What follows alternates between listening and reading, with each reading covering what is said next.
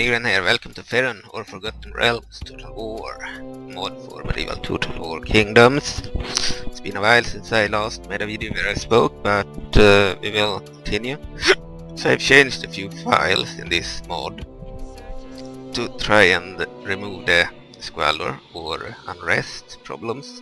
This mod was intended to have a lot of unrest for certain factions like Tay and rebelling characters, so I have in the uploaded version characters to revolt and cities to revolt too, but I don't enjoy playing with rebelling characters in any mod, so I usually just disable that. It's easy to do. You just remove, I believe, a line in the strat file of the campaign you're playing, and then the generals will no longer revolt. However, I do like having spawning rebels all over the map, so that has not been disabled here like it has in other mods like Hyrule War, for example. It doesn't have any rebels spawning, so at least not Classic Ultimate. 4.7 might have it, but it's rare. Okay, so in Faerun there are a lot of revolts, rebels spawning, and there are too many cities revolting all the time, ruining the experience. I've changed a few files in an attempt to fix this. So we'll try playing the game. This time we'll go to hot seat, we'll go to grand campaign instead of the custom campaigns. We have all of these factions. We have the Kingdom of Cormyr, who has the Purple Dragon Knights as their elite unit. We have the Kingdom of Theater. They have the armies as their elite. Yeah, I think some of the pictures will be vanilla, I believe, for some factions, but for some they will be custom. We check this one. Yeah, it looks like Cormyr's flag, so this is probably correct. Armies, maybe the name is not correct. Actually, it sounds like the French, and it's based on France, but the units, maybe it's not correct for them, or it's an old, outdated version of the unit. Cormyr, it's certainly correct. Okay, the center rim. Yeah, it's not correct, so you will not read that. Some factions do not have the correct unit card. Okay, so the center rim, they started on the map in different locations. You can see that the King of Cormyr is located over here on the map. Theater over here. Center rim is located all over the place. The Republic of Zambia, they are over here. Republic of Amn, about theater. Magocracy of Gunter, far away. The east. The Confederation of Shandat, over here. We have the Kingdom of Moorshi Isles. They are over here, but they have one area, I believe, here. Because I want this area to be less empty, I believe. So they have a presence in Faerun as well, just not on the map at the moment. I was gonna remove them from this place, but I had some problems with some bug, I believe, so I ended up keeping them there, but I didn't change the map, as the map stuff here was done by the original creator. I am not very skilled with maps, even though I did do, or art should I say, but I did do the input stuff. Okay, so the nation, they're over here. The east, they would be cool to play as, but we won't play them now, I think. Maybe later. Faerun could be fun as well, but it's difficult because they are fighting Tay. faction we just saw. The Mullerandi faction would be fun as well. They are very big. It would be annoying to have all the settlements, and the area is vast. Better to play as maybe smaller faction. So we have already played as the Elves of Commander in many videos, and I want to try the game now with a different faction. We have the Confederation of Urrar, humans, but also with some elves and dwarves, especially elves. As extra units, but they are a human faction. The Emperor of Kalimsh and the Arabs of Faerun. So Mullerandi, they are like ancient Egypt. Kingdom of Aglaron, they are humans, but with access to the Urewood elves, which are like wood elves and half elves.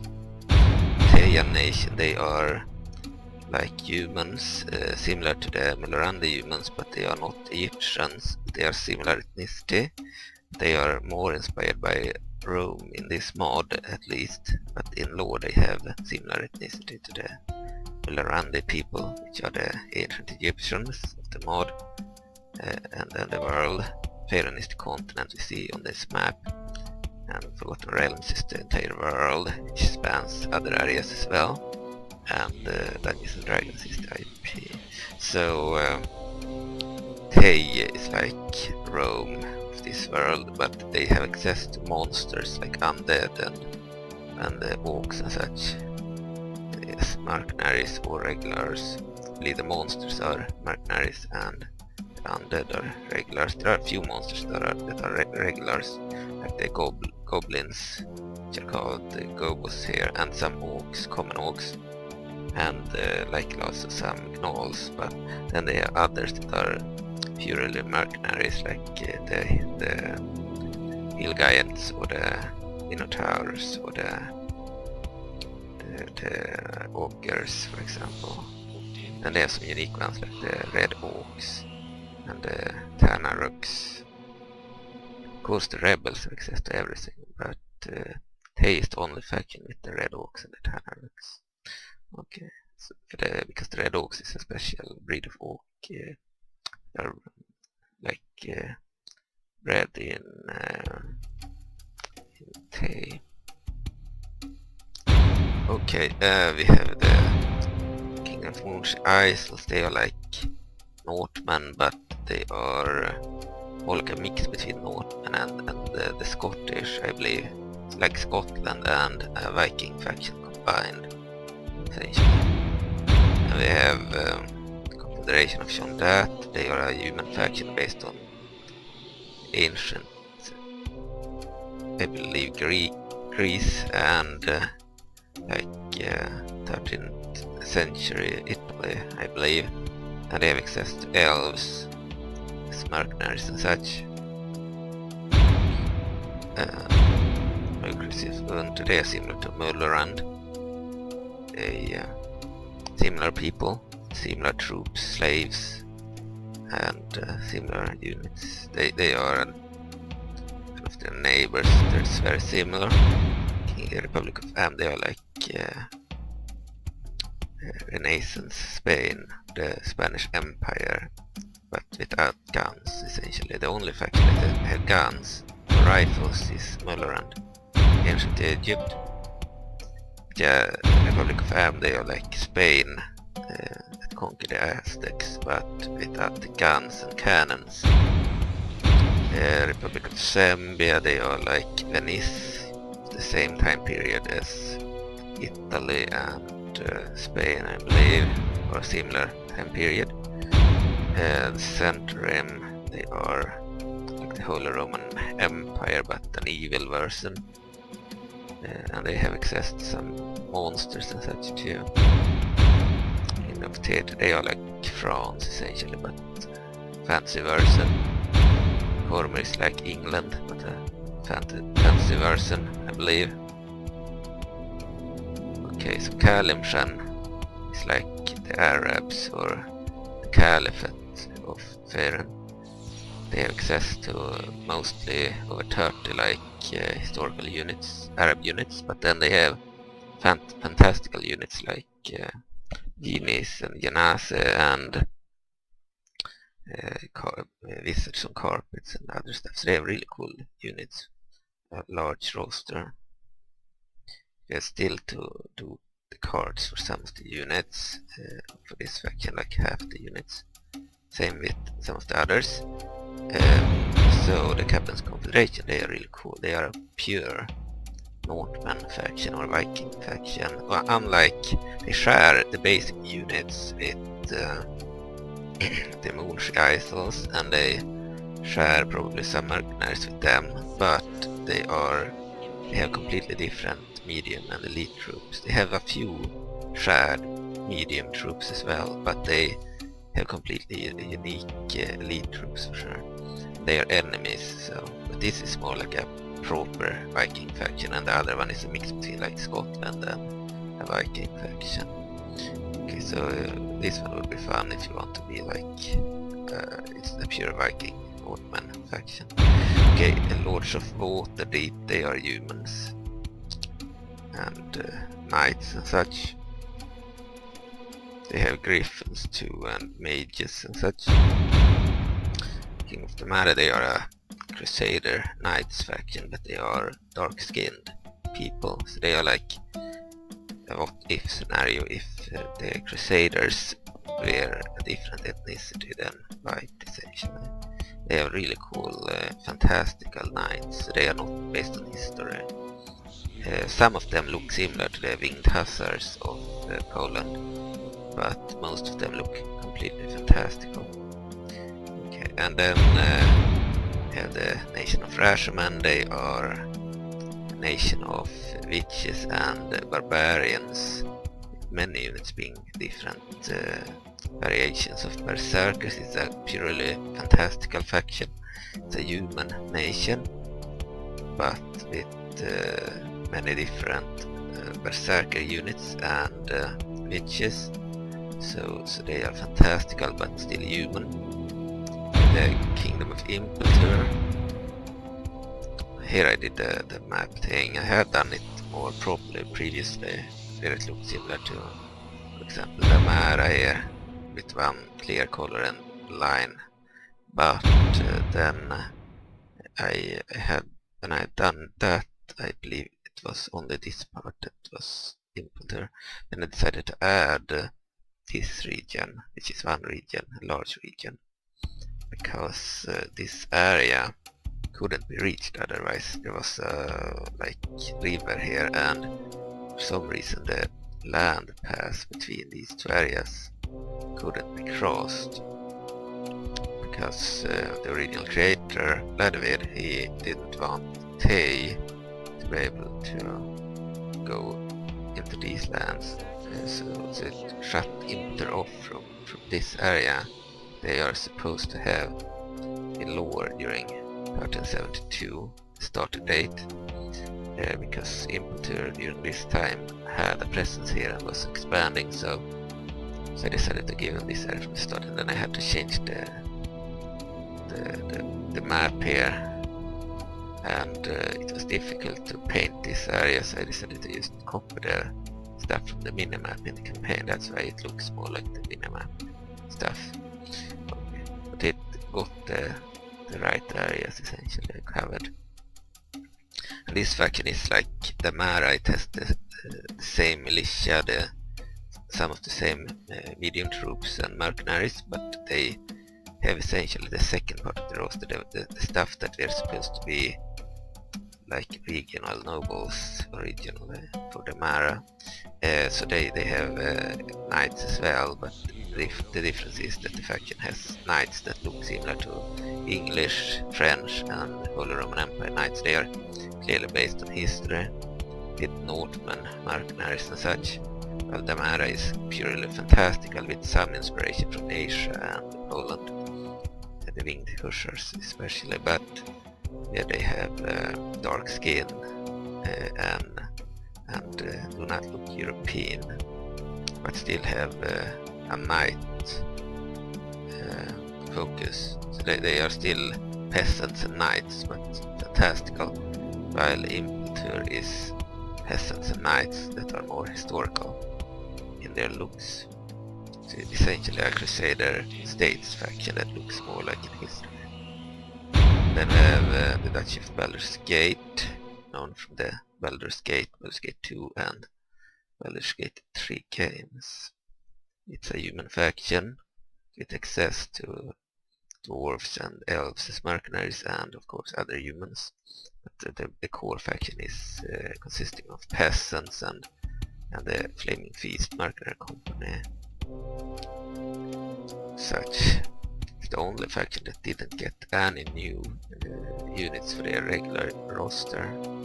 All the other factions in the game I believe got at least one new unit in the big release, the big beta release, but Baldur's Gate didn't get that, but they did get strat models and ship models, and they did get, I believe,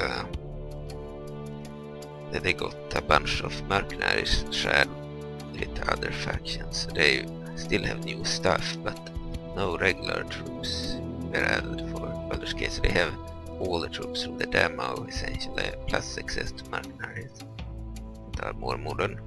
With the Dwarves, they could be fun, they have a very unique recruitment. The Empire of Shadowar. They are like evil humans with dark powers. They do not look human anymore. They are a fantasy faction. The Dwarves, of course, they are similar to Dwarves of Lord of the Rings, essentially in their style, with a unique roster.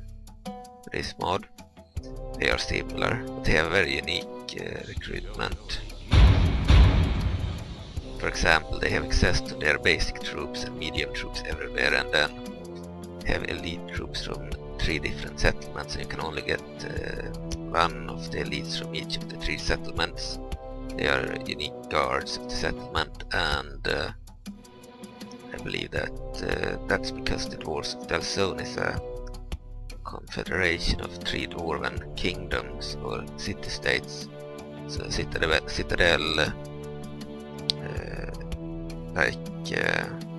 Felbar and Citadel, can't remember all the names, but Mithril Hall and Felbar, I believe, are 2 of them, and each of them have a king, so it's like 3 different dwarven kingdoms united into one faction, each representing one city. That's why they are unique elites in each of the core cities, and you cannot get those elites from any other place on the map. So you can only get the best stuff from those specific capital regions. 3 different dwarven capitals that you start with. And if you conquer other areas, you can get the basic stuff and the medium stuff, but you cannot get the elite stuff. I believe the cavalry is elite, but you can get it everywhere essentially, but they have 2 cavalry units, one that is medium or basic, I think it's medium, opponent cavalry, they have heavy armor and such, and then the elite one is the bow riders. It is really powerful. So you can get the cavalry from everywhere, but certain guards can only be recruited from one region. The Dwarves, unlike any other faction, do not have any mages at the moment. So they totally lack mages. The Empire of the Shadow, they have dark powers. They have a lot of mages and knights and weird people. Okay, so King of Many-Arrows, they are the orcs. They have Aztecs symbol here, so that's not done, but they have an entire army, and they got a few new mercenaries this version, and they got the road riders, like cavalry. In the demo they didn't have any cavalry. They got that here. They have similar cavalry to the Dwarves. The Dwarves have 2 units of cavalry, and the Obould Many-Arrows have 1. It's their bodyguard mounted essentially, but it's not their bodyguard. Their bodyguard is still dismounted. They have a mounted variant as an elite cavalry unit. I thought it would be boring if they didn't have any cavalry, and I checked up the lore and looked up the lore, and it was written that they had bows that they rode, and back when the demo was released it didn't have any bows, but after I added the Dwarves of Delzoun in January 2025 we had access to a bow unit, so then I decided to add it to the orcs as well, and it fit very well with the orcs, especially their bodyguard unit. But they are not a bodyguard, instead they are available as an elite unit. And we have the elves of Commander too. They are confederation of the elves of the Commander forest and of Everesk, their capital.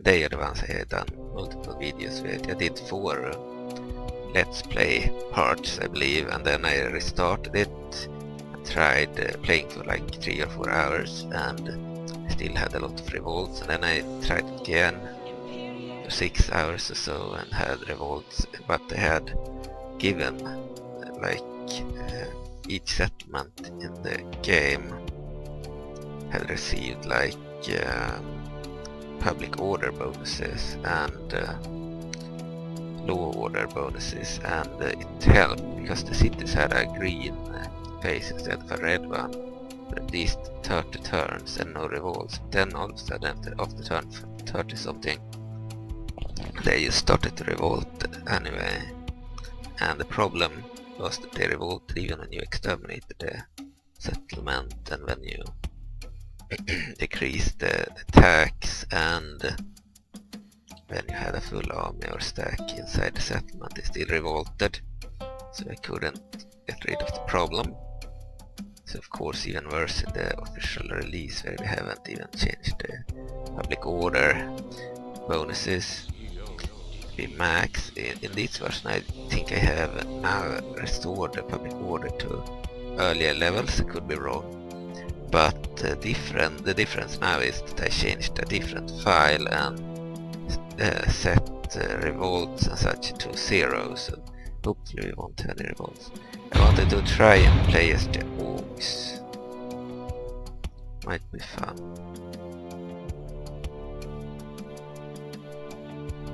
The question is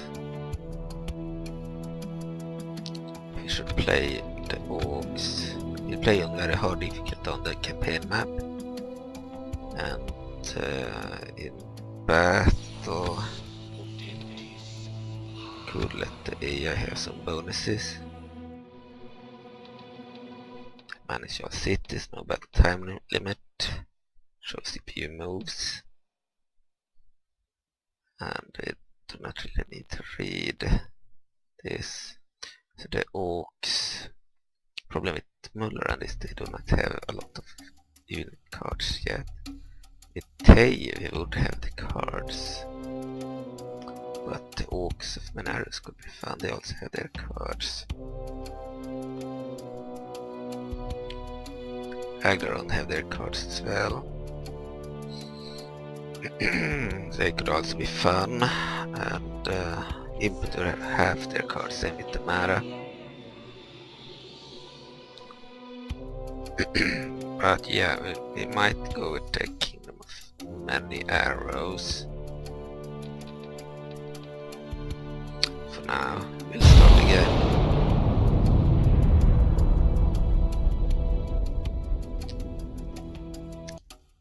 I think this is Citadel Taymount, like the capital of the Tayan nation, the Red Wizards of Tay. Like the main evil guys of Faerun, the Roman legions with all the undead and the monster auxiliary troops.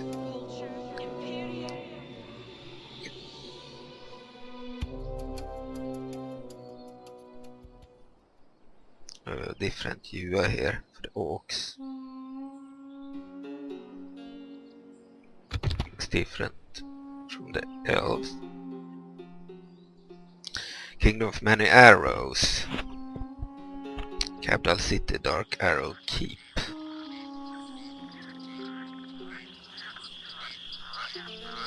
And faction leader, King Obould Many-Arrows. Greatest General, King Obould Many-Arrows. The leader is named Many-Arrows as a surname, and faction is also known for having a lot of archers. It's not just a name. This UI looks very different. The Orcs Tribesmen. This faction, the Orcs of Many-Arrows or King of Many-Arrows, they they had like a tribal faction similar to the Aztecs, very lightly armored, most of their troops. So like a tribe similar to the Indians of Neil and Built. They had some elite armored units. So we have 2 regions, 5 generals, 0 cities, battlezone 0. Here is 1372 DR. Victory conditions, domination holds 40 regions. We are in a long campaign, including Dark Arrow Keep, Barsker, Karus Camp. We are holding Karus Camp, I believe. Dark Arrow Keep. Yeah, we only have 2 areas, so we need to hold Barsker as well, and Varch, and Limited Factions, Federation of Lurar. I don't know about Barsker, but I know that Varch is a rebel-held area held by monsters. If we took it with the elves and I play the elves, put this in to manage taxes on. And the diplomacy, we are at war with the Dwarves of Delzoun and with the minor factions, the rebels, this mod. Name the minor factions, we have the other factions here.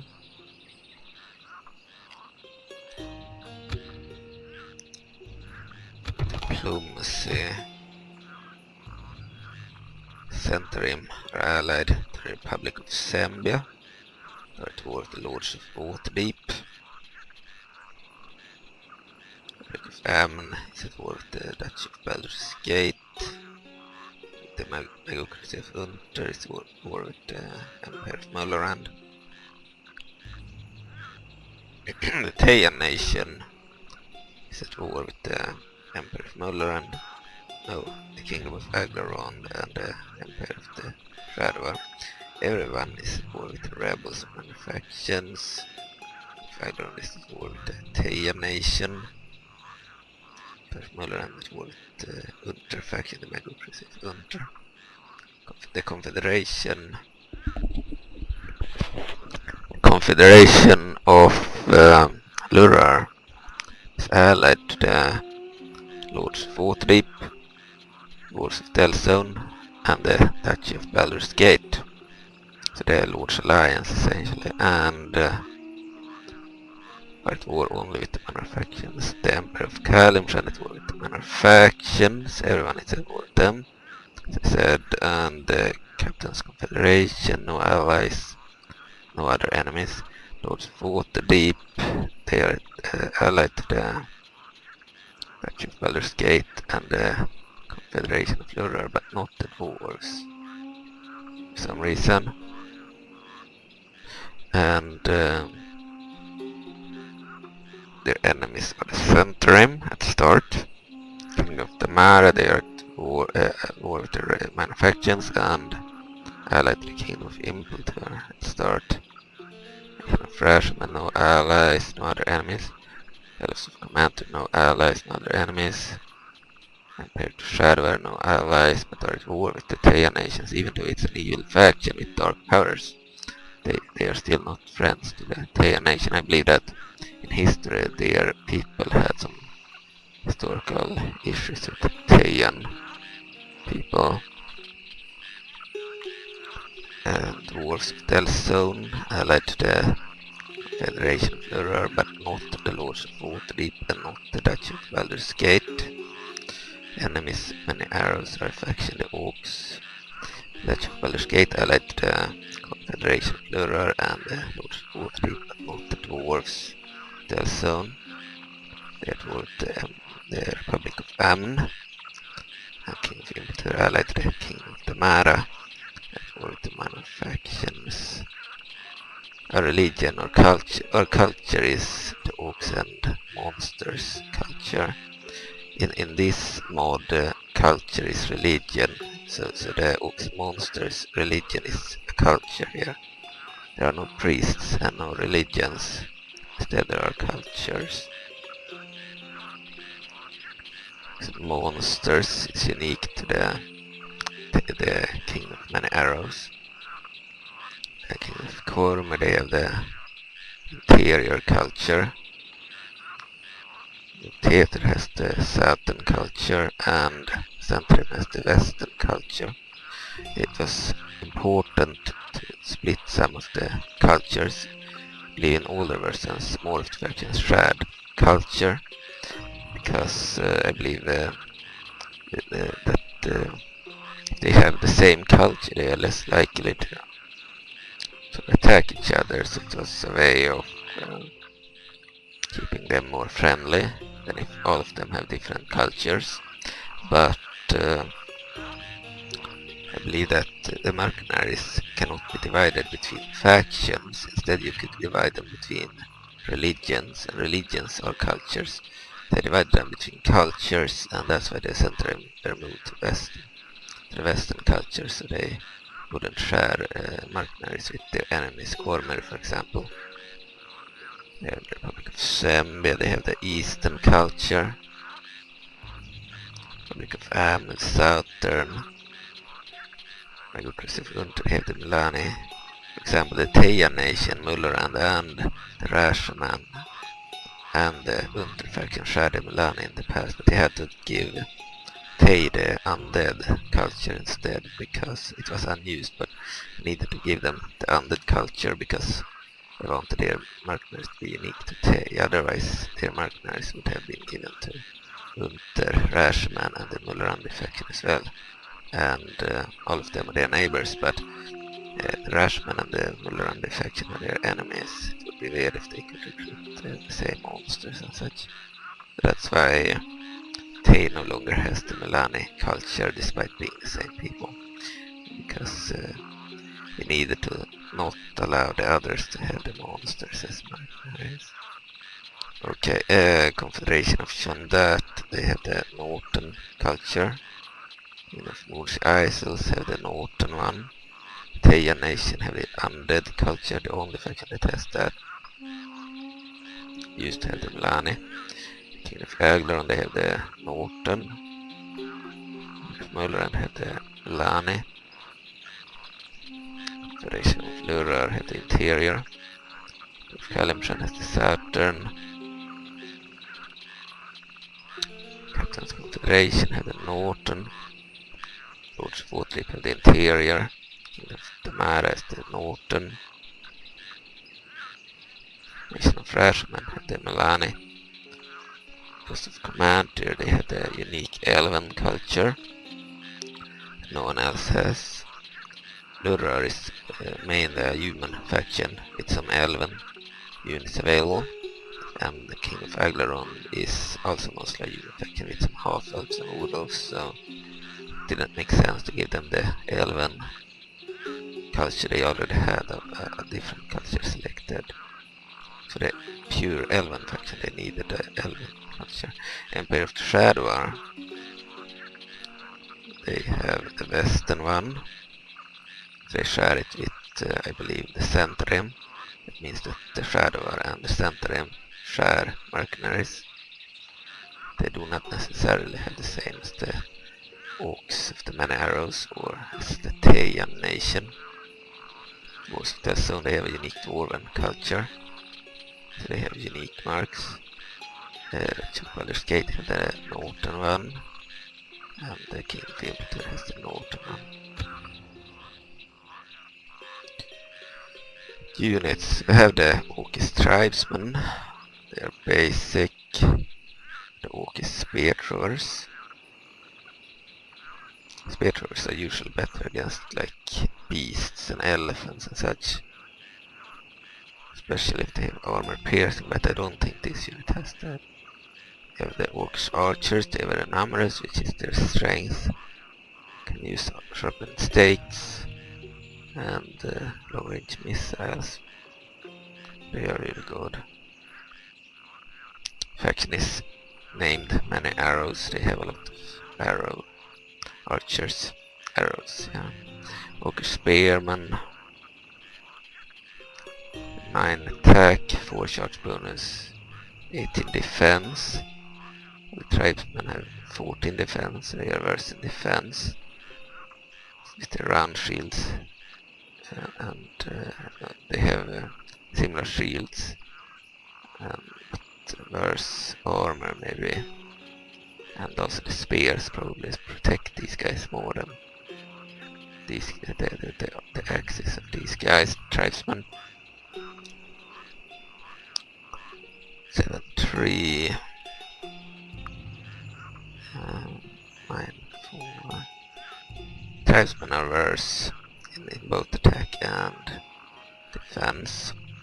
And the unit of orc shamans, their only mage unit is really good. Actually, it's as good as other mages. It was improved before the release. They have a warband. They are like pikemen, heavy pikemen. 14 attack, 6 charge bonus, 18 defense. It's the same defense as the spearman, but better attack. Much better attack. And inspires morale of nearby enemies. Armor piercing. Long range missiles, excellent. They are really good, but they are few.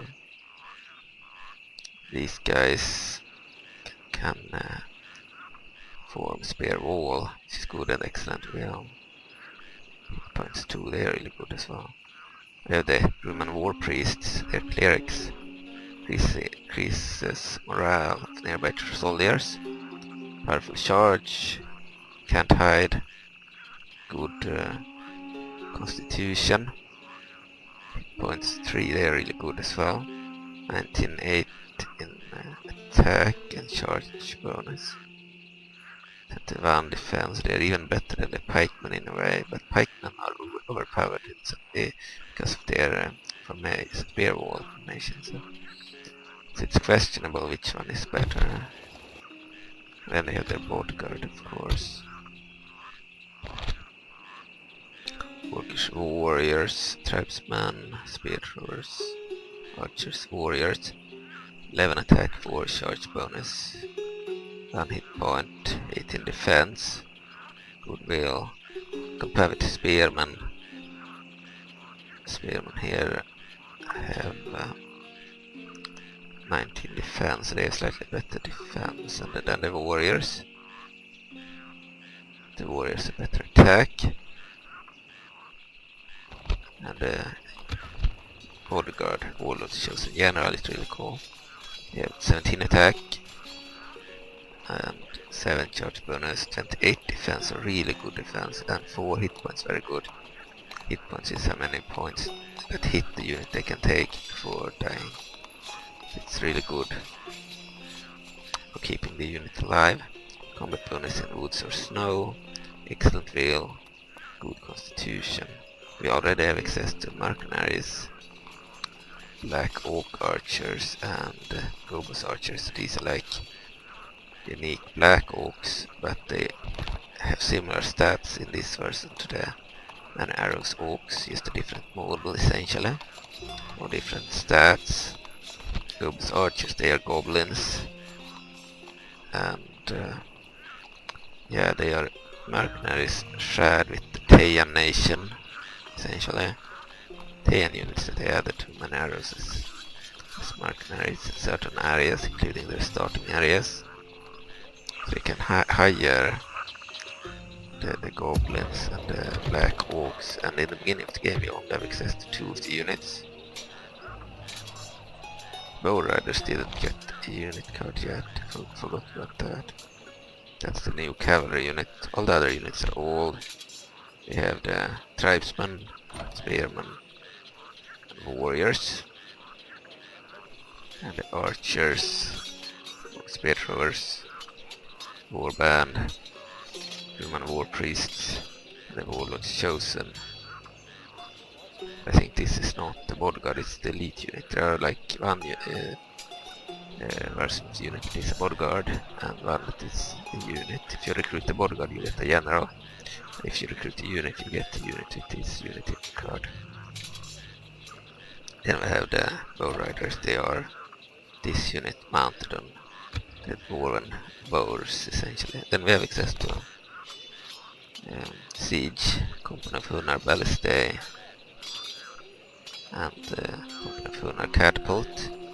Because I didn't have time to, I believe I didn't want to port any siege from other mods, and there were no special siege for this fact. I could have probably used Isengard or Mordor siege, probably Isengard siege. Instead of this ballista, one would use the Isengard siege bow. Instead of this catapult, one would use maybe the Mordor catapult. Would probably fit, and also use the Isengard ladders and ram and the Mordor siege towers. It would probably fit this faction perfectly. It has the third age cards here for the agents, and no longer has the same models, but the cards are updated because this game likely used to be third age like very long time ago, like back in 2011 something. I think it's based on third age to some degree. The map has been changed to Faerun from Middle Earth, I believe, and there's some agents that still had the cards from third age.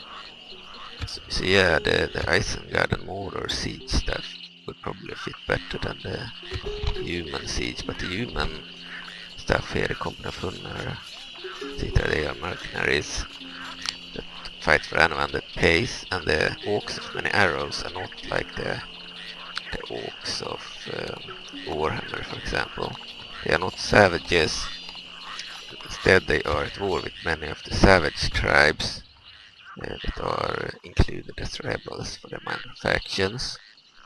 So it's essentially the orcs of Many-Arrows is a disciplined, civilized orc tribe. They are still at war with their neighbors and still brutal, but they are more civilized and disciplined and have better tech and better armor, etc. And do not fight. They do not fight as naked as the more savage orcs. And I believe that they also had, according to lore, they had humans in their service. They were usually slaves. So that's why I used that as an excuse to add mercenaries as their siege. When I wanted everyone to have siege, if they didn't have siege like this faction, they would get the mercenaries. Of course, it would make more sense to add maybe the Isengard siege for the Many-Arrows faction. It would fit better, I think. But haven't been done, so I used these humans as placeholders.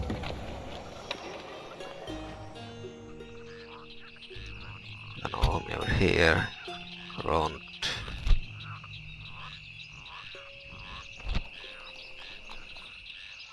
We also have some cards from third age. I looked at cards at some point, and a bunch of the cards are from third age, and there are some Faerun unique cards too, but they are not spawning at the beginning. I believe starting generals used the third age cards. Okay, so we have the Dwarves here. Citadel Adbar, it's one of the 3 Dwarven citadels. Axemen warriors.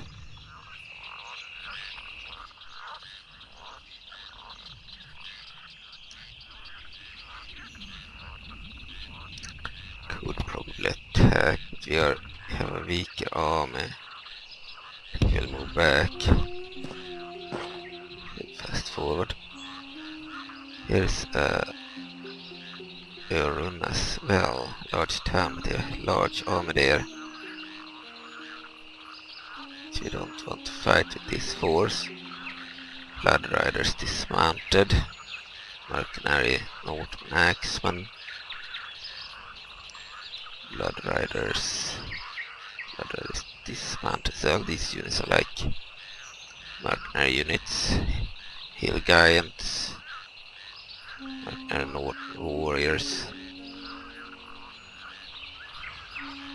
Let's call it guard, the general, blood riders. Try to give them units that weren't in use by the actual factions for the rebel garrisons. We would like to take this area, but we need a stronger force for that.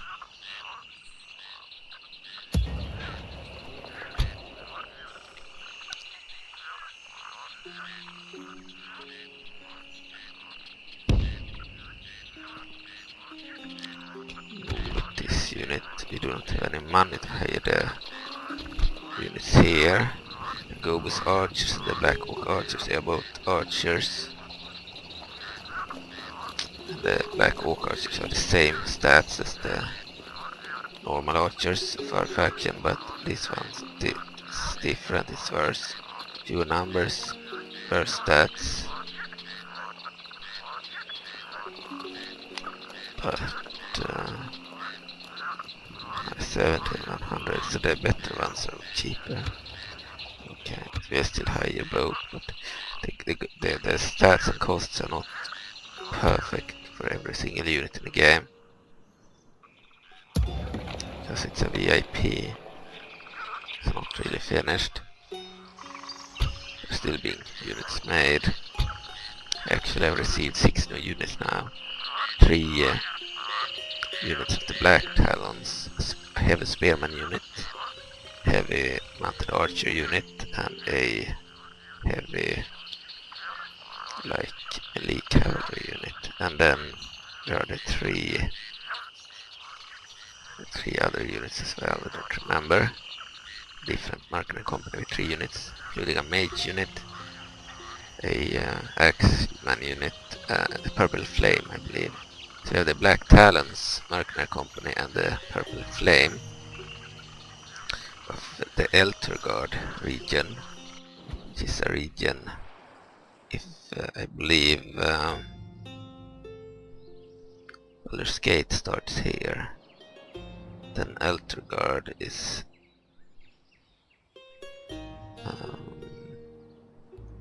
no, let's see, if Baldur's Gate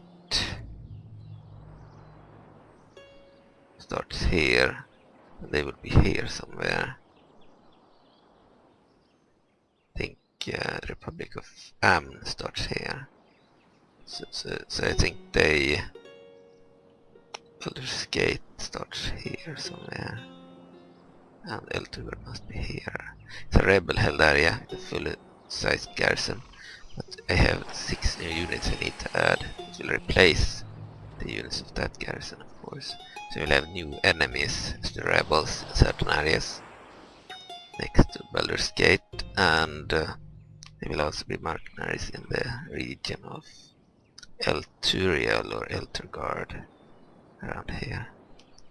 6 new units there. Mercenaries available to many factions from one area, but also new enemies used by the rebels in the beginning of the game. So instead of the same clone army as the other areas in the region, you get a more unique army to fight there, and then when you take the area, or when you have a general in the area, you can hire the units as your own mercenaries as well. So 6 additional mercenaries, essentially. They are humans, and they look pretty cool. So the purple flame, they had a mage unit, both men and women, and then and it's a really cool unit. And then they had the axeman unit, really cool, heavy infantry unit, and then they have the mounted version, a javelin thrower unit, slightly different look from the axeman. But well, it's nothing special, but it looks similar to the axeman. I prefer especially the mage, and then out of those units, and then the Black Talons, they look really cool.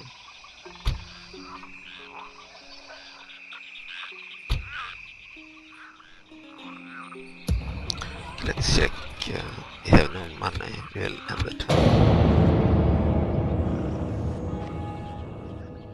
Most of the factions in this mod have too good economy at start, but I believe this faction is one of the exceptions.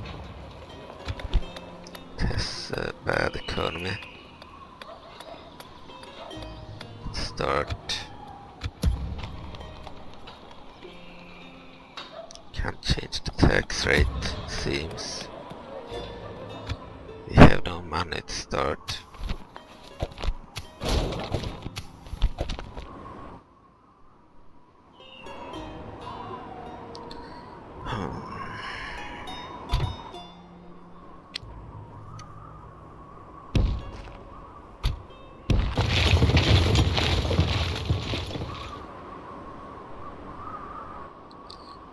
Now we have a full-sized army.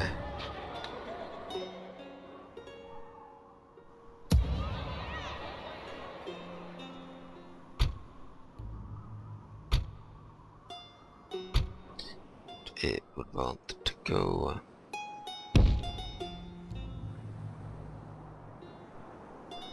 this path.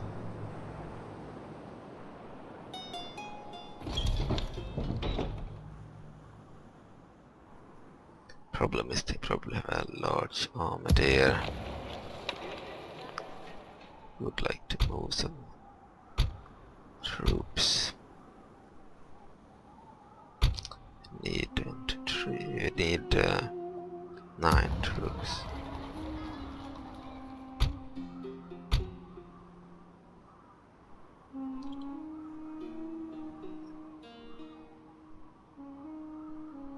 You can keep the I changed my mind. I clicked wrongly there. We can keep the mage. We'll get the elite infantry unit and the spearman. 5 units. Then we can go for 7, 8, 9.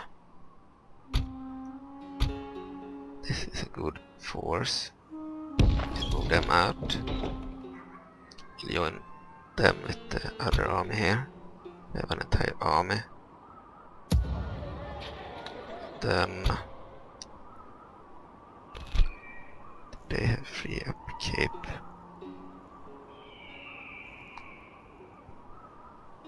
No, this one has. We can move out the other two.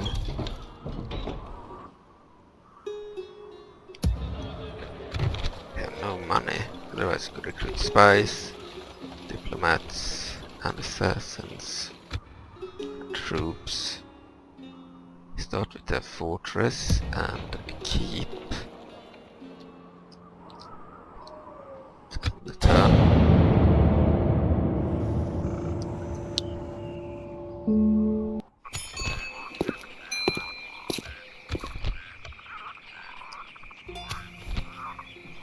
So, end of turn report.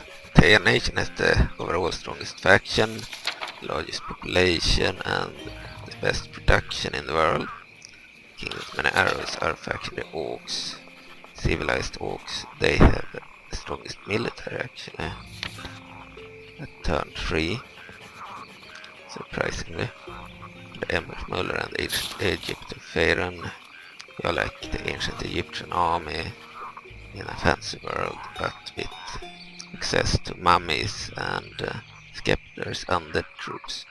Very few, but still 2 units that are undead, and they have e-sphinxes too. Cavalry, and they have mages and wizards and different priests.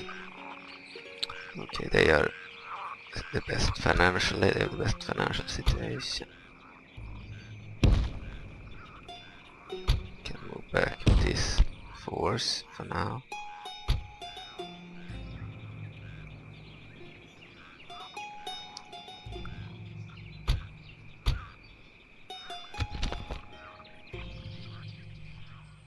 We'll move this army there. Could use it against this force too.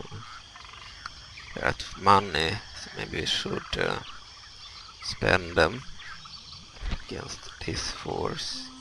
But I don't know if our army is strong enough to handle the enemy army. They have cavalry in their army. They have like blood riders and such. They might be too strong. We do not have any cavalry in our army. Might be better to attack the dwarves over there.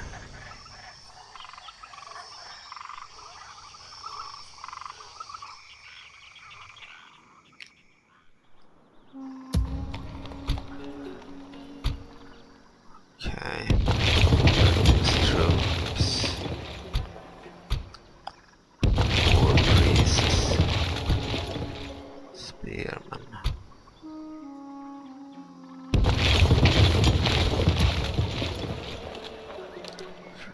Upkeep.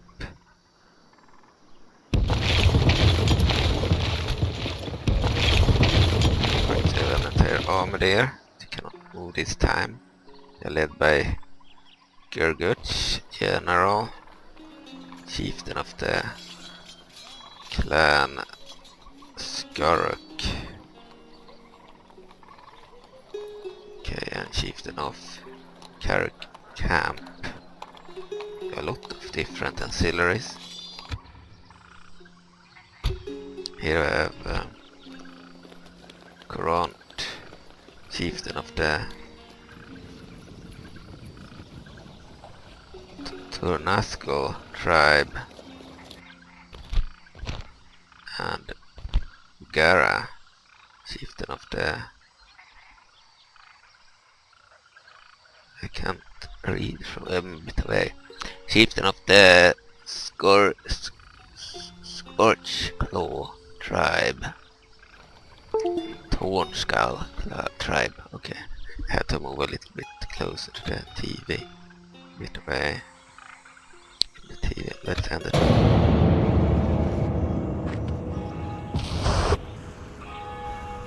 If the settlements do not revolt all the time, then this might actually be fun. They have a lot of different units and such.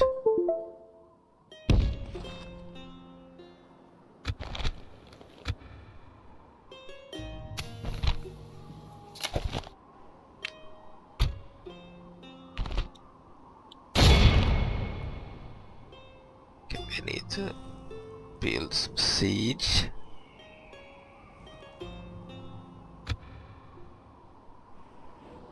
Okay. So I have deep scouts. They are light crossbowmen, the most basic crossbow unit, scout unit, and then they have the dwarven crossbowmen. They are armored crossbowmen. They are medium crossbows, dwarven axemen, medium two-handed axemen, dwarven warriors, medium axe and shield warriors. They are like their medium troops and their basic crossbow unit. Scout. They have the bodyguard. Arbrom is the leader. Age 36, same age as me essentially. Iron Guard, he has an Iron Guard bodyguard. It's Citadel Advar, Citadel.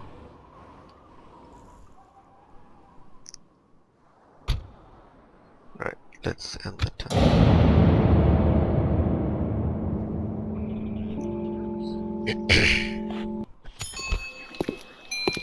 Don't want generals because they cost a lot of money, and I've turned the court as before.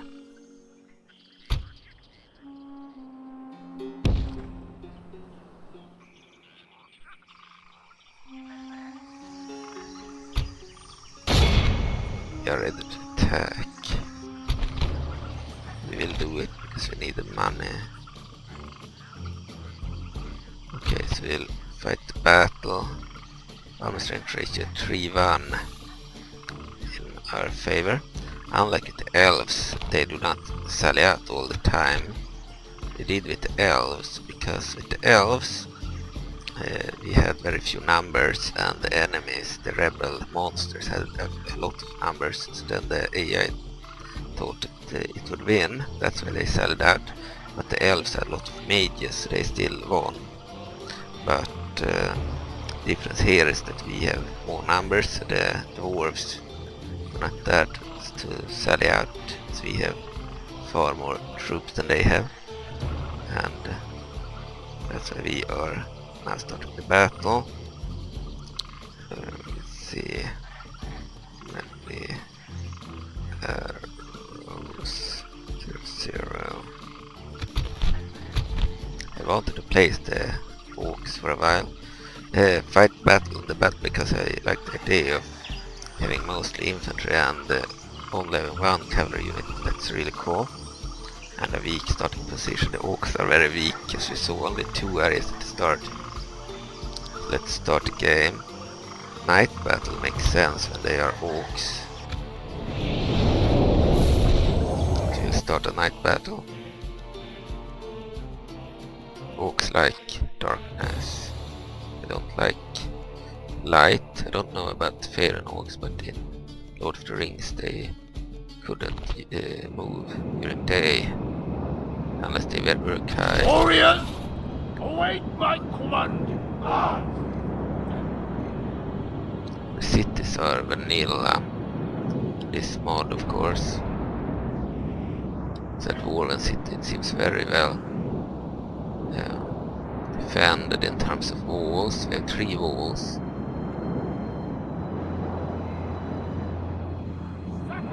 They had hardly any troops.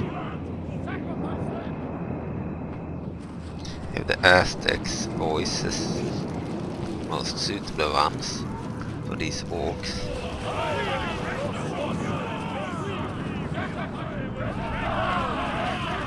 Out of the Nidla voices.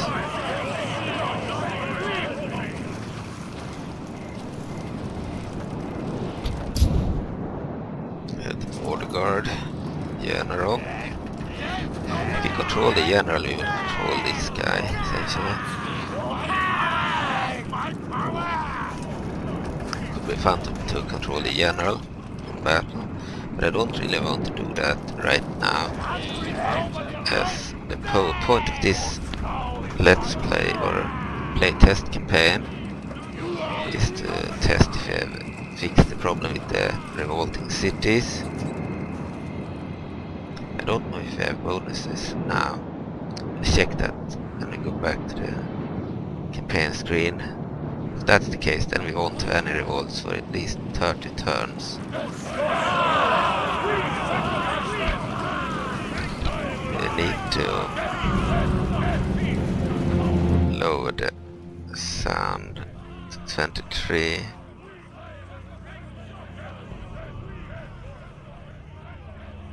Alright.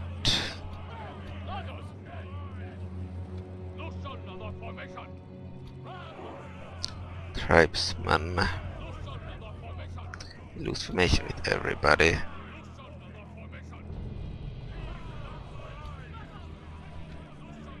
I will certainly use the third person mod at some point, but not right now. The mod is any mod is more likely to crash when you use the third person mod. Chances it will it will cause a game lock when you fight a battle and move too much with the camera.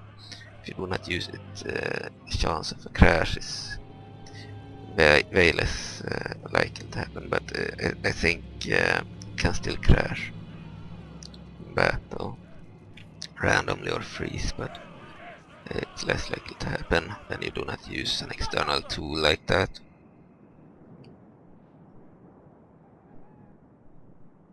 I don't know where the enemy is now. They are at the keep. This is the first time I'm playing the campaign against the Dwarves. I believe I had, after I added them, tried playing a little bit of campaign as the Dwarves and such, but I never actually attacked them before. Units, march! These are the Dwarves.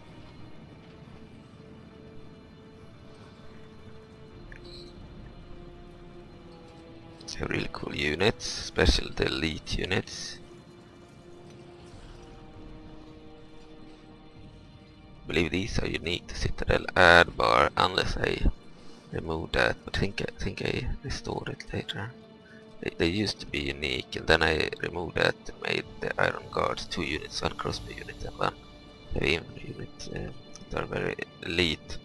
made them available everywhere, and then I might have made them unique to this city again, like in lore. At some point I wanted them to be more common, but then went back, I believe, to have the Helverian 10. These units on the other hand are available everywhere. It's their basic stuff. They are pretty good for basic units with armor and such, but they are available everywhere, unlike their elite units. Deep scouts. Yeah, the timbered banners, they do not have their own banners. The Vera banners of factions, new factions didn't have custom banners. Mullerand had custom banners, but not most of the others. So we had like 11 new factions, 10 new rosters, and only Aglarond, no, I think maybe Commander got some banners, and the Mara, I believe, and then Mullerand had it since before. Others, the new factions, have vanilla banners. Battle.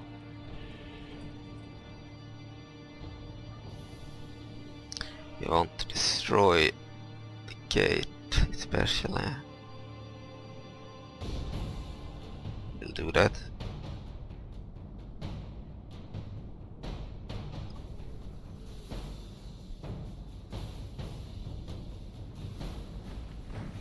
So the vanilla music too. I have not added any custom music except the music that the original creator of the mod Vladimir and his friend had added for the menu. There is like custom music in the menu, the main menu, but not in the rest of the game at the moment.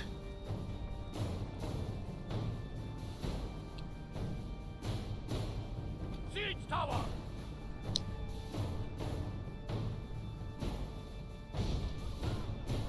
Send fort towers as well. These guys can move fort too.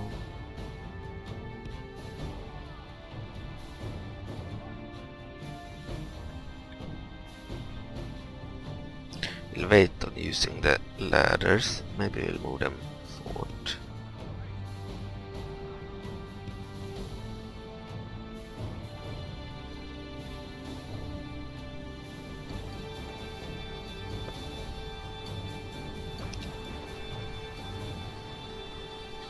By the way, game options to lower camera.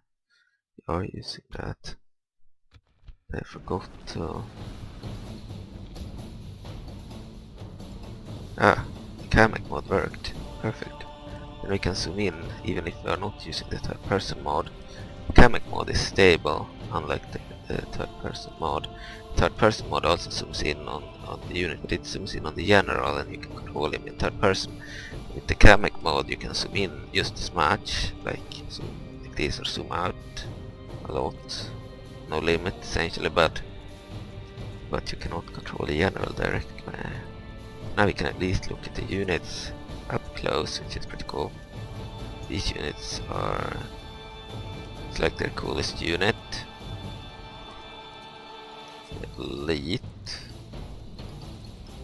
Every bodyguard unit.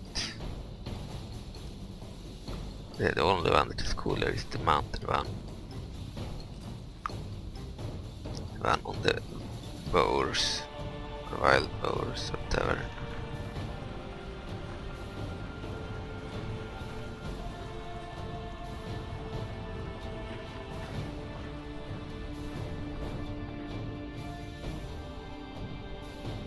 Here are the dwarves.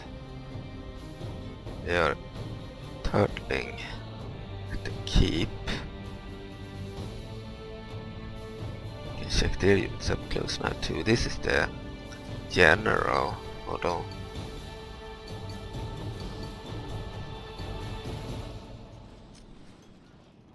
And then they have their iron guard unit, bodyguard, elite unit. Likely only available from this area for the dwarves.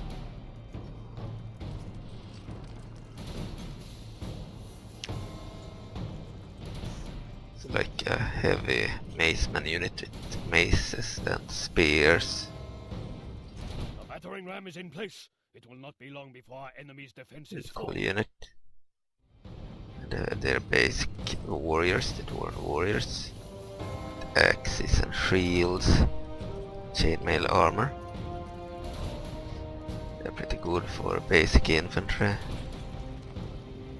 Yeah, they're axemen, dwarven axes. They are two-handed axemen instead with the shields on their backs. It's like a berserker version. Then they have the crossbowmen. Deep scabs, light crossbows. They should also have a unit of normal crossbows, dwarven crossbows. These are the axemen, warriors. Our siege towers are at the walls. Let our cowardly foe go run behind his mother. Here they are. Now. They have smaller round shields on their backs. They have larger crossbows. The same chainmail as the others. These guys have smaller crossbows, I believe, and lighter armor. They do not have any chainmail. These are better than the others.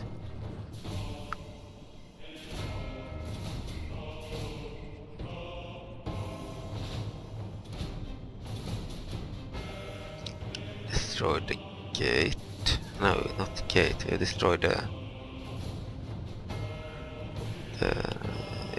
gate, but not the gatehouse. Troops are moving up the towers.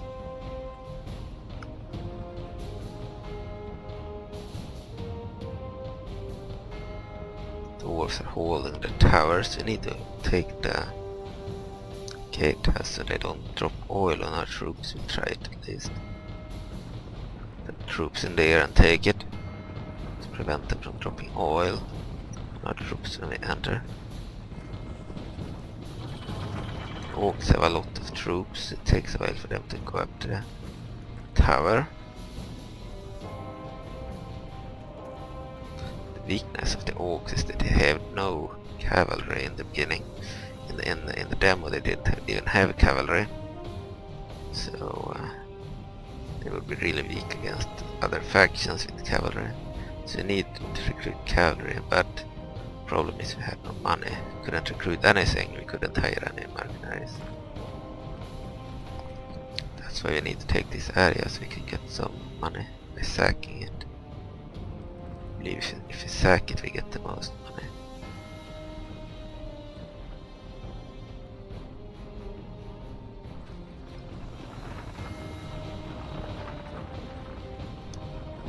Campaign will be ruined if we start having a lot of revolts after turn 30. We'll see, because it's not really fun if cities revolt all the time.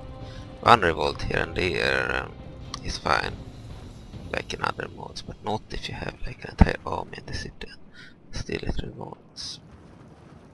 The population sizes are really big in this mod, so that affected the squalor of population order negative there.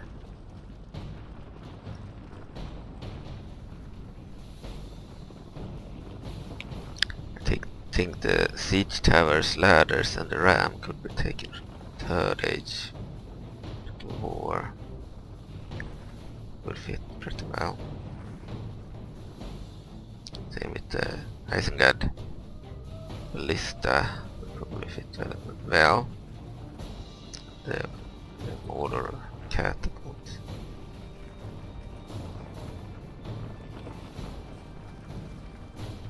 Or take custom versions if we can.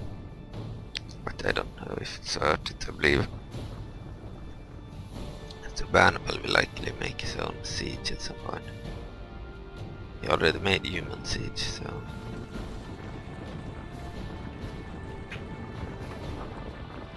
they would fit the towers and the ladders, the ram for sure.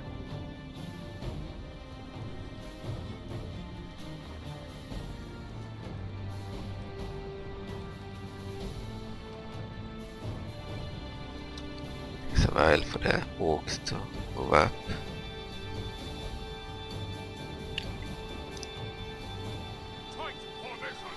Okay, these are tribesmen, but I remember now that the enemy had a lot of crossbowmen. It took a long time for all of these to move up the ladders.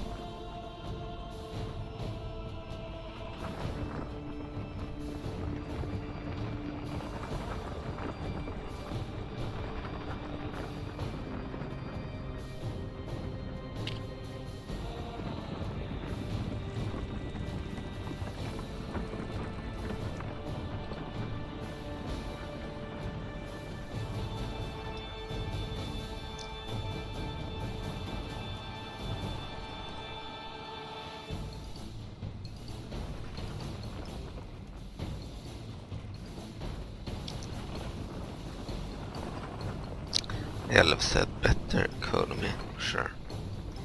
To start.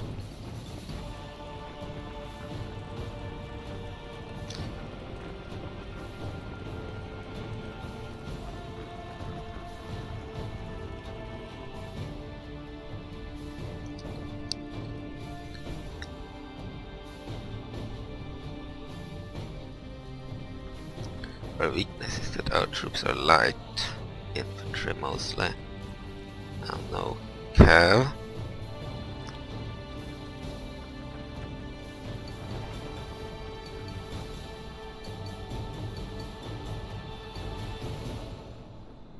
Could fast forward. Doesn't take forever.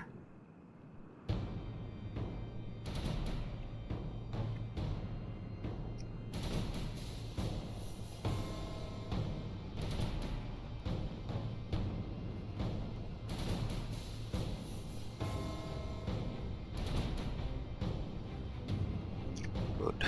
It's done here.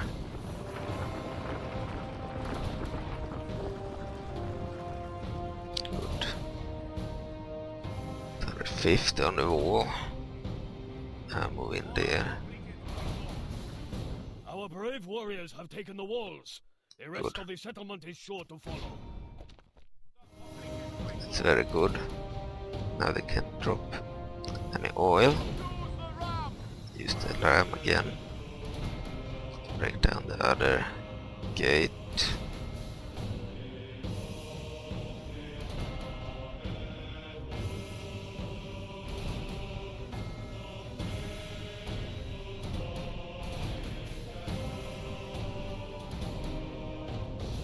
Use this ram then.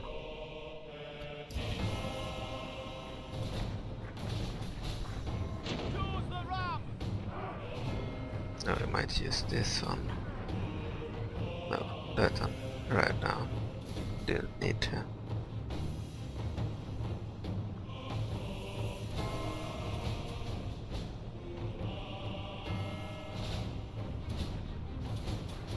But we need the ladders to be used on that wall.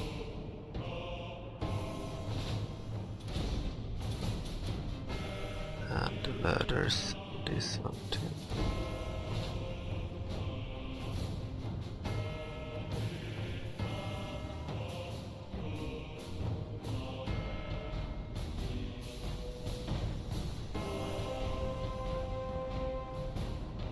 We probably can't bring in the towers through the gate, they are too large, so we need to bring in the ladders, the inner walls.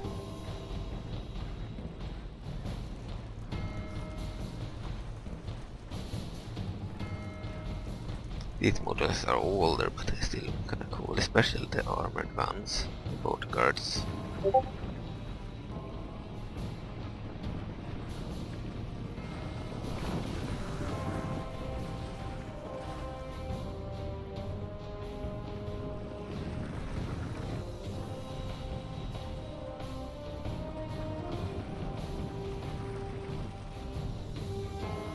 Dwarves will have an advantage with heavy infantry. I think we will win. We have numerical superiority.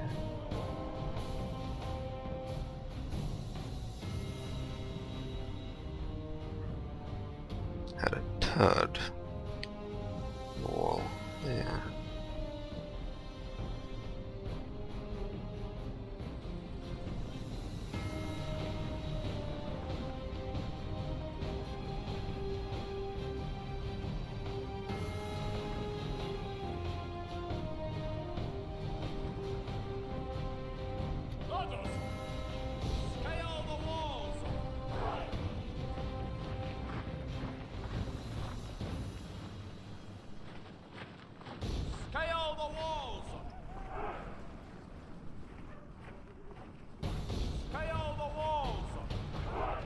Kill transformation.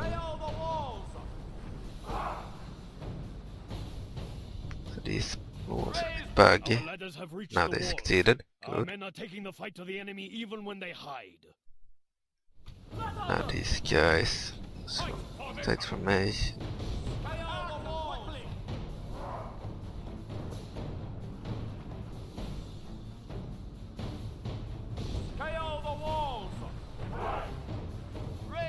Our ladders have reached the walls. Our men are taking the fight to the enemy even when they hide. The battering ram is in place. It will not be long before our enemy's defenses fall. Our men have done well. The gates have fallen. Gate is destroyed. It's way faster to move up the walls using ladders. Delzoun is holding the gatehouse. We'll take it now.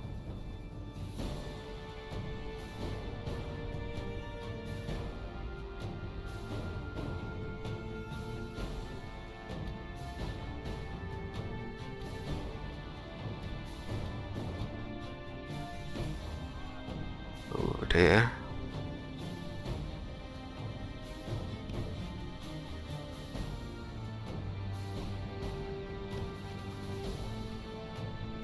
Under they can't move into the gatehouse. There are other units somewhere. Yeah, there are more units up there. Fuck.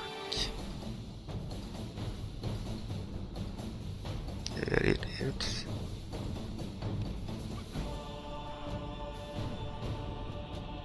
Didn't move into the city.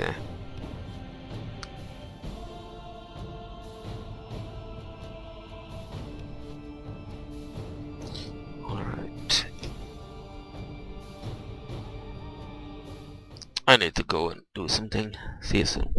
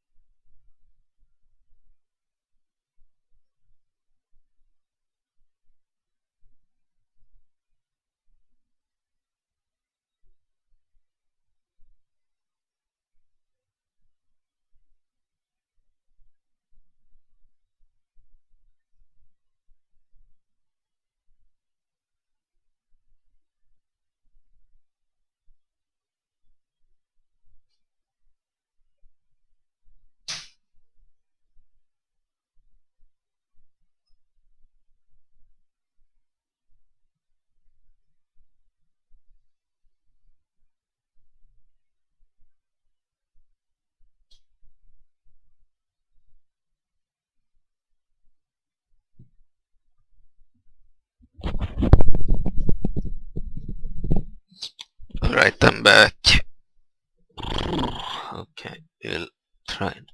problem with those troops being far away from the rest of the units on the wall. They somehow got left behind.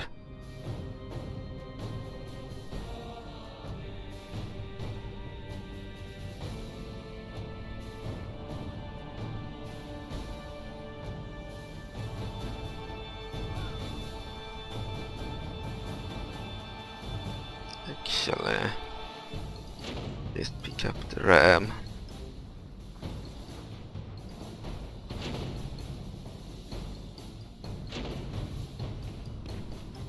Since most of the unit is not here, that's a bug when we have too many units. Not that the entire unit do not follow. Okay. The other one has been picked up. So we'll move straight to this final gatehouse. That unit.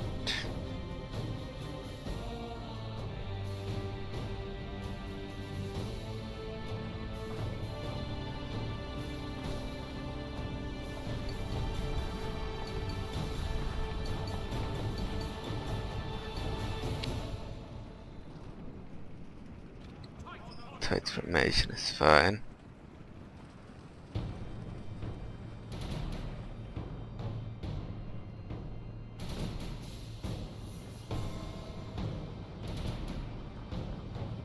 Stopped moving. Let's click again. Gate.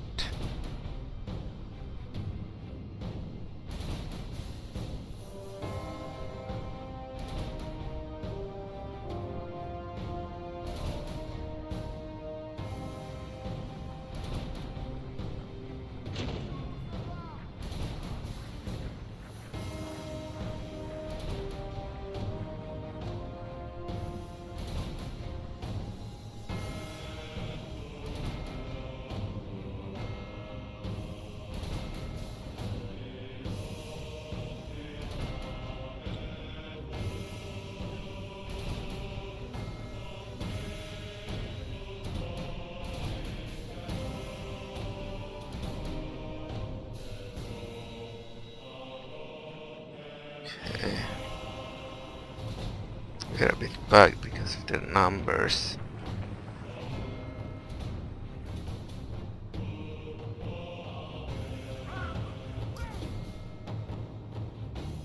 The ram is still moving. Good.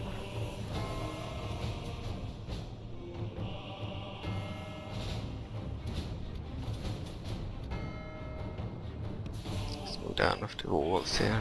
These troops.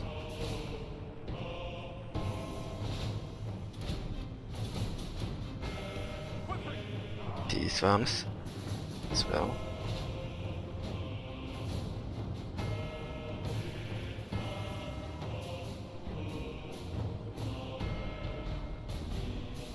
Warriors.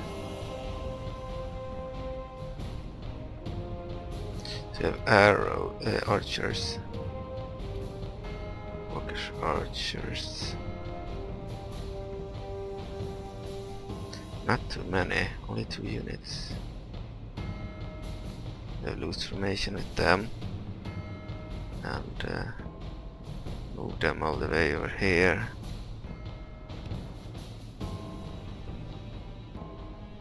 Yeah, crossbow will start fire soon.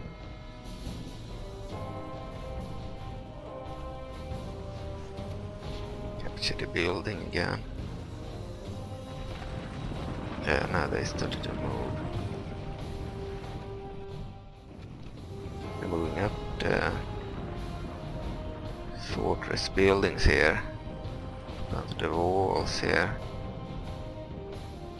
Good defenses here on the fortress walls. Put up the deep scouts. Light crossbowmen. We have 3 different crossbow units, I believe. We have one elite, but it's unique to this city, I believe. Unless that was changed.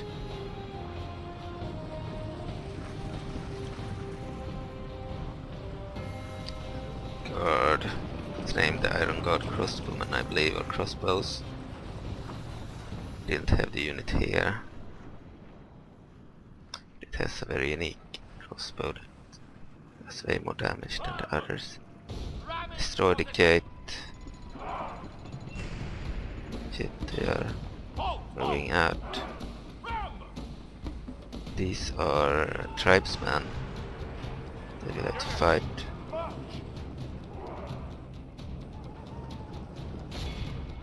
The Iron Guard.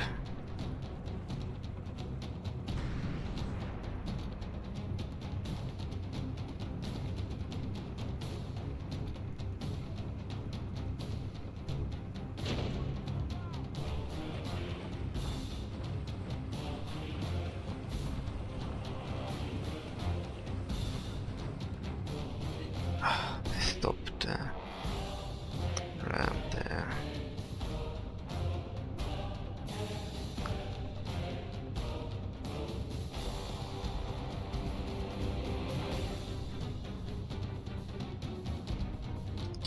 There are my archers.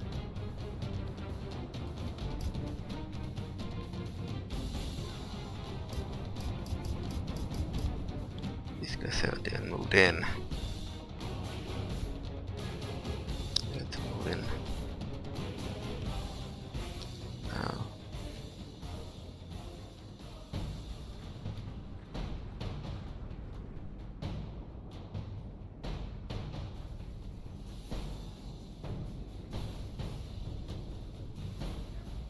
Spear throwers.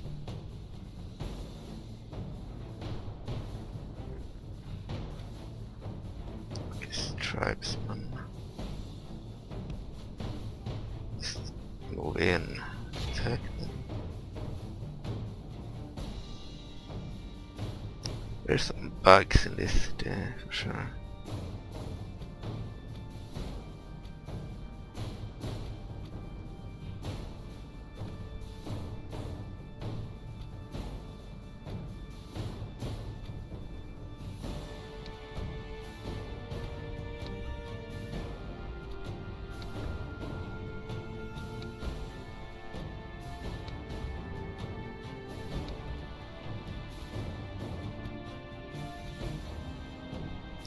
Let's just send in the infantry.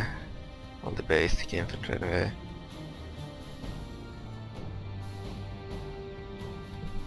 Not spear throwers. Thought they were spearmen.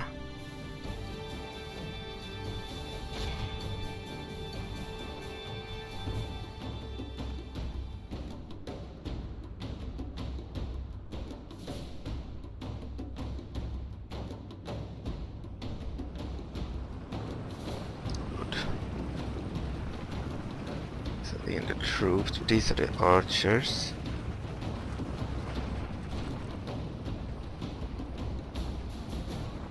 These are Orcish warriors. They moved in too. And these guys.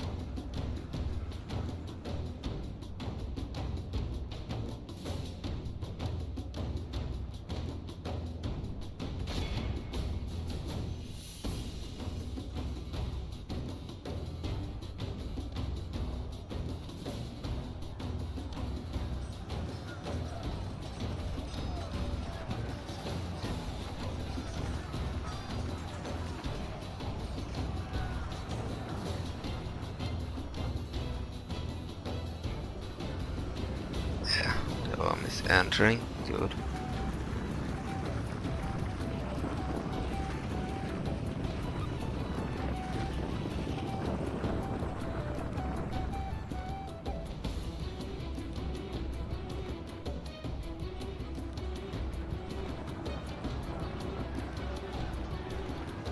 Archers are over here. Could be loose formation.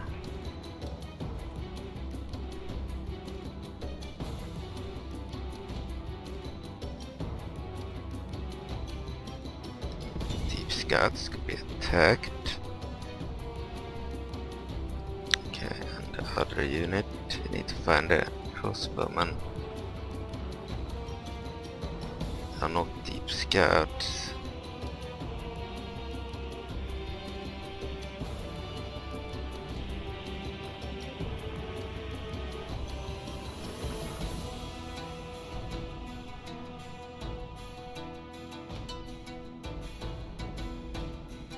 Guard warriors, deep scouts, or crossbowmen. Okay, that's fine. They seem to have towers shooting as well.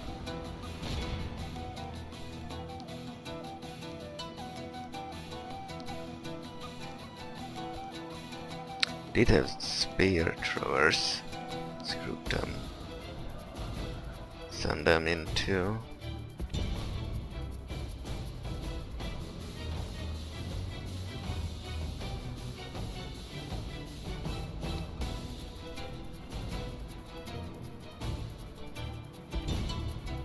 Alright.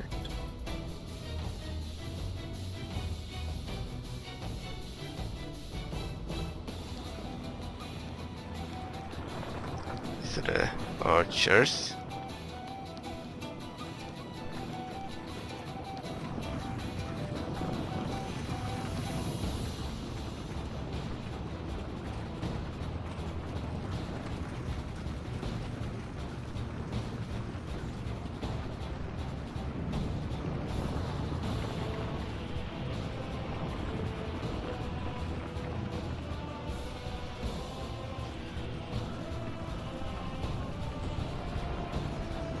Should I go straight into the enemy?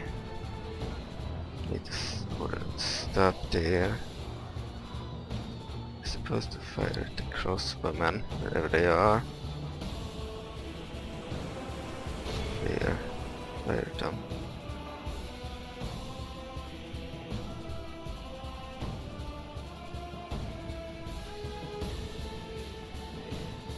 And fire at these guys, the deep scouts.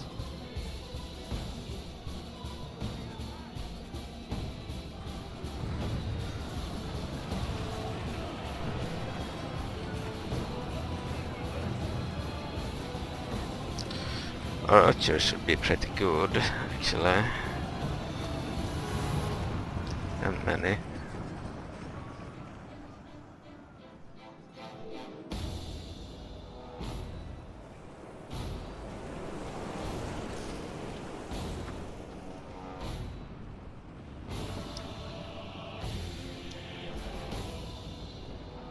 We are sending in warriors here. Good.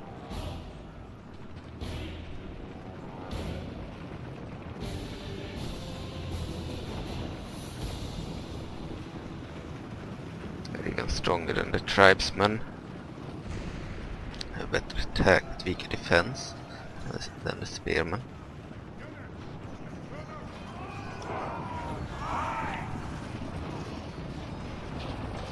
The orcs were in the demo, but the cavalry unit was new here. The dwarves are completely new. Rather in January 2025. Demo was released in June 2020.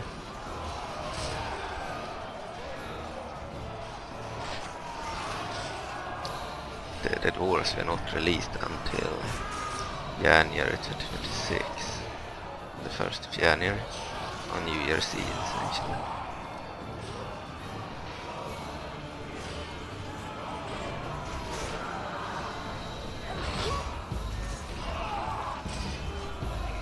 So in Faerun, the continent, or in the Forgotten Realms, the world, orcs and dwarves are not very common. They are almost extinct, same with the elves. At least the pure Elven factions are rare. There are many half-elves and such, but not many pure Elven factions. 13th century too. DR.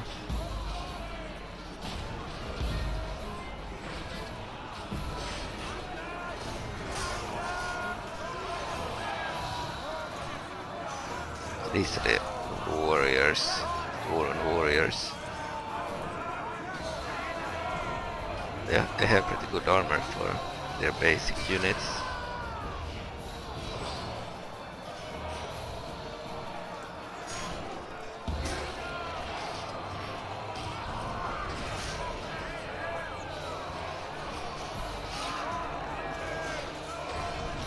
See that our troops have waivers armor, like leather armor, cloth armor.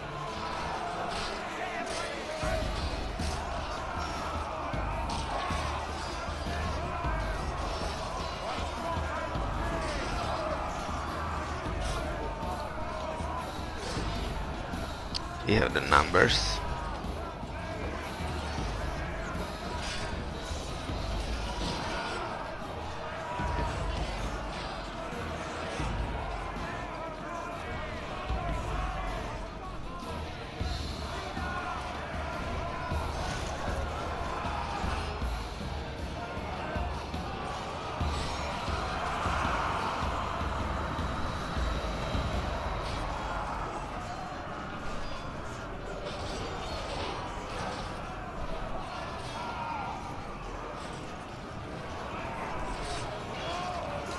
If we are looking at the battles up close, like this,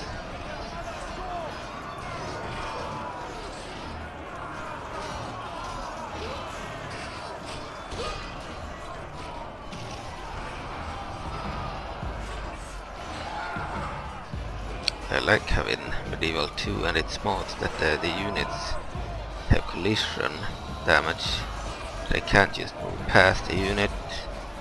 They will feel that the unit is in the way, and then they duel many against one. Such makes more sense than in the modern titles, where a chariot can just run straight through their own allied units as if they are not there, and they do not fight many against one and such like they would in real life. Warriors, Axemen, they retreated all the troops out.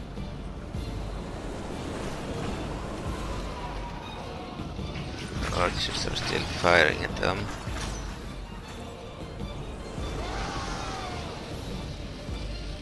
The Leader Guard is there. They are not actually done.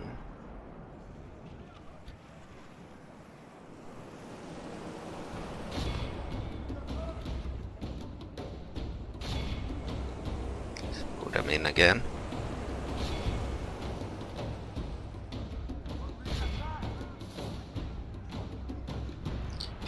Tighten the formation too.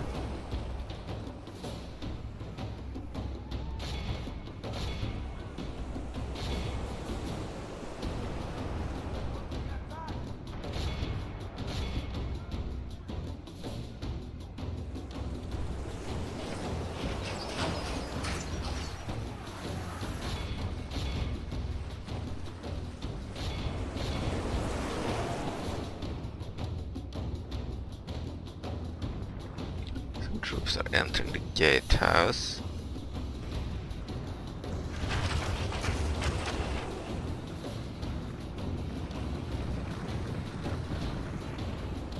It's good if we lose some troops in the battle, as if we have less troops then we will not be bankrupt anymore. Probably had too many generals and troops at the start, that's why we were bankrupted. Too few settlements. Too many armies.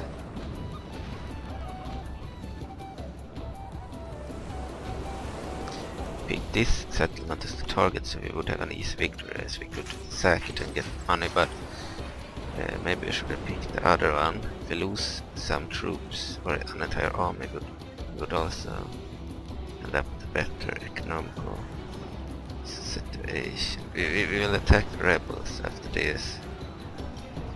We had 2 large armies.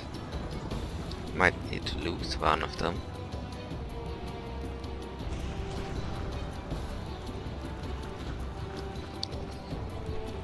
These are like Indian style dogs. Orc tribes.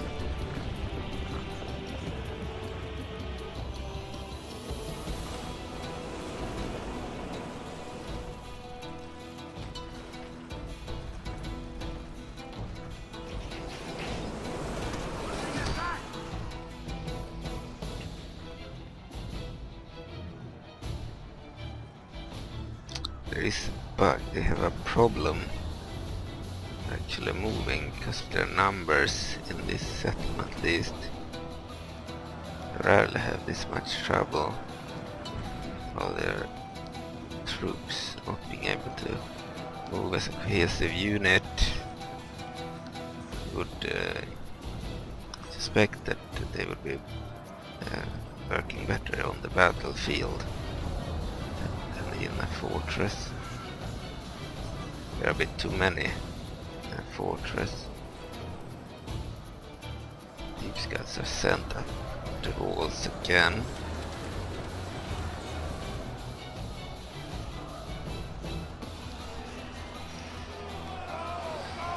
Good, our troops are back. Back to their troops.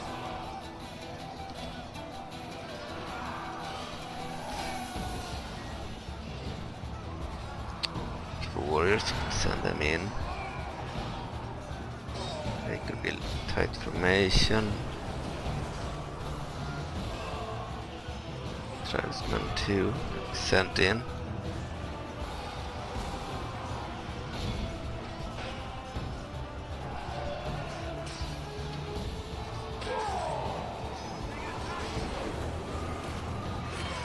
They look cool, but they are not very good. Too lightly armored. Too basic. That's Dwarves.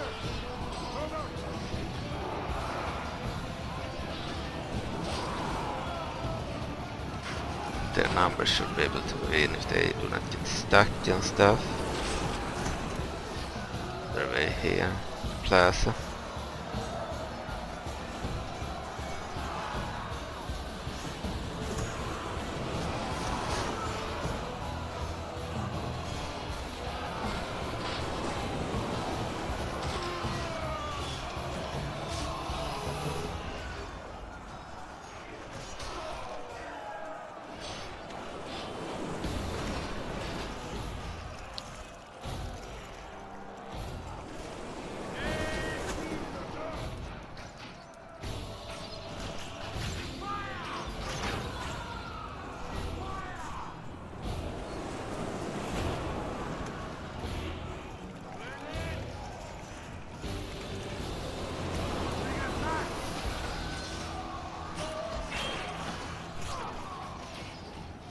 So, Citadel, Adbar, the Dwarves, Delzoun.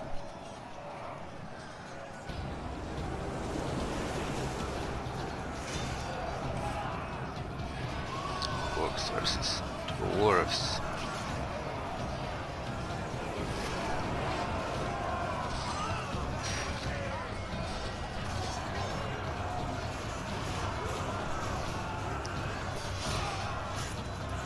I had no mage in this army. Should have had a mage instead of one of the generals. Did a mistake there. But I wanted to keep the mage at the capital in case it's attacked. Mages are very good. We could have used it in this battle to destroy their defending force immediately, essentially. Didn't send in our elite team, but only our basic and medium stuff. I had a lot of.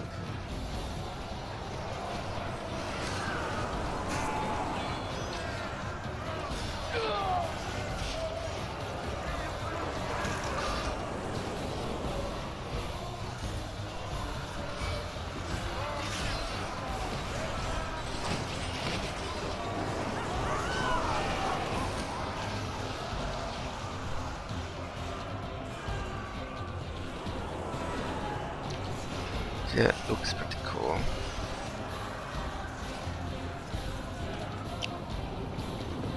I've never played a campaign as the Obould Many-Arrows before. Units, move out! Dwarves, elite unit, Iron Guards, Macemen, heavy armor, shields and maces, helmets. We're about to move out here. We came from this place, we would have only one wall there.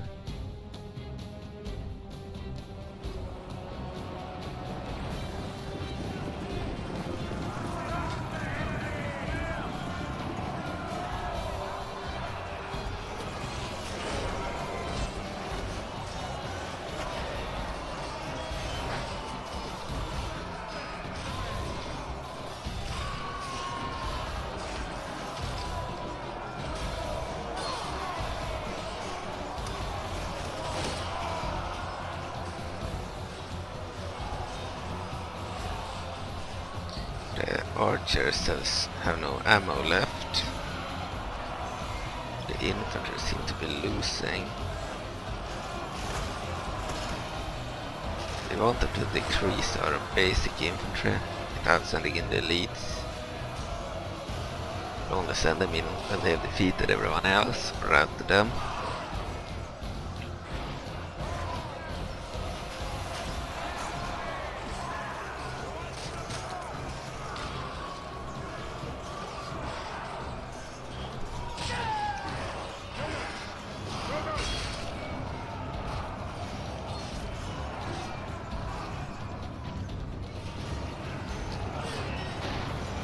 This is a playtest campaign.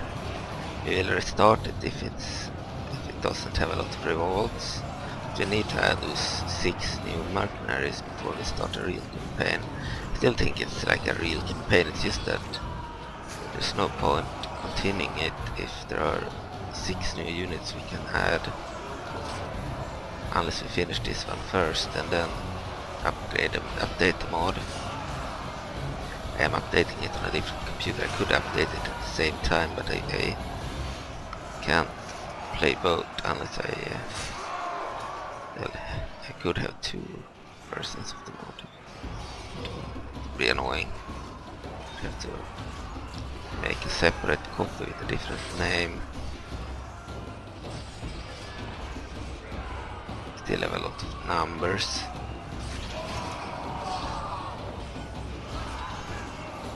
They're basic crossbowmen, Dwarven crossbowmen or medium crossbowmen. They're good at melee as well, using axes and shields. They're using round shields instead of the rectangular shields of the other troops.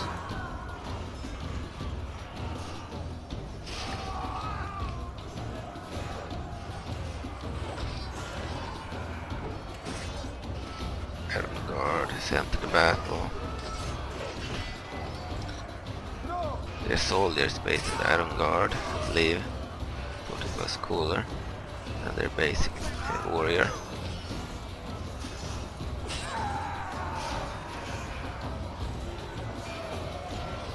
They are not immortal to kill. They're not impossible to kill.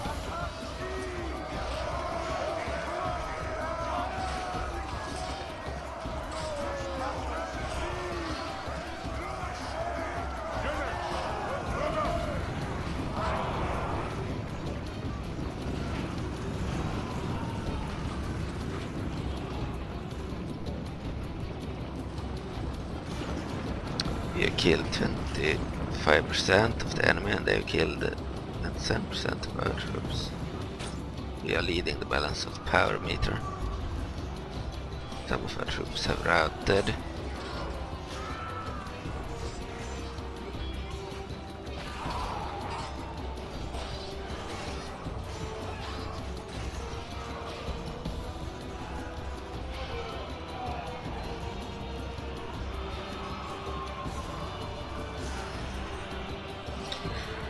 So let's hope that we won't have a lot of revolts. One revolt here and there is fine, but not constant revolts after a certain time.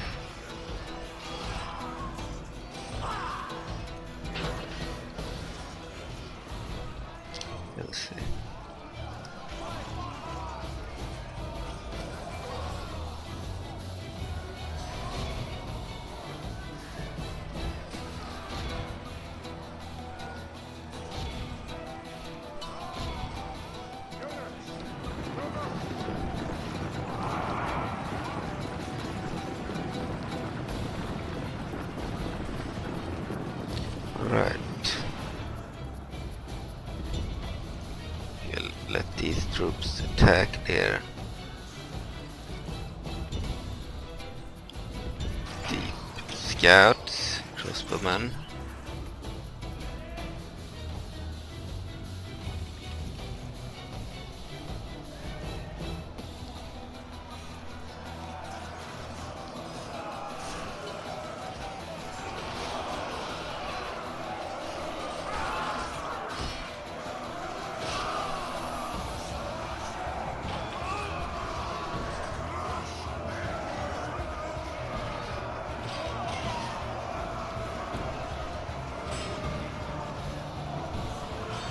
Their elites are really good. One of them can cut down many of our troops. Our lightly armored infantry against their heavily armored Dwarven elite infantry.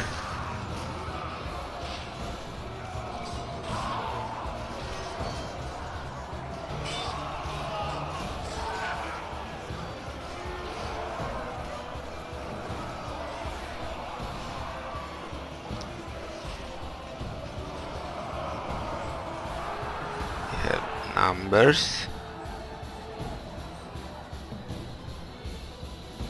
We're still moving in.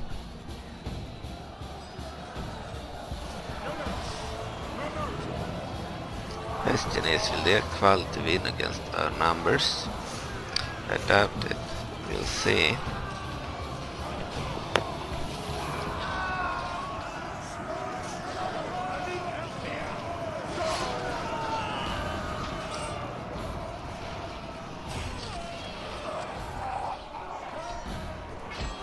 If we fix the revolt issue, then I will of course continue the elves as well, or restart again. So I really want to play as the elves. We will play the orcs too. Likely the dwarves.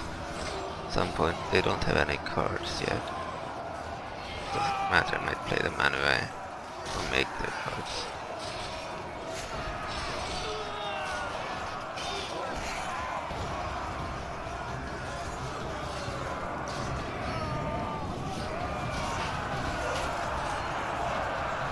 There the general. Dwarven general. The two-handed axe animation.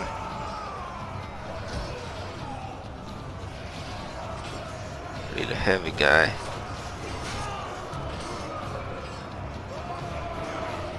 Heavy mace.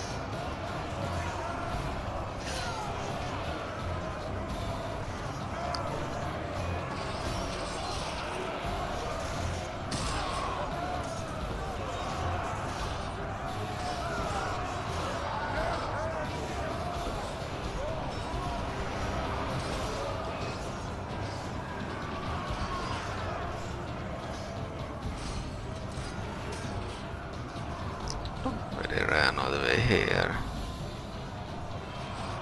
I'm supposed to shoot at the crossbowman.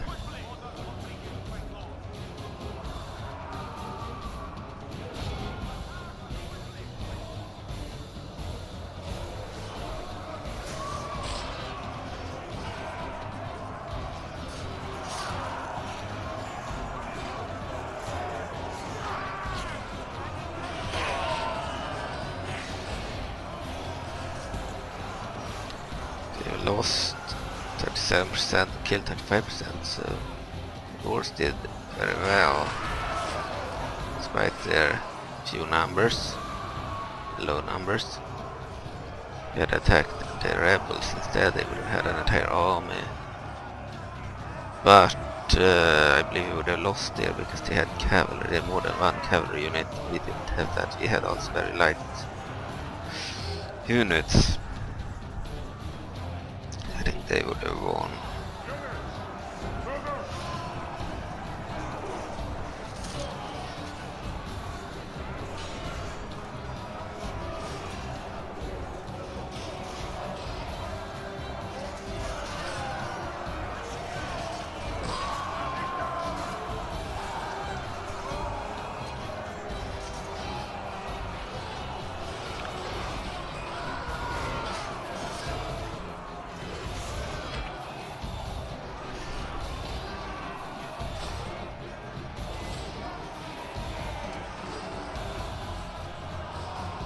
killed 39% and lost 40%.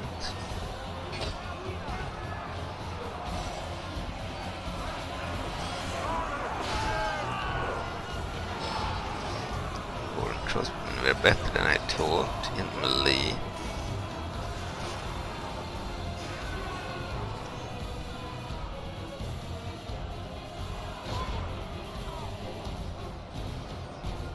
Spear throwers fighting there. Dwarven axeman here.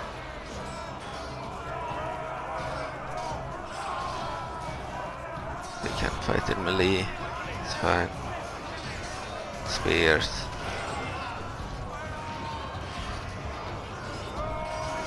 They are good in melee as well.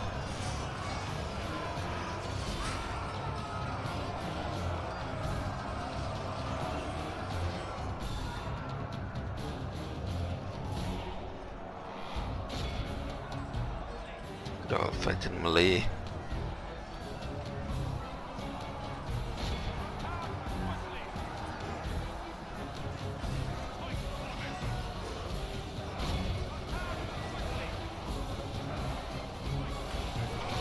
All fight as spearmen.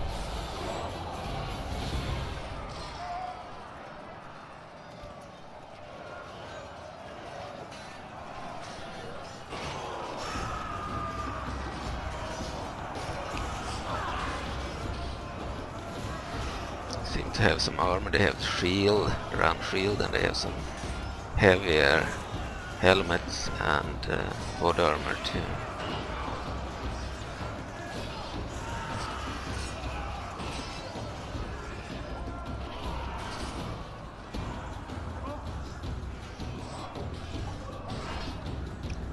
Good spearmen.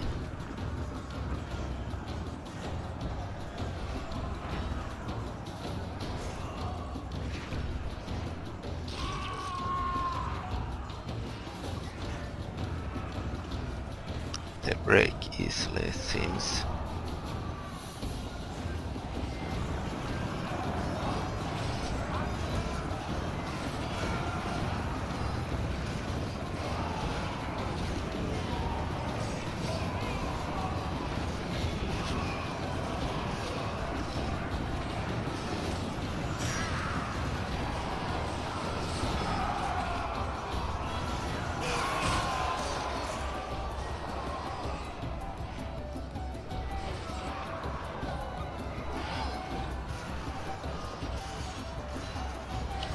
Dwarves.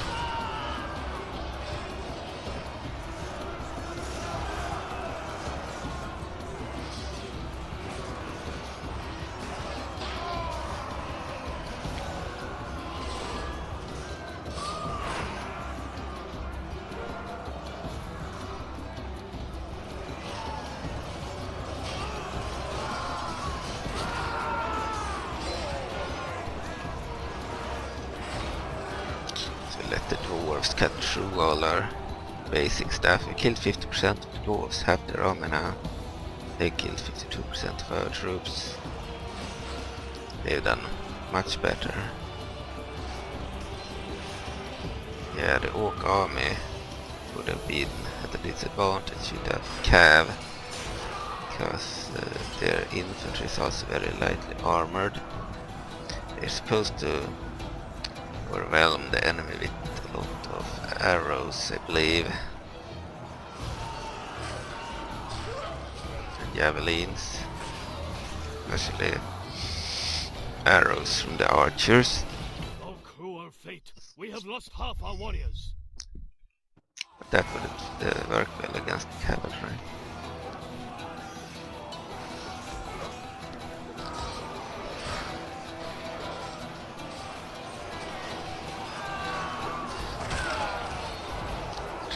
Enemies killed, 3% allies killed. We are catching up now. They do not have too many units left. Our balance of parameter is heavily in our favor.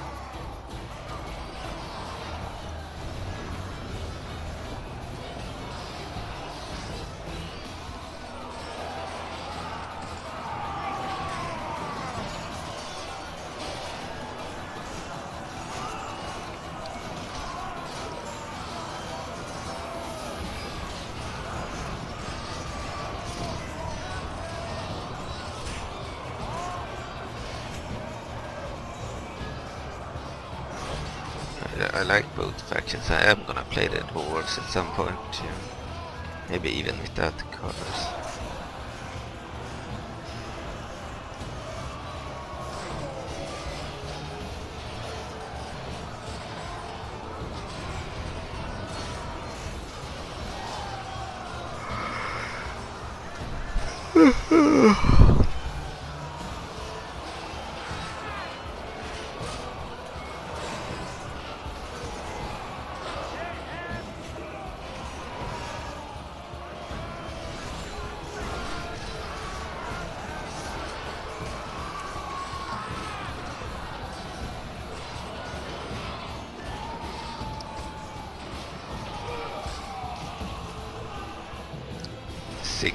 Enemies killed.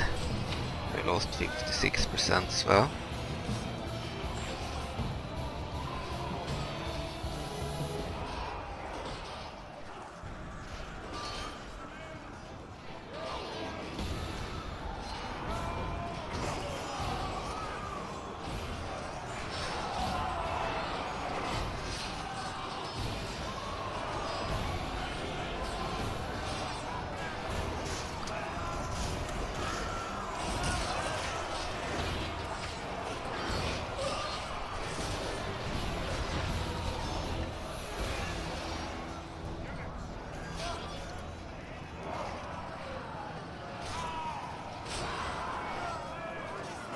It's good that we lost half the army.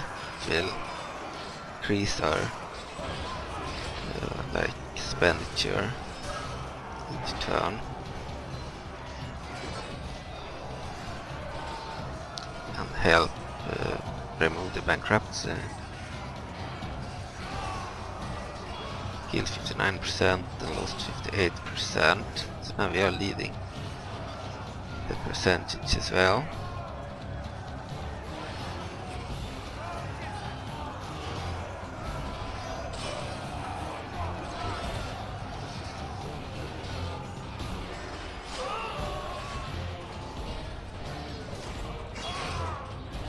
Our basic troops were not very good. Emily couldn't win against this small Dwarven force. Most of the dead are our troops after all. Only half the enemy force remains between us and victory. Spear throwers.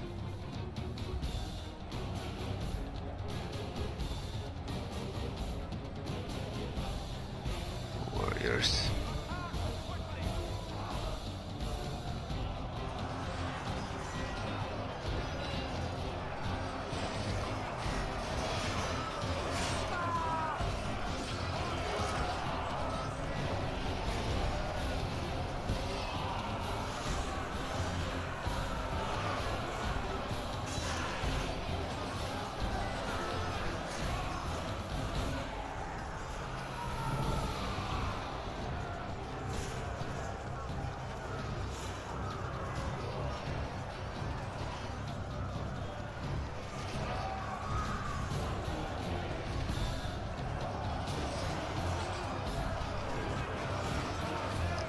Their leads here, Faerun.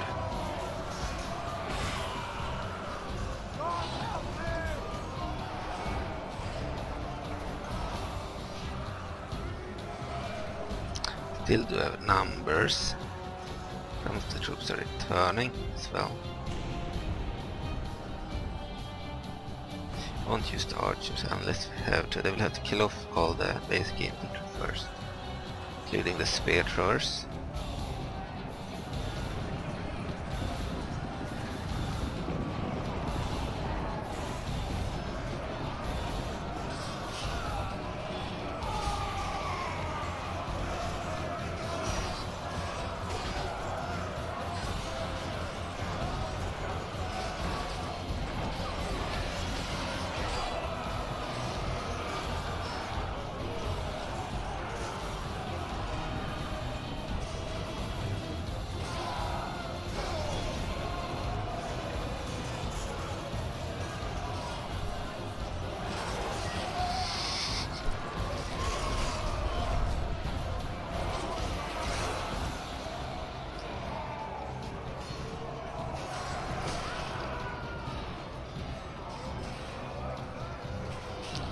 losing the basic infantry.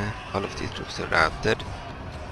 See that the units are becoming fewer each time here.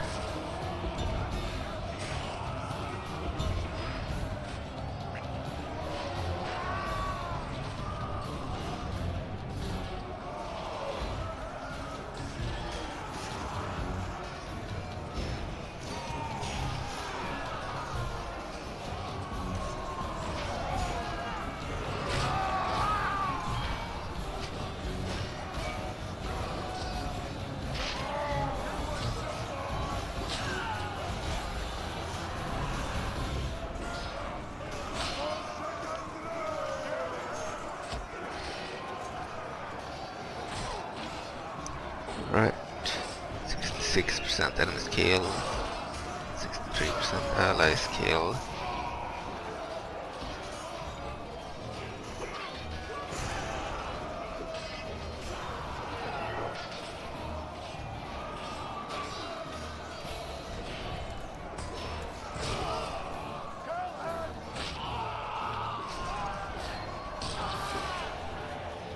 The Sun Guards are really good, killing our light armored troops.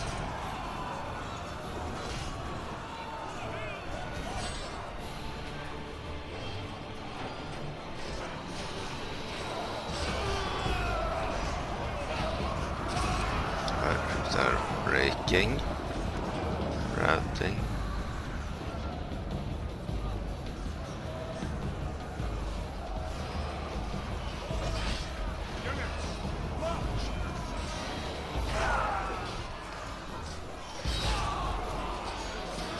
Their army destroyed by a small force of dwarves. They will be really overpowered in the late game against the orcs. They have an entire army.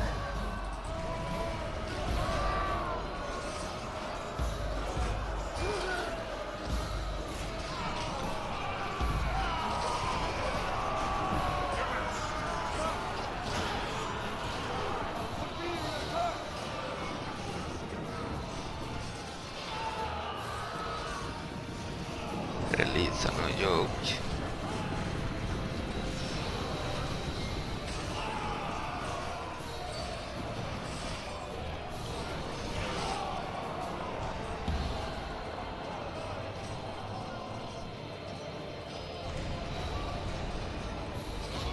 Send in the spear horse again.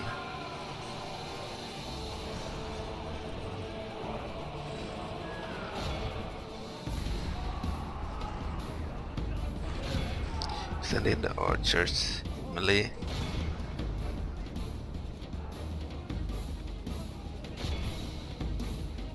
Units, move out! Lost the building. They're sending in the archers into melee now. Had no ammo left.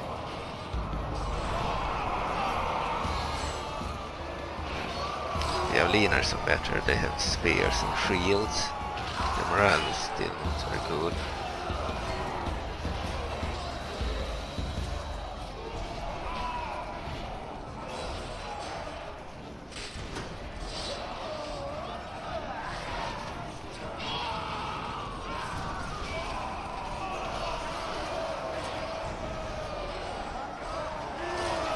Most of their elite units is still around. 90 of them.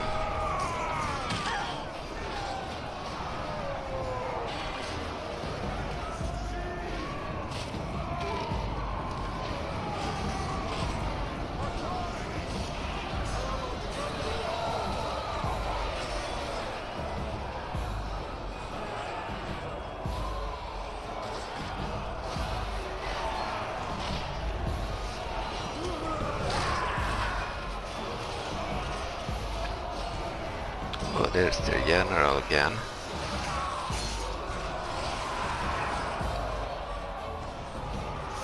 I think this unit has essentially done everything on its own. Almost.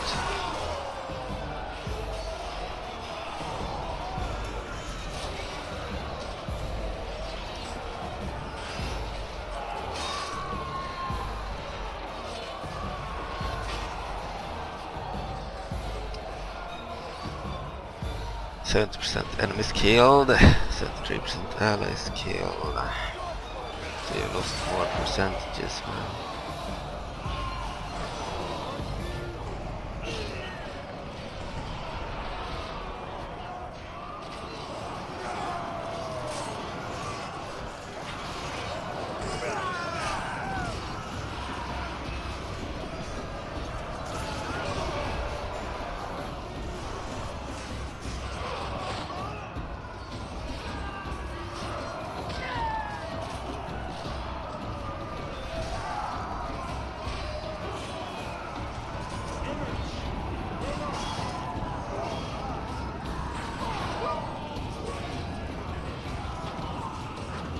Oh, they moved back.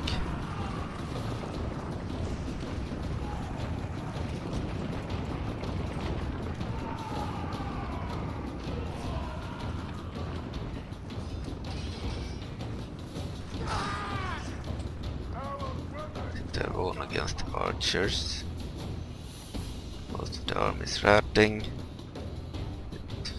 70 tribesmen we can send in. Send them in again. We have 250 orc tribesmen. Send them in too. Send an entire unit. 250 orcish spear throwers. Send them in as well.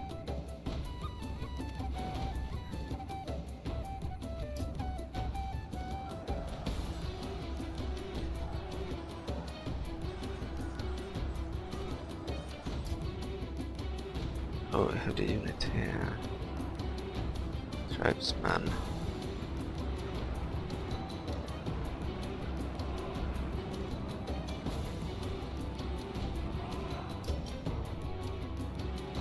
The 70, they will be routed. 70 tribesmen.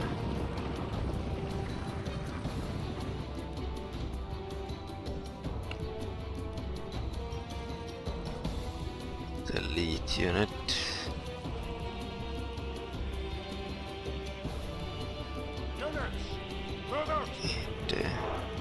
You're gonna break. We'll stop there until I have reinforcements.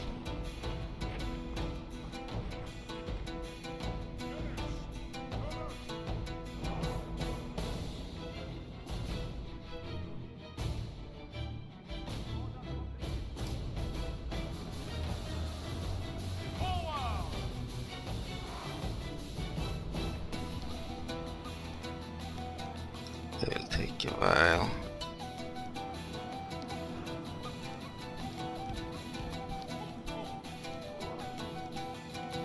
Just fast forward.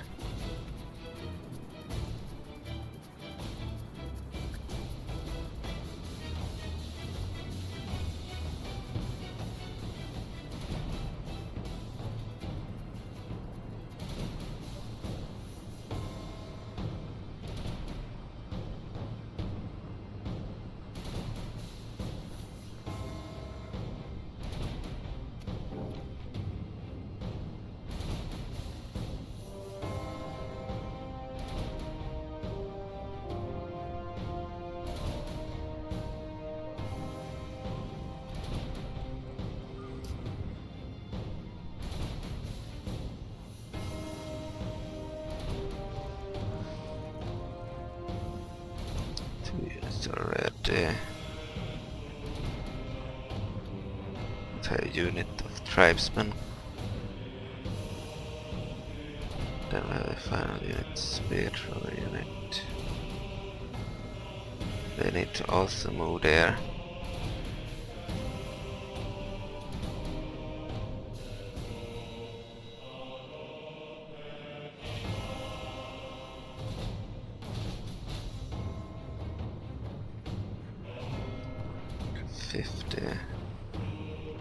Tribesman unit, the basic infantry.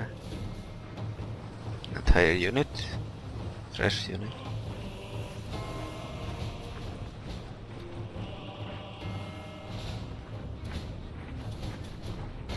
Let's charge, dude.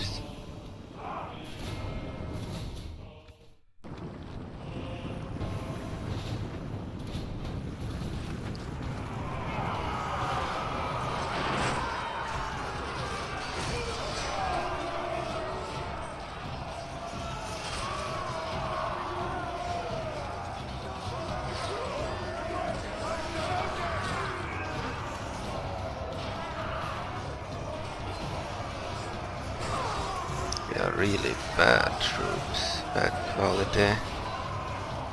Falling like flies.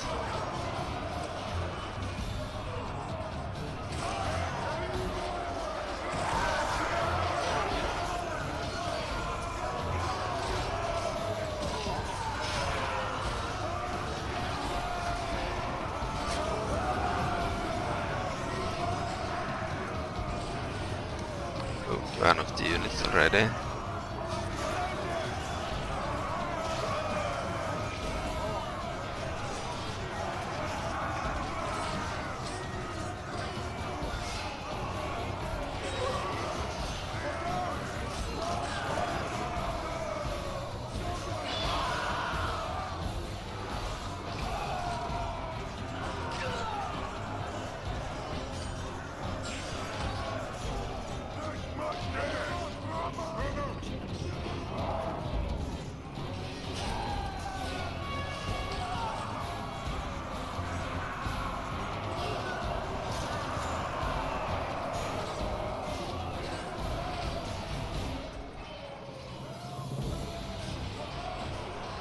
Killed 70%, I lost 81%. They are taking the lead percentage-wise.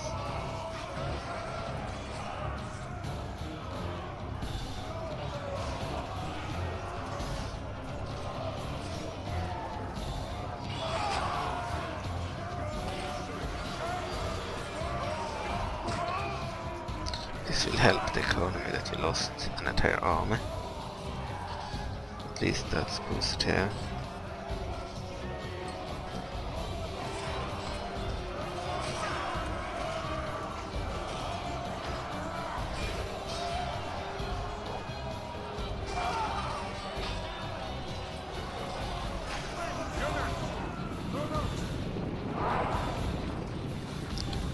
Broke the entire unit. Have its spear throwers now.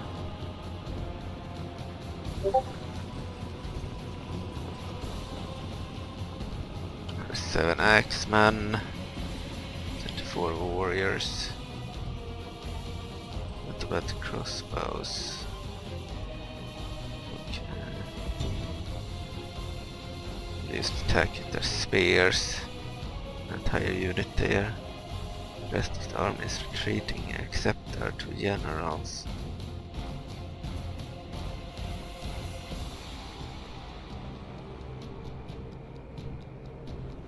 Spear throwers. Ah, they took the wrong path over there. Ladders again. And then we go there.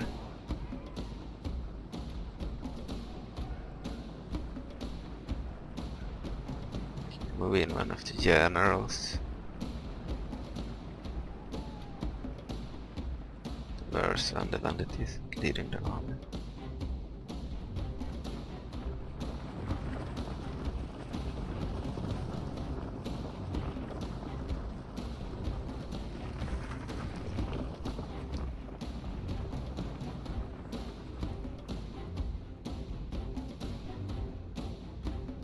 Dwarves are not weak, very loopy.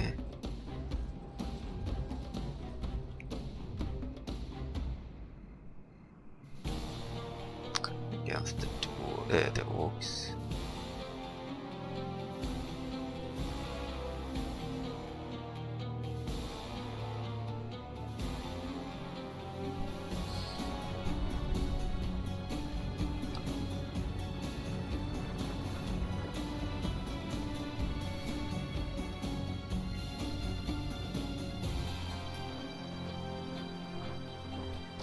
They walking.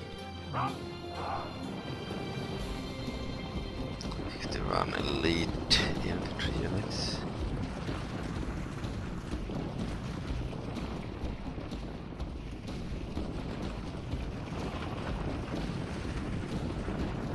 These are heavy.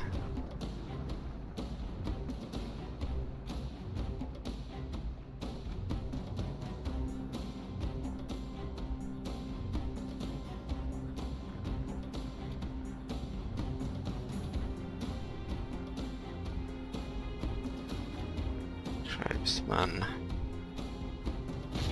Attack again. And the spear throwers too.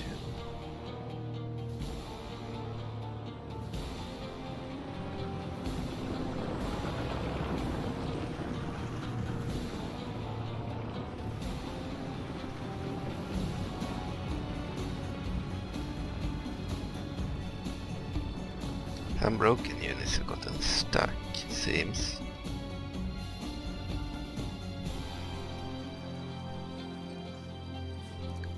These units will break too.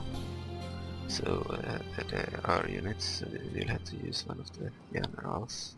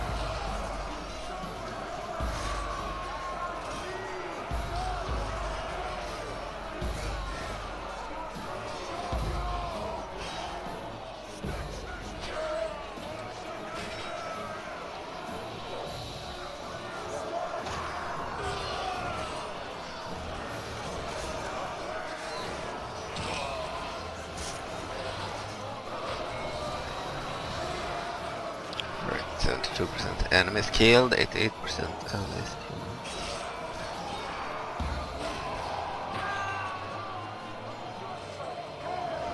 Dwarves were very strong.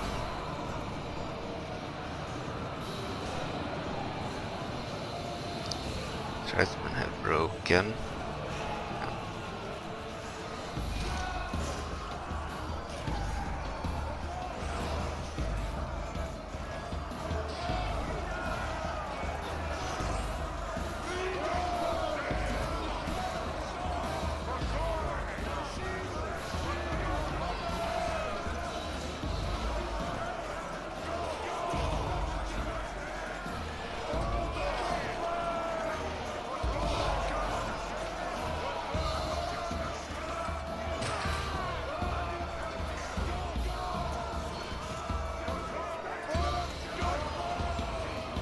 Spear throwers will likely break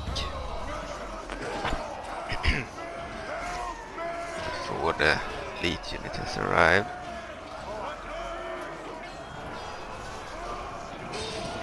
Yeah, they broke. 47 remaining units.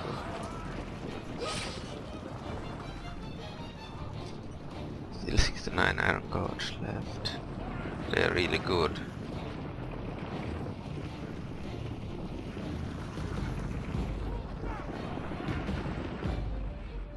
These are still broken. Oh, they are not. Attack again then.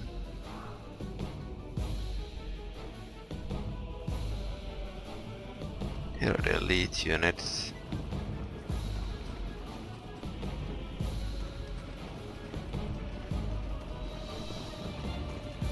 Warlord's chosen general. This one at 2 generals, it's not the main one. If you have more than one general in a battle, only one can use the general build. The one with the better command points. This is the less valuable general.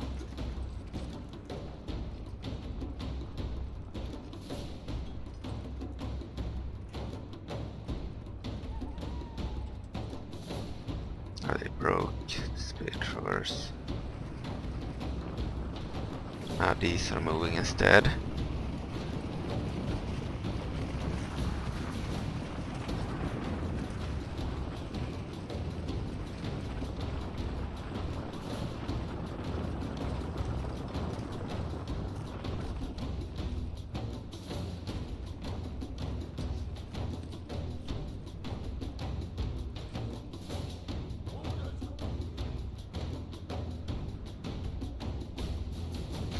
Attack the bodyguard now.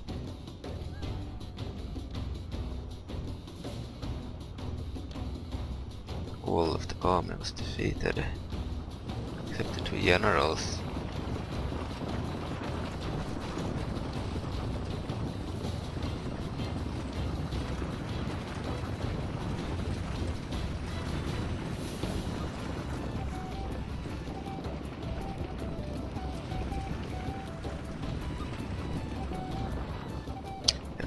Numbers to 61, and the enemy have 69 iron guard. We might have to sell in this general to start doing it.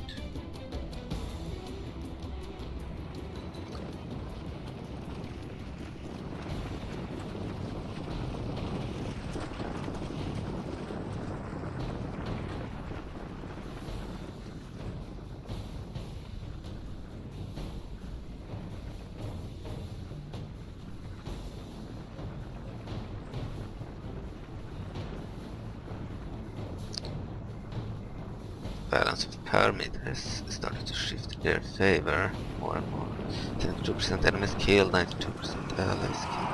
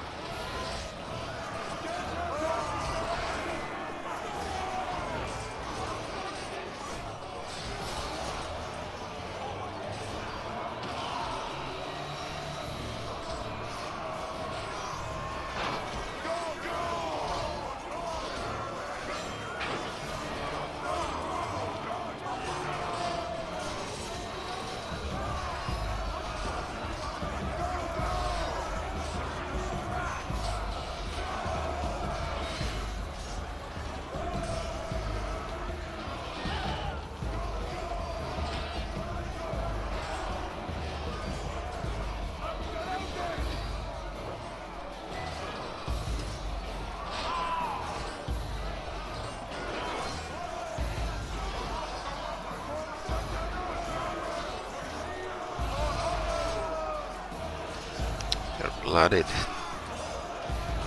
60 iron guard. 4 was chosen. The iron guard seems to be winning. They're not bad at all. I underestimated the dwarves. I thought they would be the easier target. They had very few units. This iron guard was crazy good. Might actually lose. Kill 74% and lost 93%.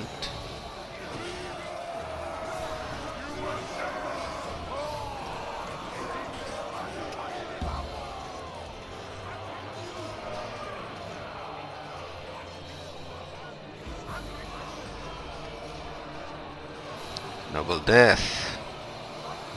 Gara died.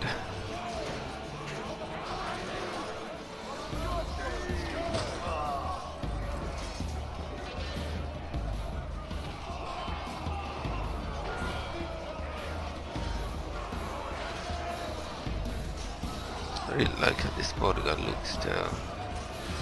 Variation in units. The Dwarves are a lot better. Stats are not final, of course.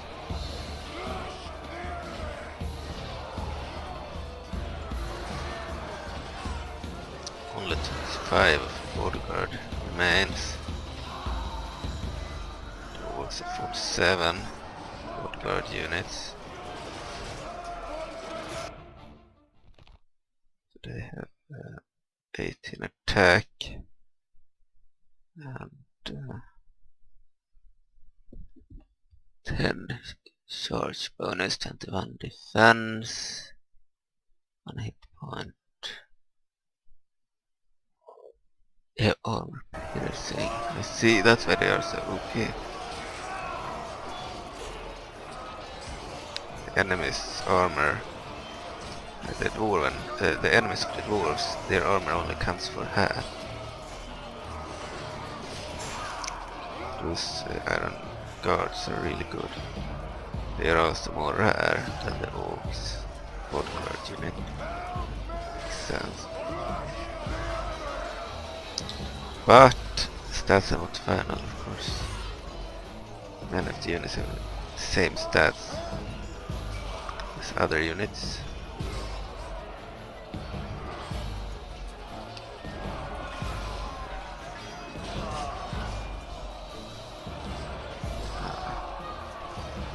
General unit lost.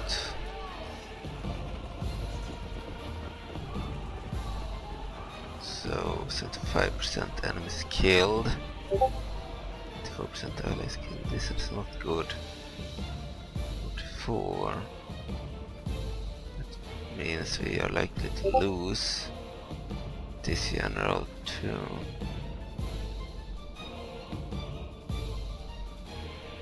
We only have 61 units.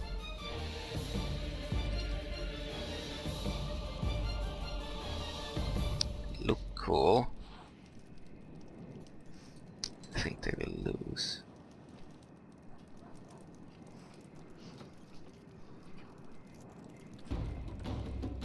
The Iron Guard unit.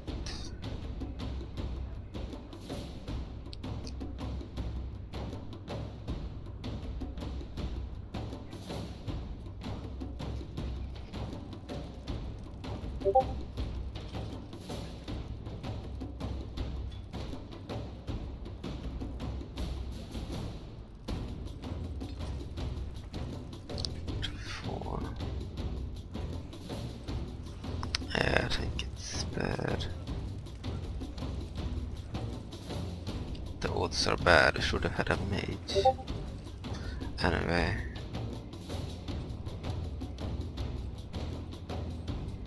Violent attack. Anyway. Orcs do not give up, they will fight.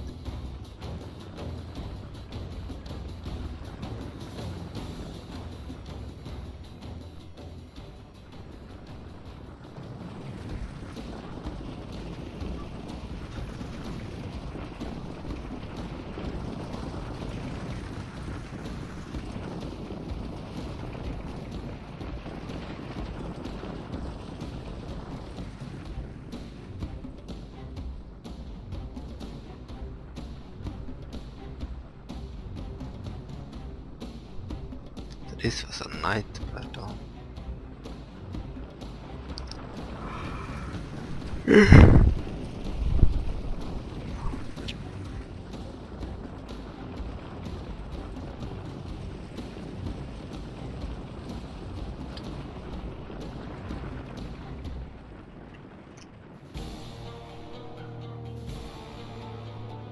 Here holding the gatehouse. Okay.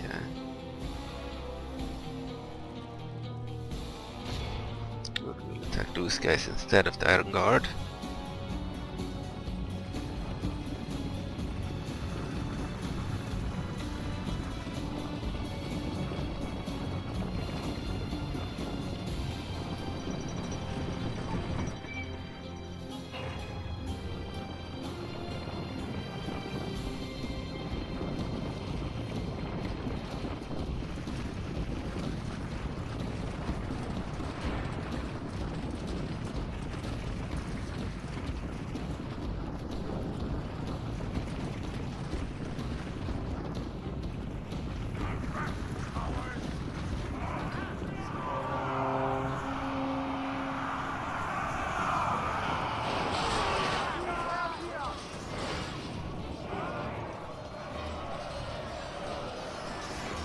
They do have the numbers now.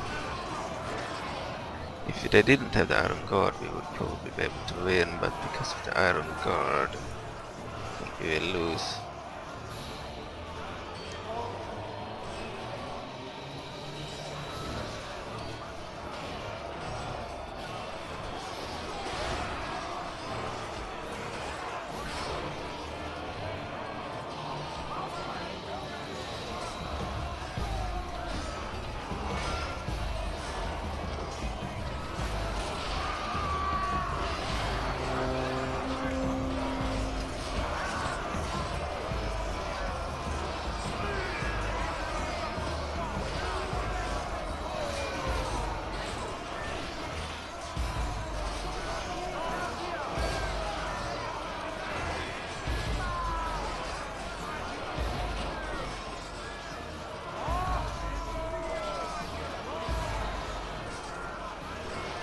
We lost 2 generals because we will lose the general here for sure. 7% of the enemies are dead. We have lost 95% of our troops. We managed to turn the tide. The entire army was destroyed by the Dwarves. They were way stronger than I thought. Their stats.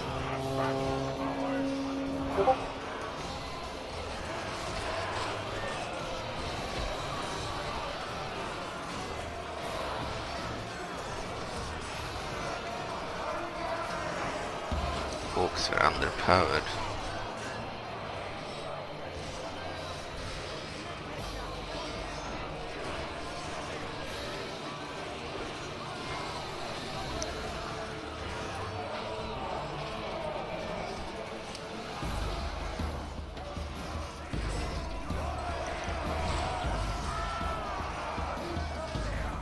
Our warlord has fallen.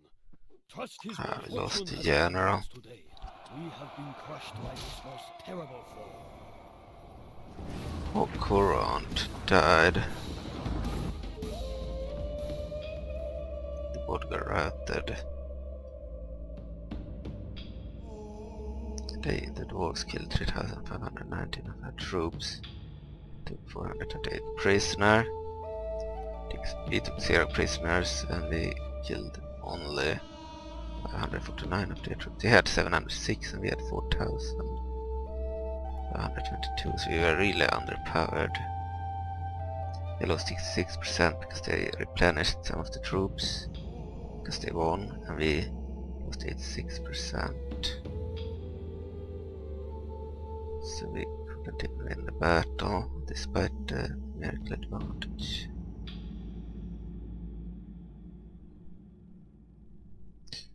Alright.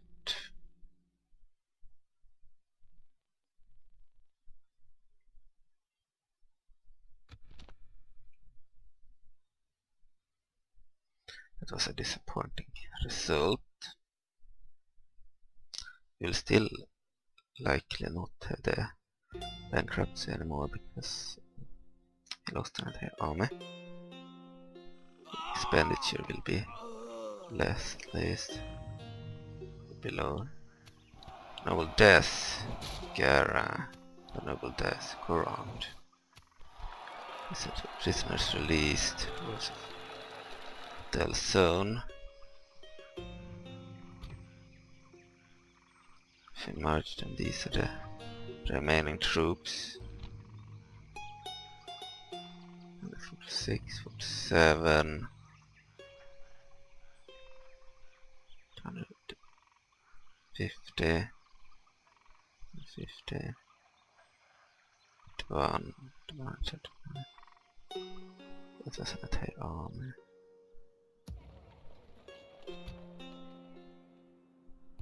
Here I have a second army, but we have a mage here, at least. Alright, let's end the turn.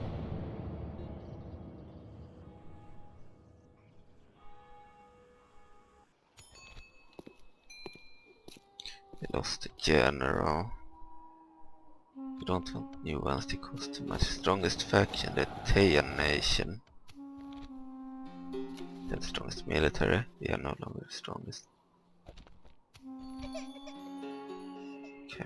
family member. Of many arrows. Obould Many-Arrows. Go back to the capital with this. Dark arrow keep.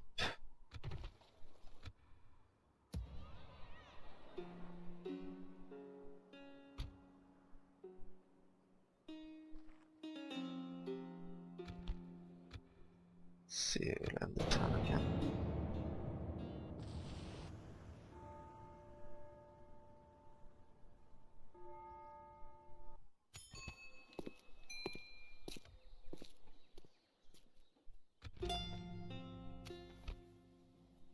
Right, Emperor Kalimshan has the best financial situation now.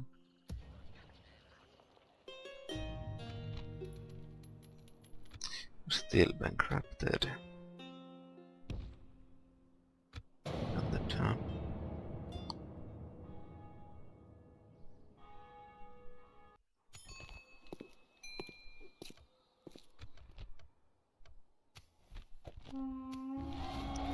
Still deceased, Taya Nation, the Kingdom of Aglarond. Okay.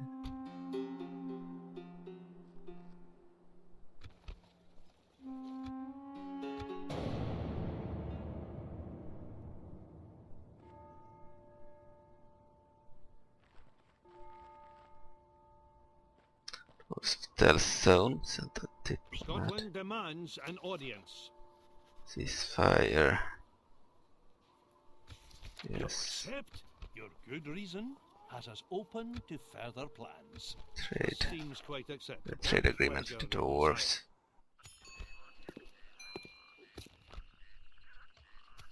Return report. Same as before. Still to seize. Dwarves of Delzoun and the Kingdom of Many-Arrows. This is good. They sent another diplomat. And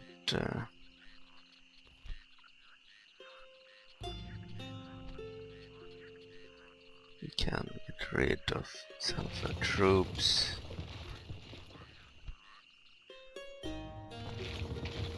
So we do not have enough money for them.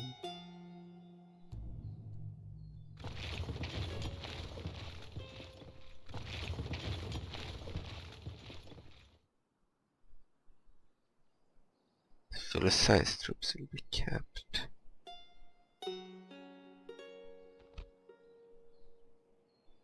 Okay.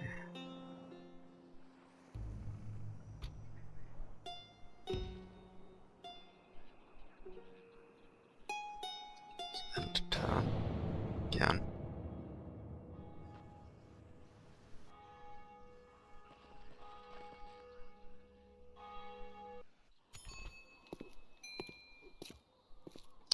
General. Dramatic information. Following factions have declared they are allies, the Duchy of Baldur's Gate and the Kingdom of Theatre. Following factions have declared a truce. Magocracy of Untrand and Emperor of Mullerand, Lords of Waterdeep and the Center Realm. Turn reports as before.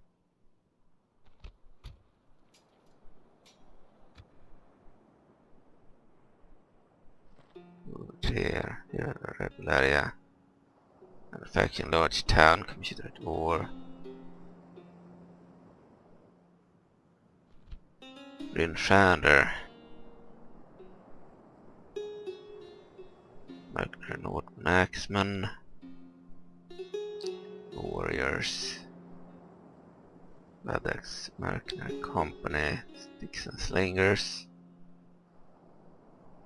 Dwarf Regiment. And Cavalry Regiment.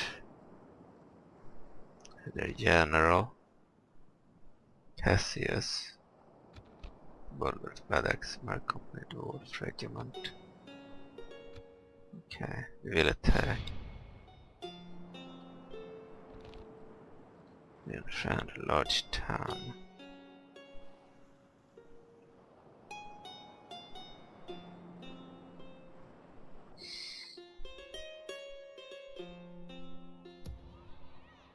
At least we have a mage. this time. That will help us. It will damage. And return report since before.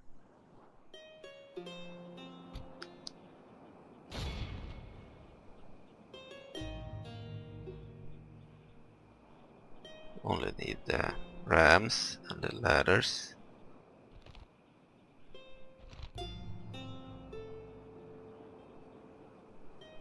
Wooden wall. Actually, I could probably do 2 towers then.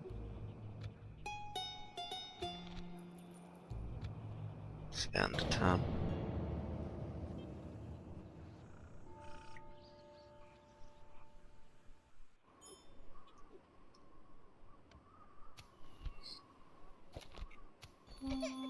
A new family member.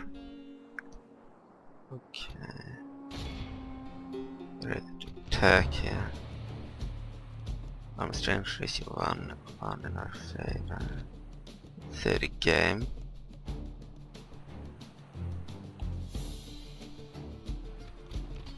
Many-Arrows 1 will have a night battle. But the battle on the battle map. 3 of the orcs. General on the map was a red wizard.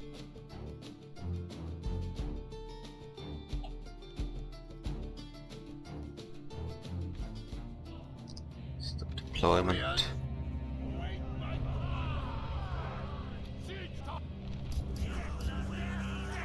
Kamek mod works, so that's good. This is a large town. This mod.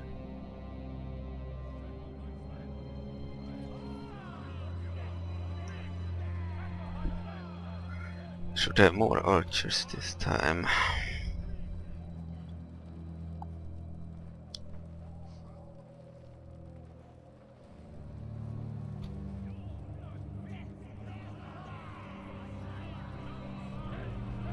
More elites.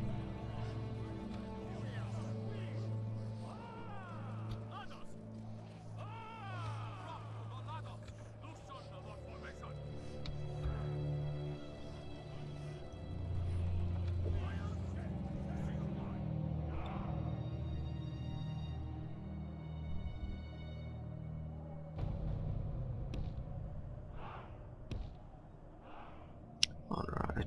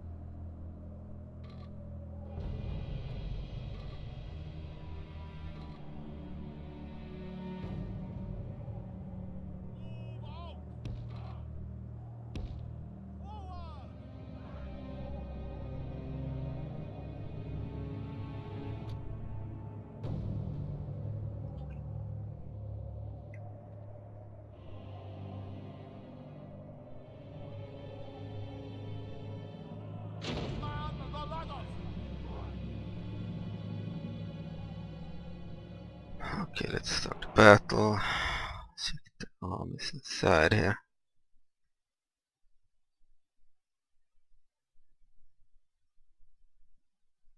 Adexma Company Cavalry Regiment.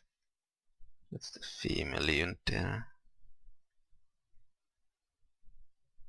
Cavalry unit. Gears unit.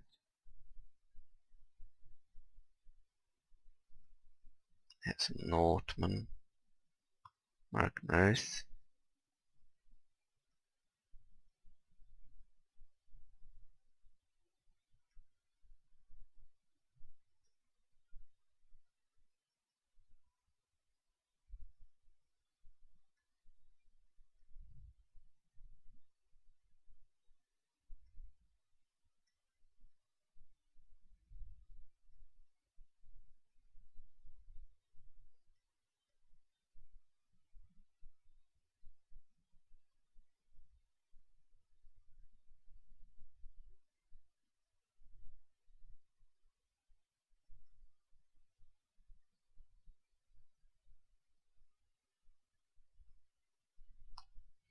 some troops on the walls too.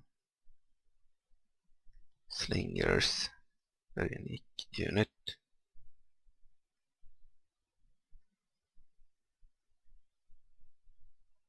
Dixon slingers. They're the dwarves there too. Ladex, more competent dwarf regiment.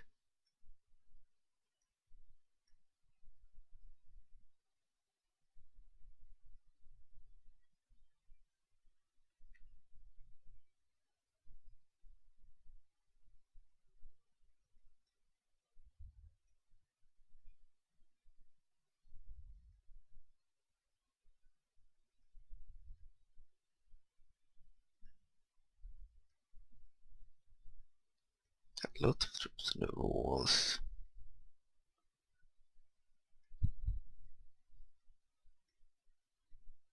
More of the dwarves.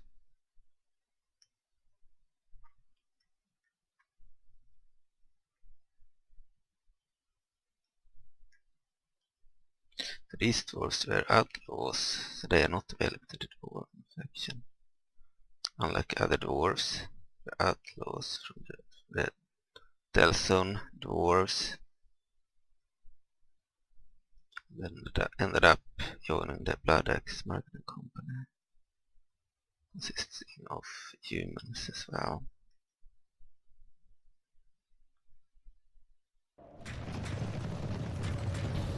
But they had a mage too.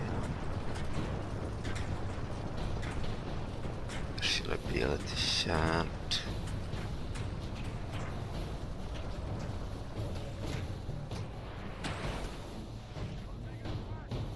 Shooting at them now. Hawks have a very long range.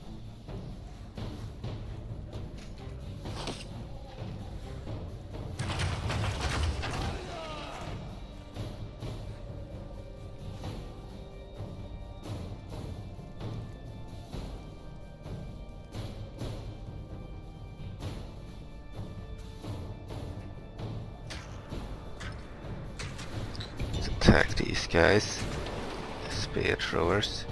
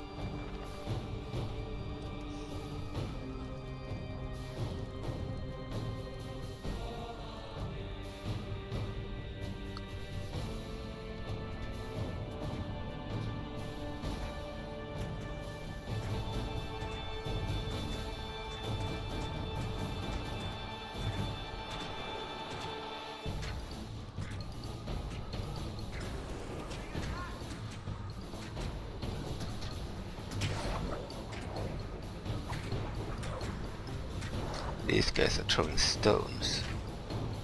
Very unique sling weapon.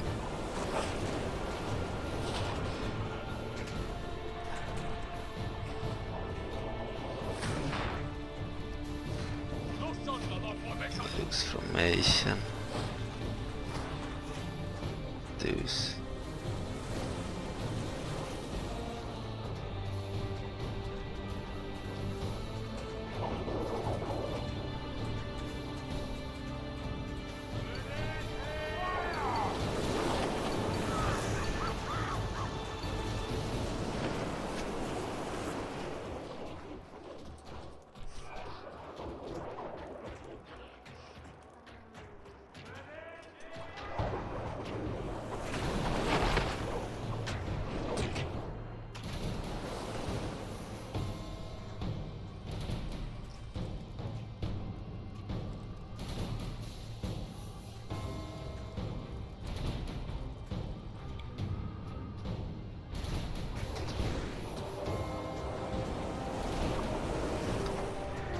only kill 1% and they kill 1%. We have the Dwarves.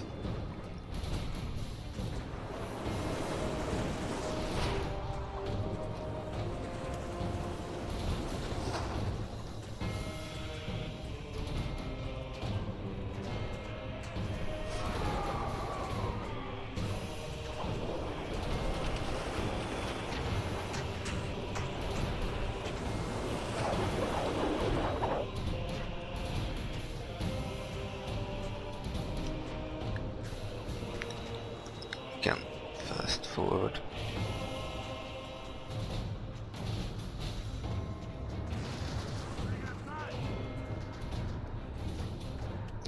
Let them empty their ammo.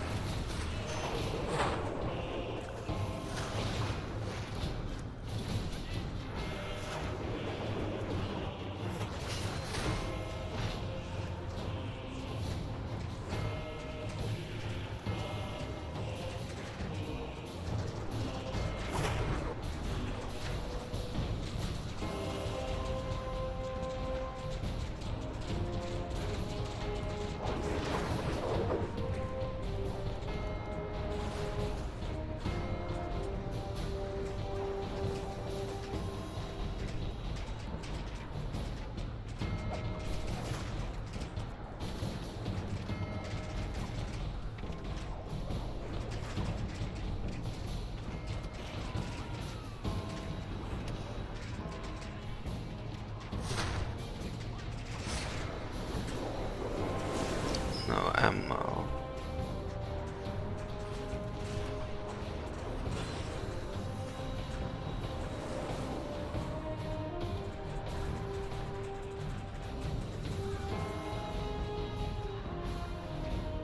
Let's destroy the gate.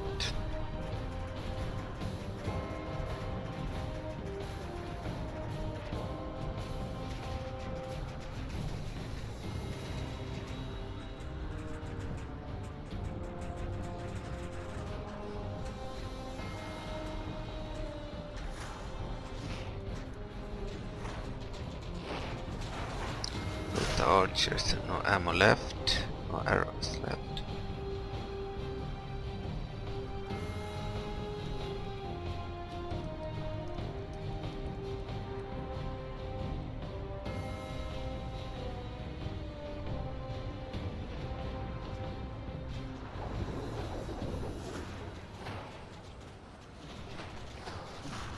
No ammo left.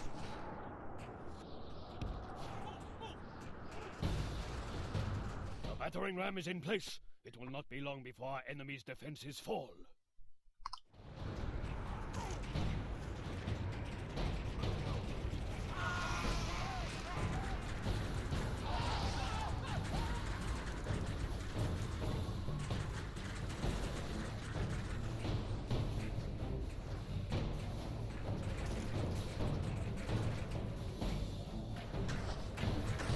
Shit, they destroyed that battering ram. Move back, troops.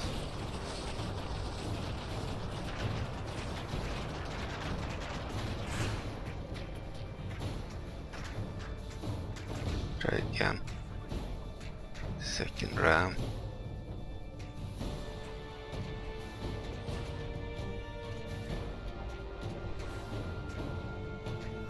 One of the spectrums had no ammo left, but the other one is still firing with the enemy.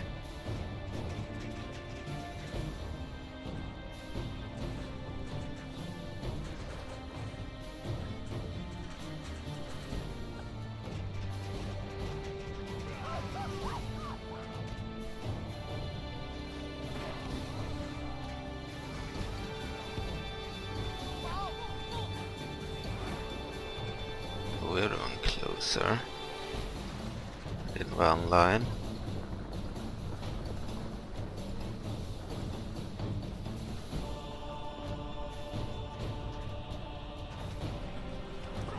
battering ram is in place. It will not be long before our enemy's defenses fall.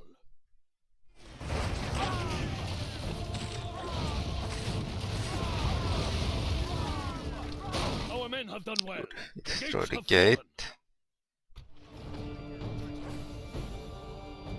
The cavalry inside is good.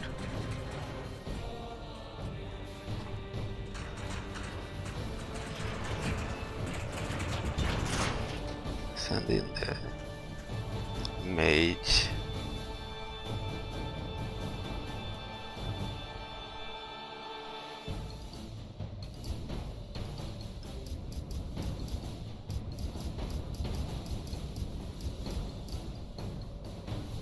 Shamans, walk shamans.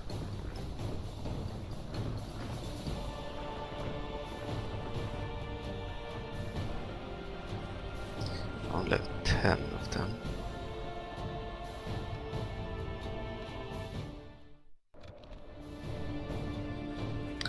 So we have killed 4% and lost 4%. We lost 6% actually.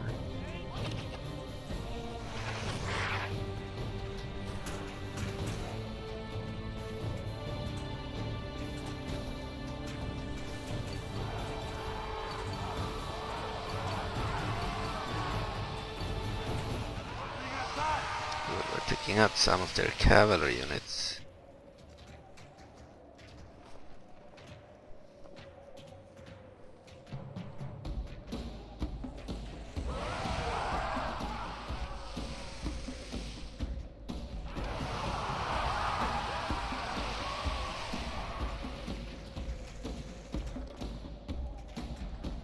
I've killed 6% of their troops too.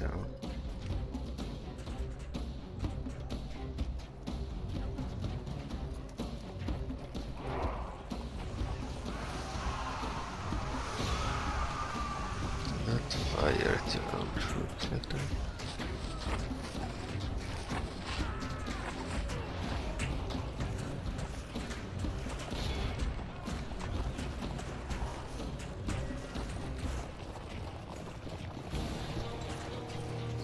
Alright, so we'll try to take out the cavalry with the mage. They are very dangerous, their army.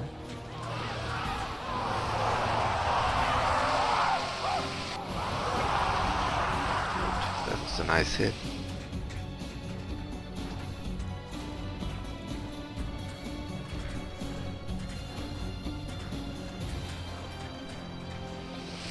It's a mistake not having a mage in the previous battle.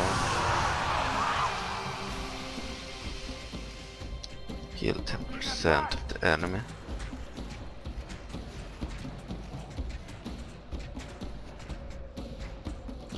Now the mage don't have any ammo left. This is the mage, the orcish shamans.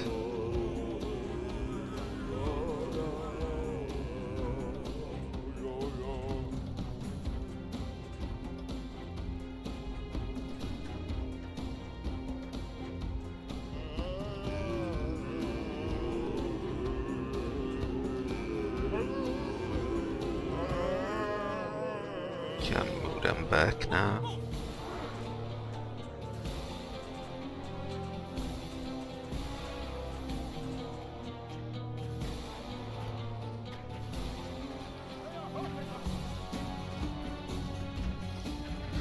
Send in the pikemen against their cavalry. I think Magic will do that. The heavy warband.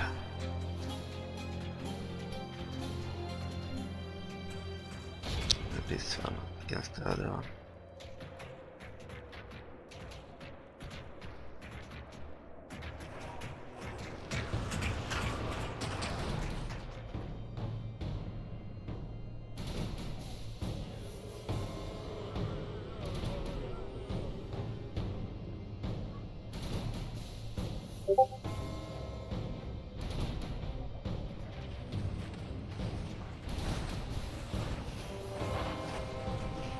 These are the heavy warband The halberds, not pikemen. At least I don't think they are pikemen. They are. They don't have. This is spear ball. They might be pikemen actually, but it's very short pikes.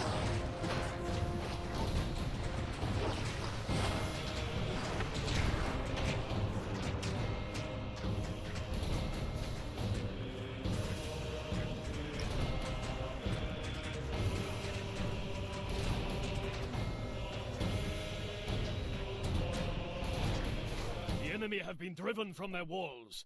Our path to victory will be paved in the blood of our foes.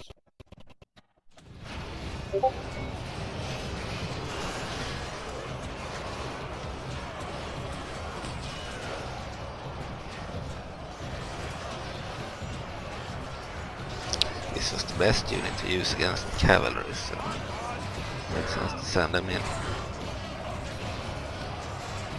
Infantry would have been slaughtered by the cavalry.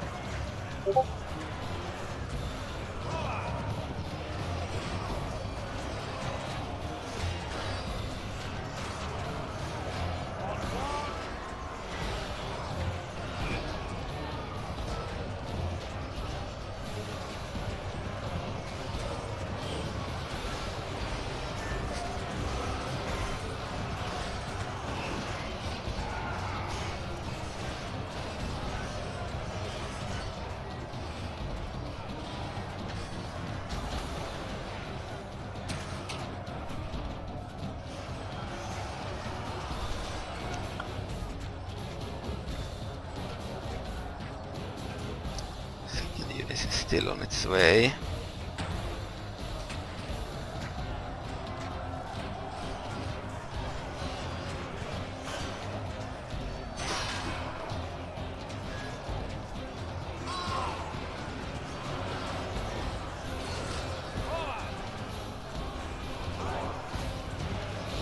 Send in the javelin charge to their spearmen.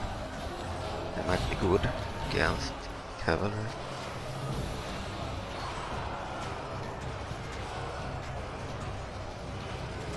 And the spearmen, of course, send them in too.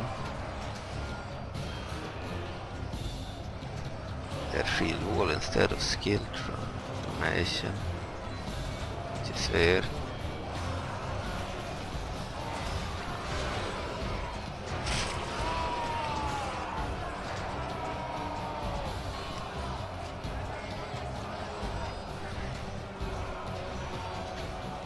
Spearfire unit that hasn't been used. Use it to attack the walls.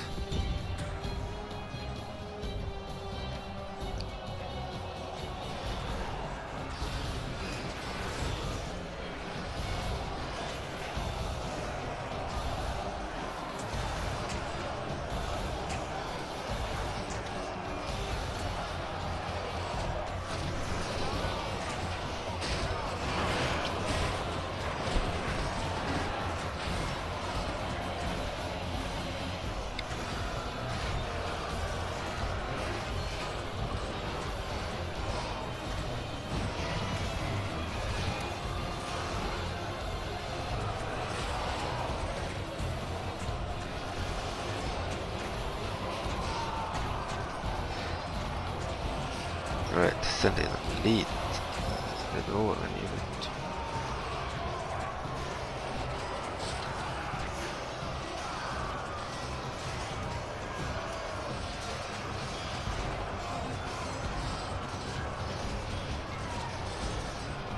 Send in our elite team against the dwarves. Maybe not.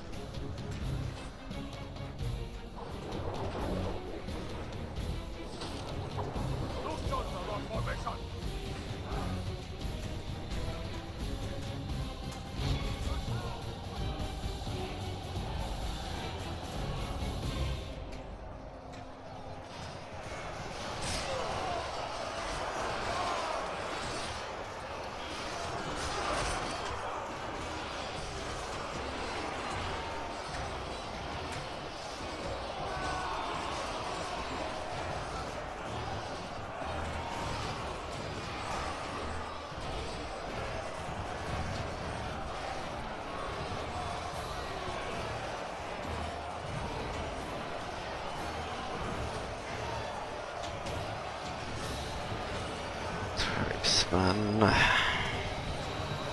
Don't need the ladders. Oh dear.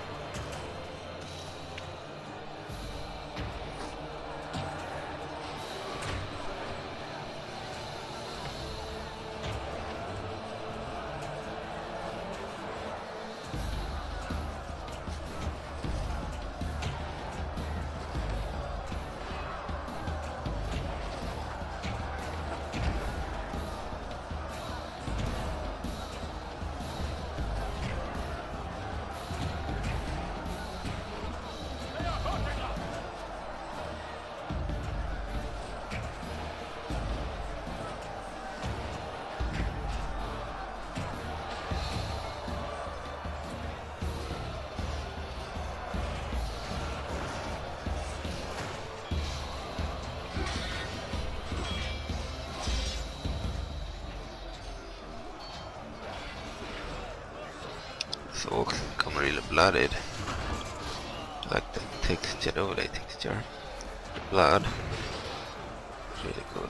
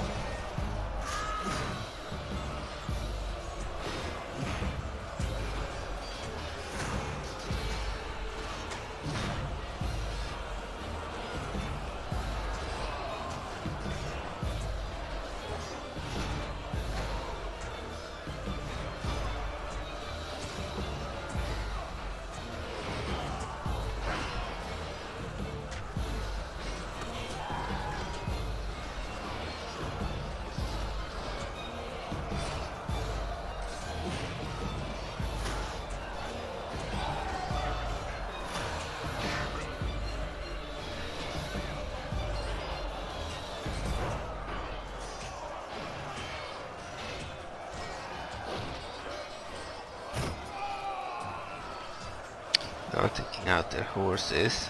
Pikemen, that's good.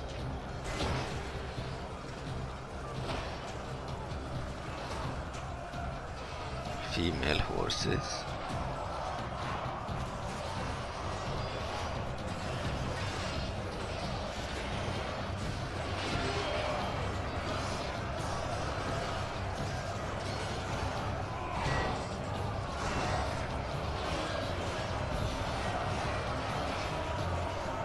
Had some dwarves here too.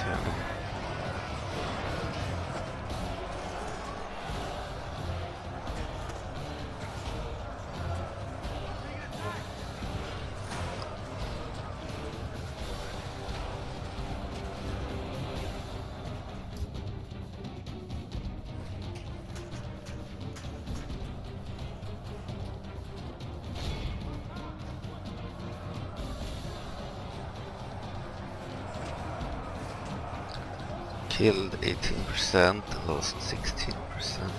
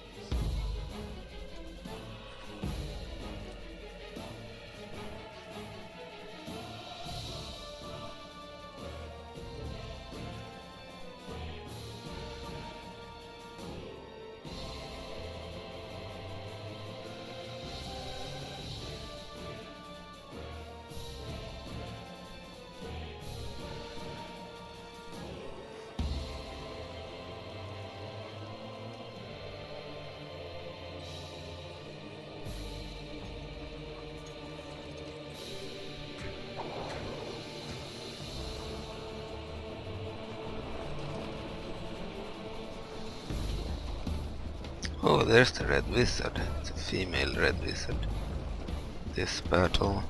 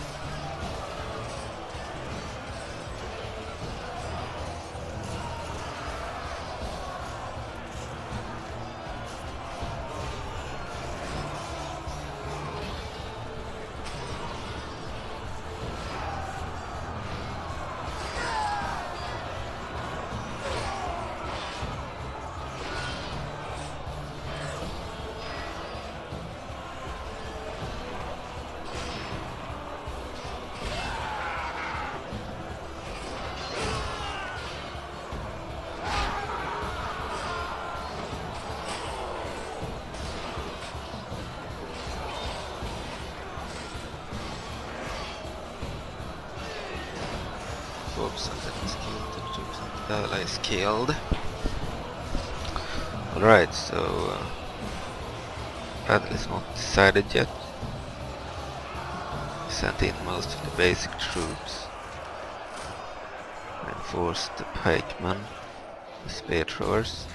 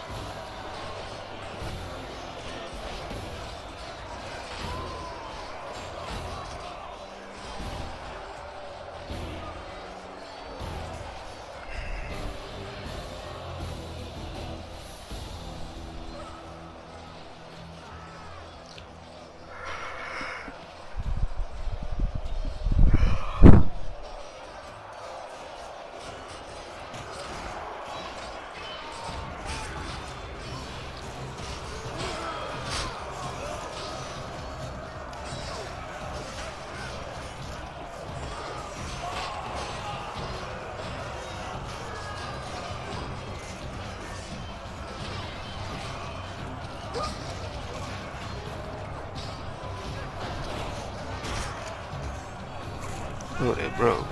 Perfect.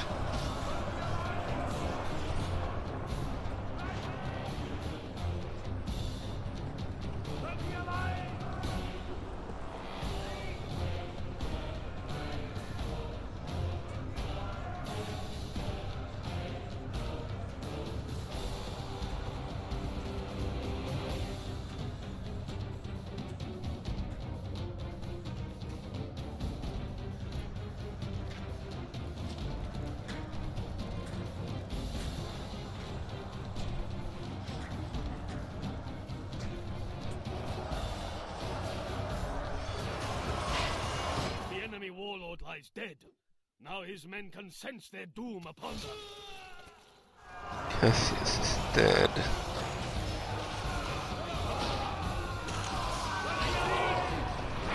Dwarven unit is defeated.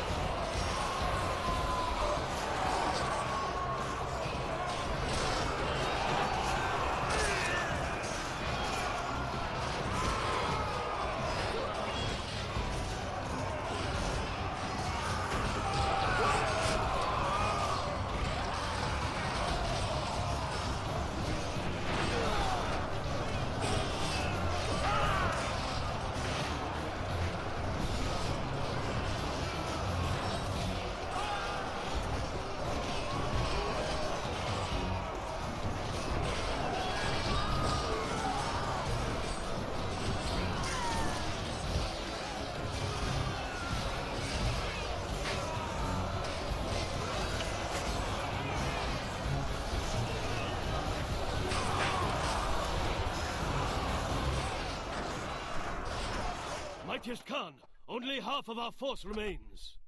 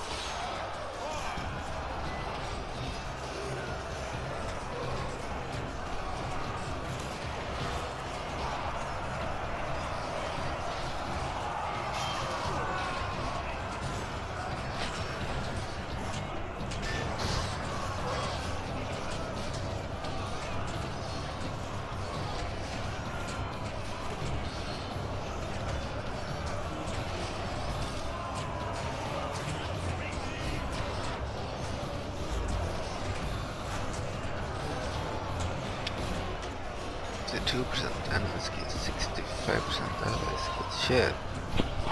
They are winning battle.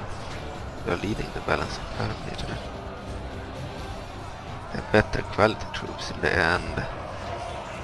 Get a lot of very basic troops.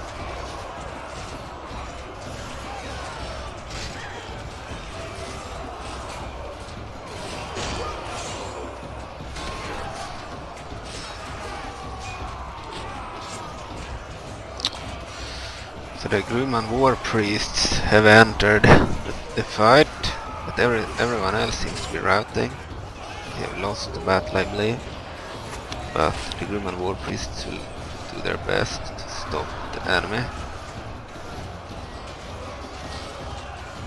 Oh, it got that Northman warrior.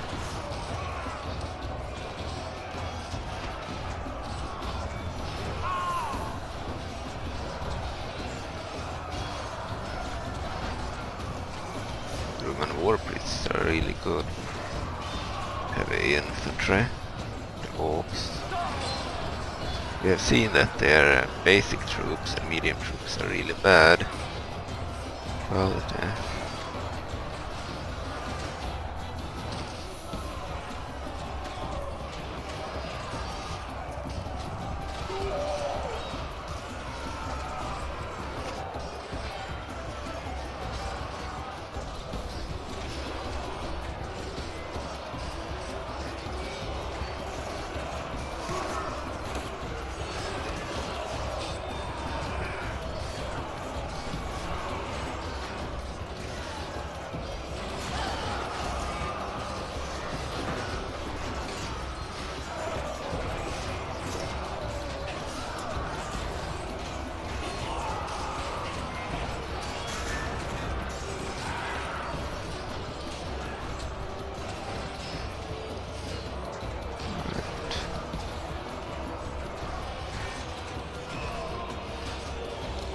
kill 54%, they kill 80 dwarves. Battle seems lost.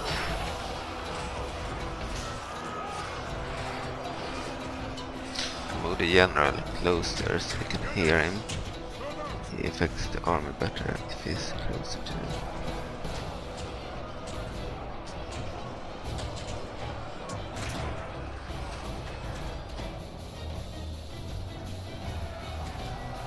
They had a lot of the Northmen saved for the late battle.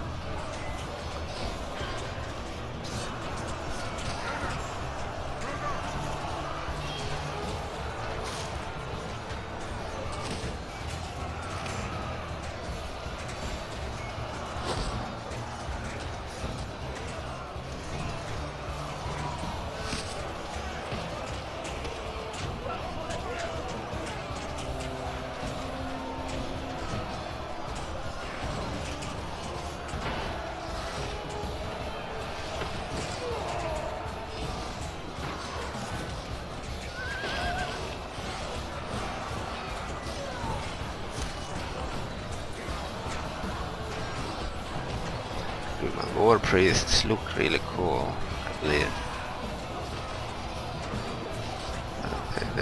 They think they look really cool.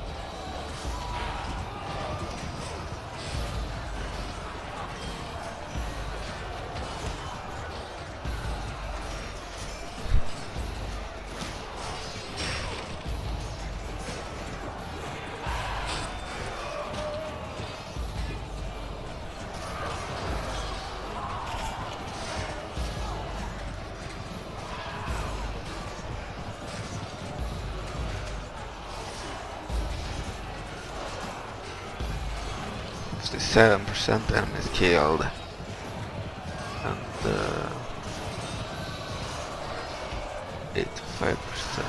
At 8%. At 8% health.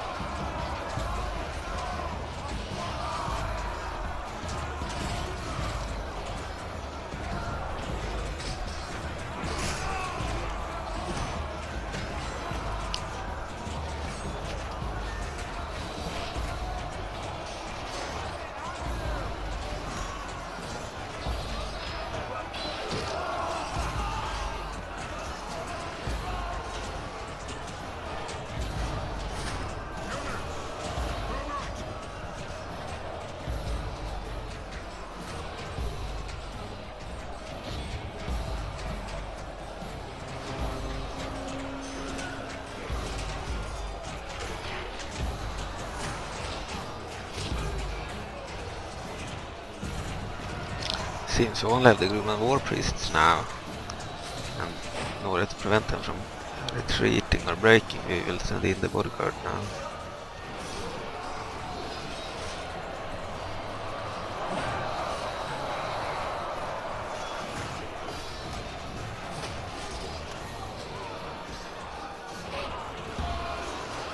Seem to be losing this battle too.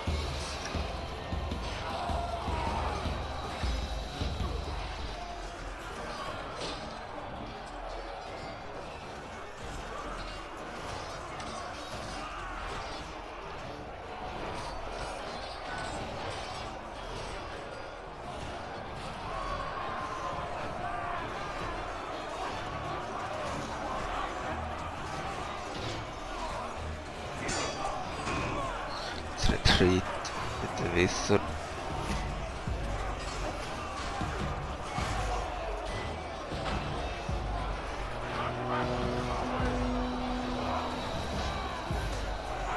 In case they would run after him with the cavalry later.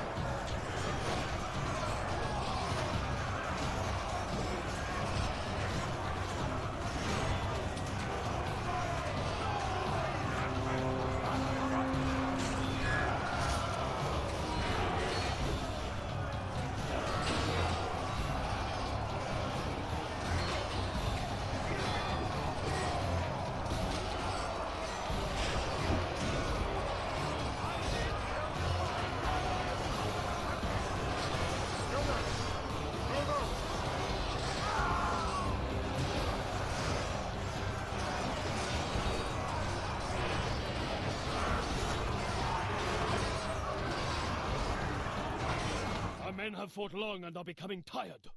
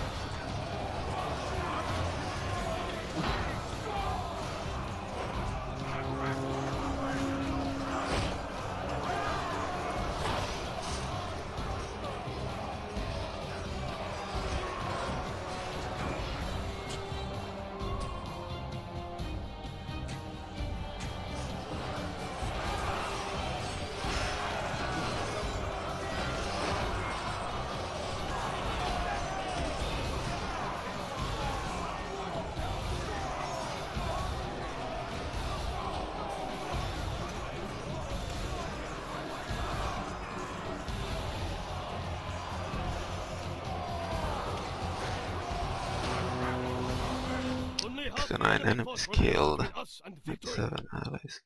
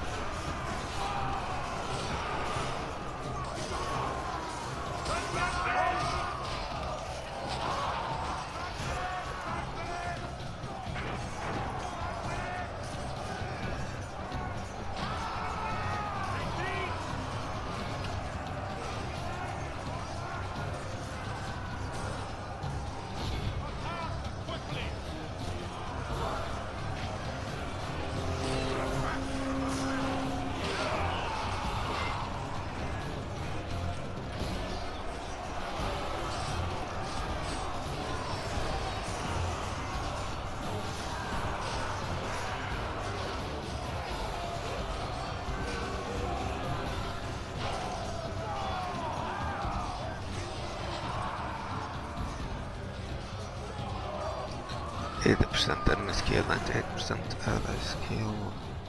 They have too many of the Northmen alive. Cannot win. We'll try to kill off the sticks and slingers. Blood axe infantry. Very easy to kill.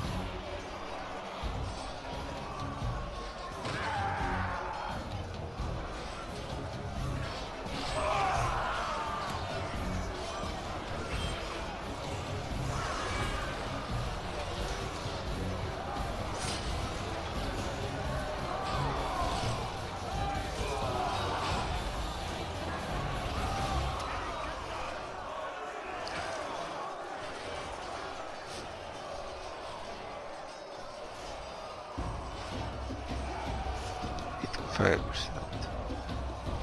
98%.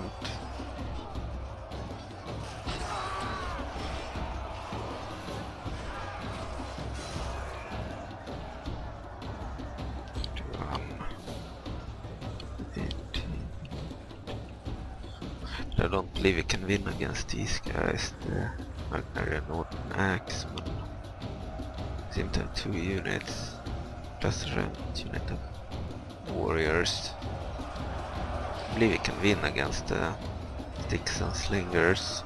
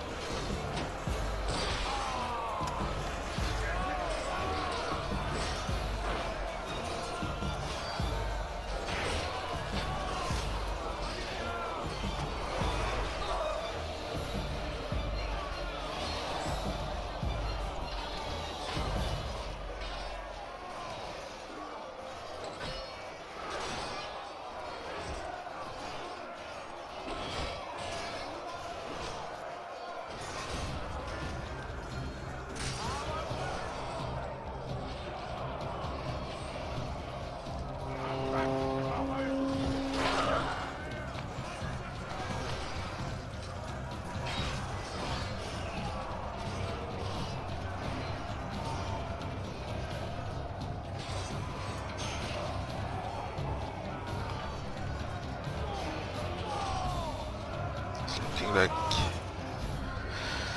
they are losing. Right. Heroic death. Lost both battles. Because the basic and medium troops are really bad. Their elites are really good. They have too few.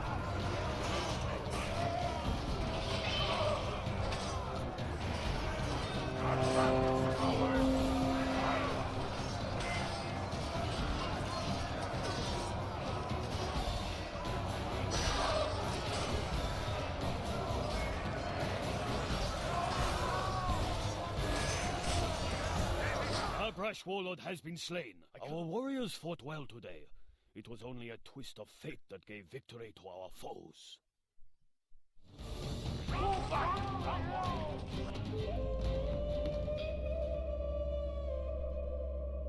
80% enemies killed, they replenished some troops and we lost 85%.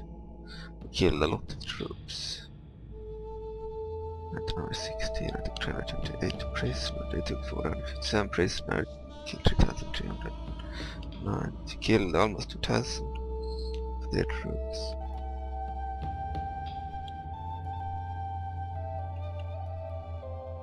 Both got killed 351, so they did really well against these troops.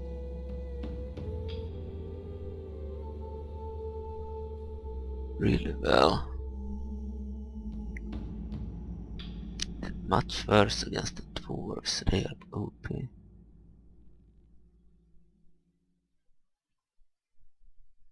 They grew an overpriest skill 484, even better. The heavy war was really good too.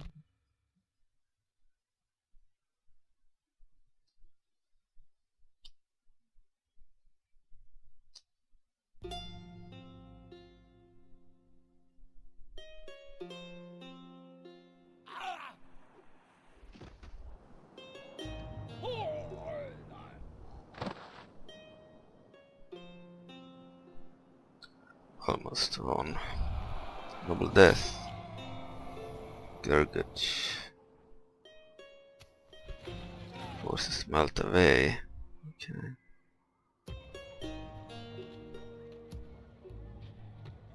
Now I have very few troops. Let's enter town.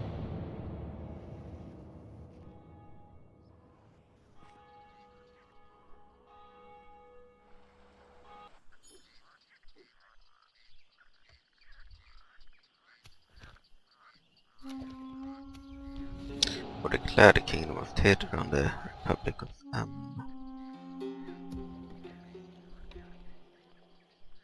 I don't know, I am still minus. It's really annoying.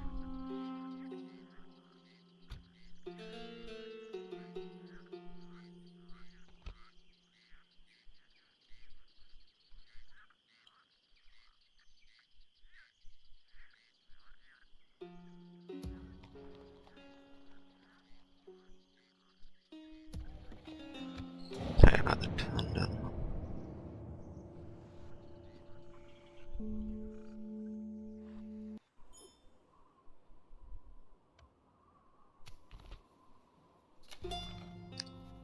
Income 2045, venture 2021.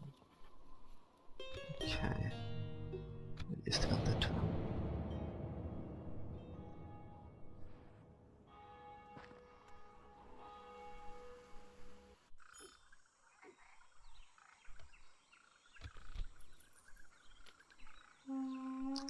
Yep, okay. Alliance announced. Lords of Water, even the Elves of Command. Right.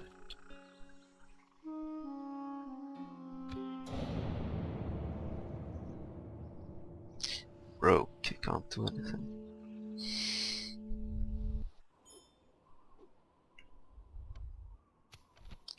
Town report.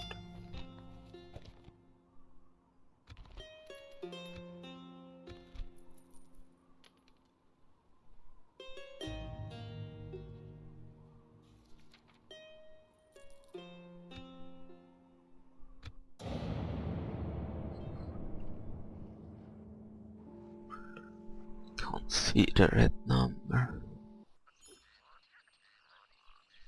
This is not fun. We will have to use the money sheet. We are bankrupted from the start, which is not fun. So this faction might need a boost in the money to start in the king's purse. So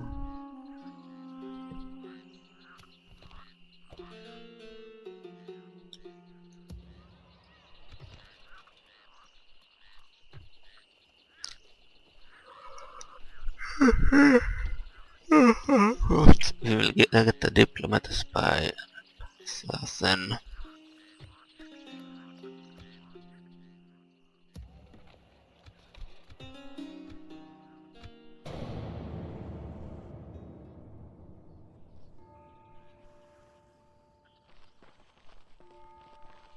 The dwarves are moving.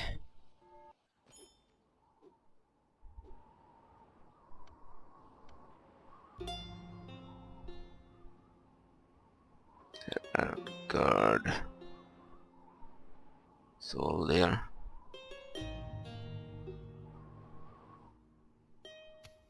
Great increase, King Obould Many-Arrows. Mean leader. Okay. Kalimshan is the largest population. We have the agents. Spy.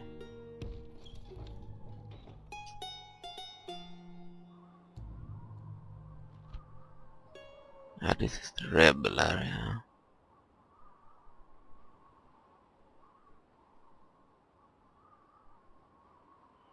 Had different units. Blood riders.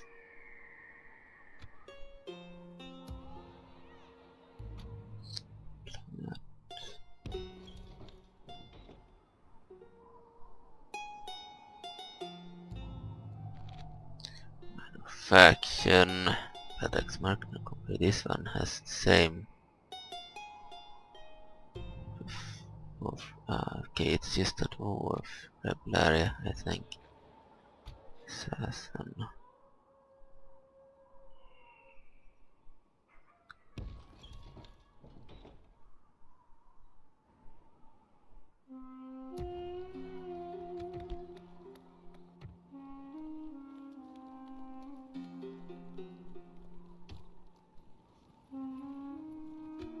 Okay, let's end the town.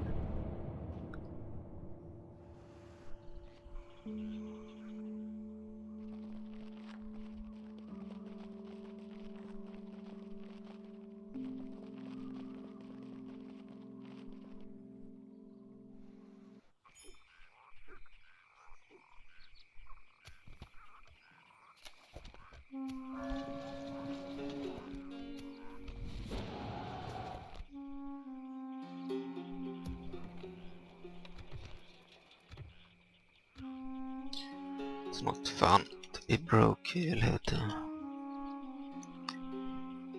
have a bit of money at least. So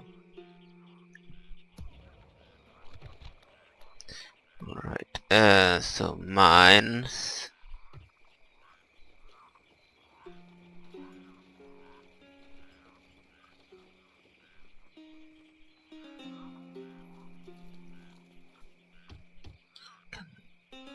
Some siege.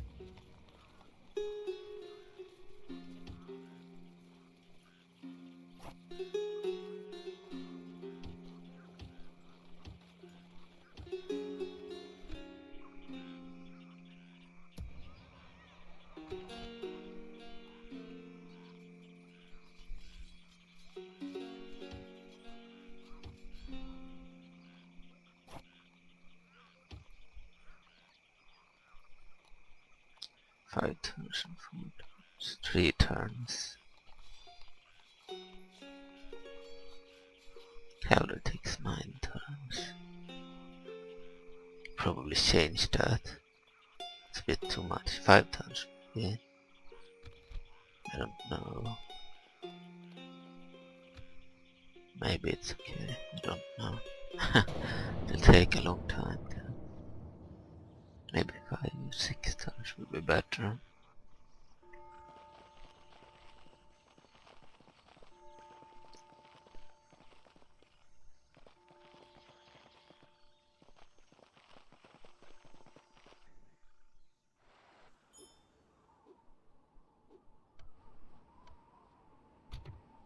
Diplomatic mode. Assassin. There's another Dwarven area. Dwarven army here. Warriors. Make them hold their capital. Host of the hall. This is bodyguard. And the deep scouts. Dwarven crossbowmen. Dwarven axemen. Dwarven clerics. Different unit.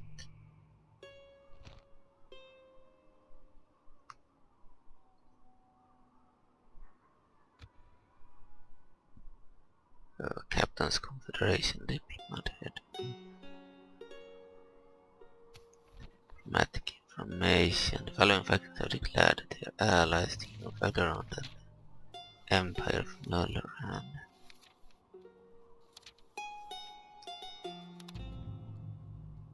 The following factions are not at war with each other: the Emperor of Mulleran and the Democracy of Gunter, the Republic of Amn and the King of Theatre.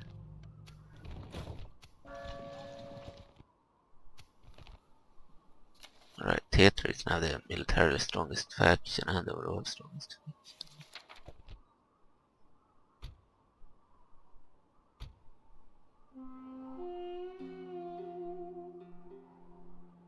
The Highlands. You wish to parley? Ah, no time to haver. I'm on duty.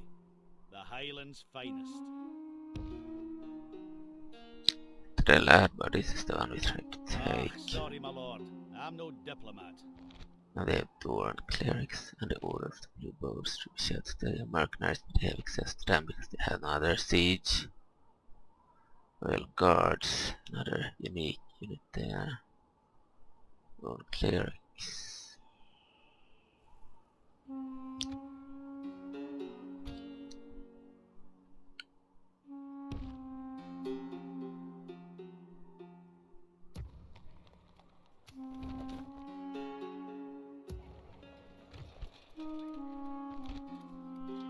Knight stables.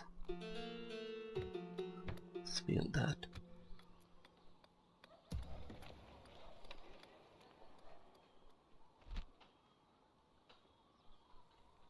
Still constructing in the capital, recruiting, spend it on.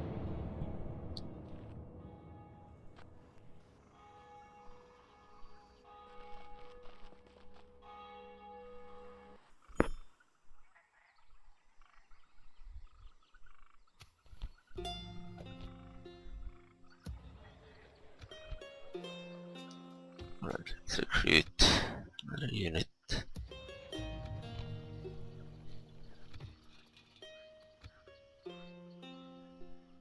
Move the spy down there.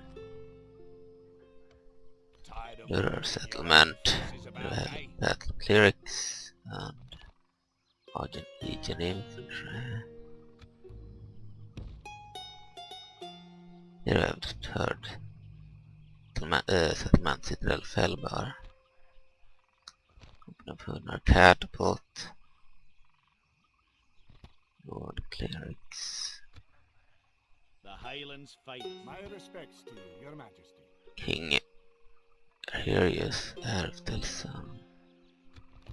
King Marius, heir of Delzoun with a Citadel guard, bodyguard.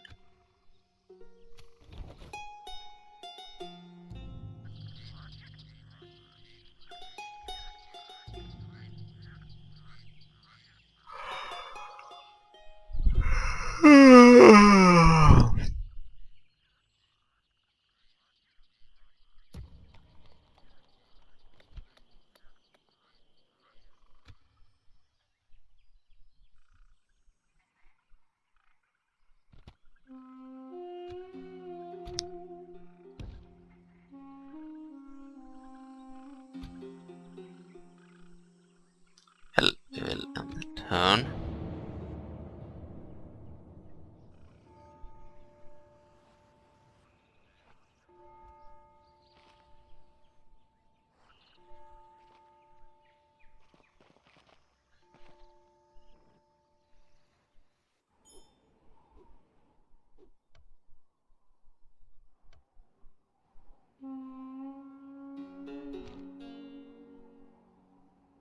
Company of Gunnar Catapult, War of the Blue Boar, Shed, Crossbowmen, Axemen, Warriors, Clerics, Spam Clerics, Crossbowmen, Clerics.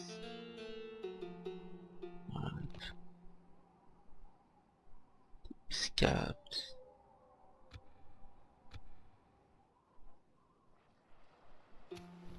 Body clad. I go safe hunter on them. Mull around. Report.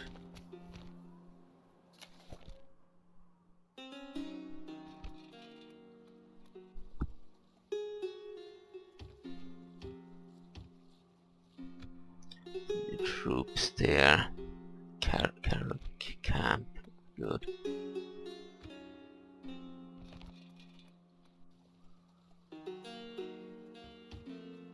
The list that would be good there. Have a catapult ready. And stables. Difference. 9 turns.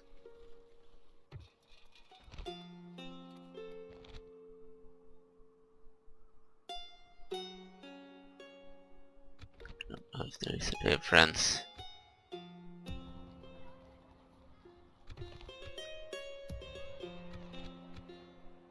Alright, let's have a turn. Forgot to move the agents, but it doesn't matter.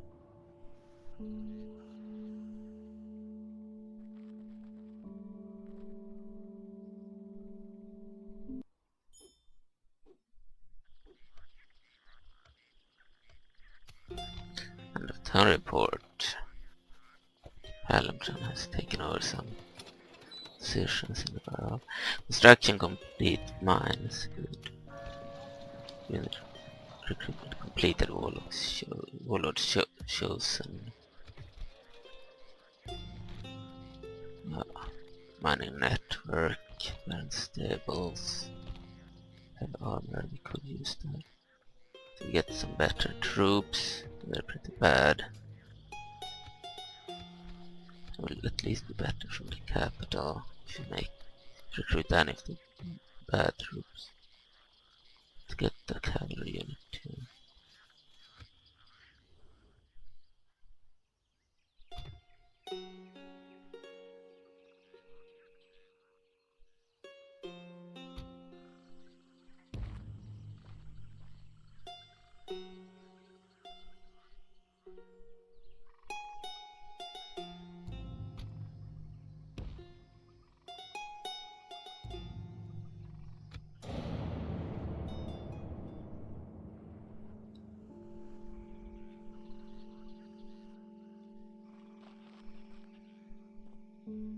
Dwarves might attack soon. Attack the capital.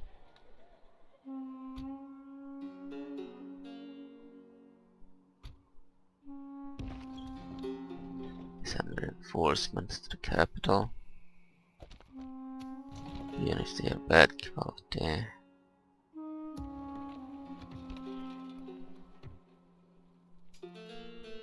Can get another diplomat. No, not a diplomat. Get another spy. Well, you can get diplomat, some diplomats too, but we'll do spy, bow riders, heavy warband, warlord chosen.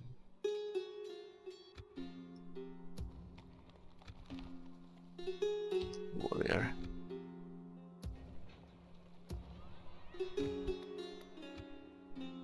Okay.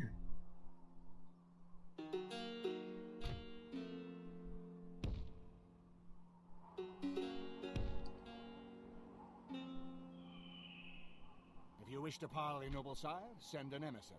A huge army here. A diplomat and not a warrior. Build royal guards. Right, that's another turn.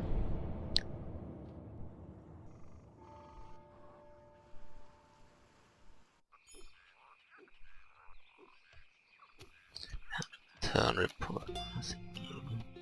Trading trees. King Obould Many-Arrows. Cruel leader. Construction complete. Knight stables. Alright, I have some new units and agents. Spy.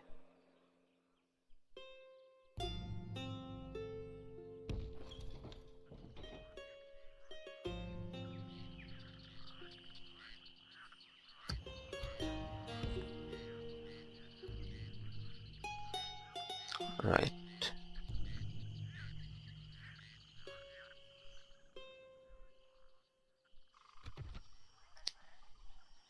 Two generals.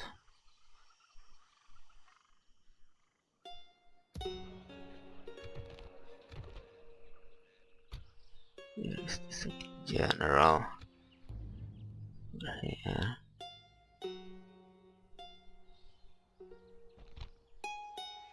Asking cost. Orcish rebels. Oh, we can hire some mercenaries.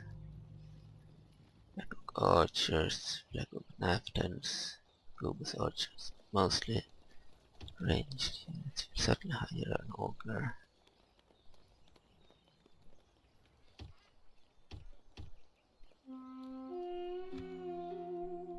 Alright, naftons are pretty good.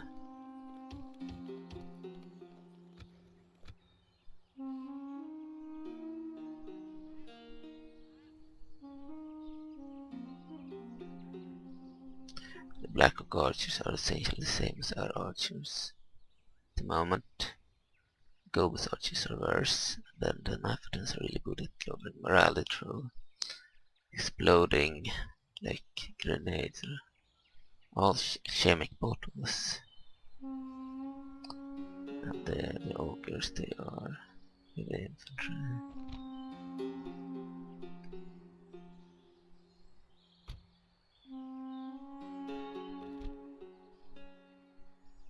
Orcish rebels there, but they are too strong at the moment.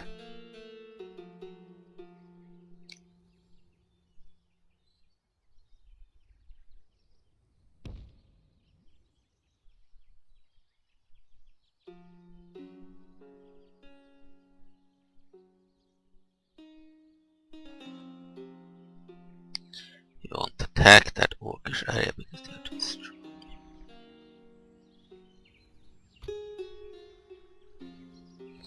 Rag.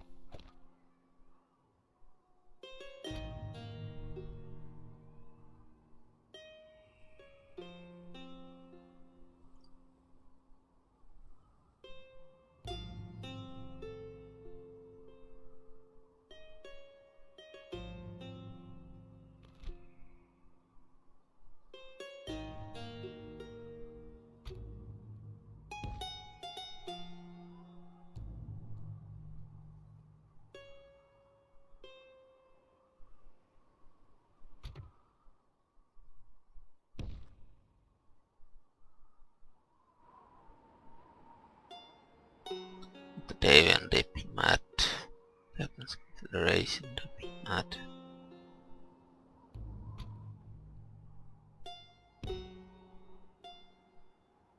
Manufacturing city.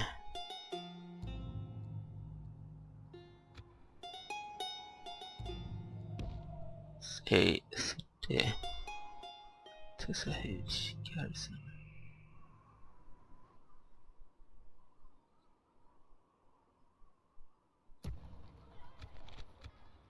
And the town again.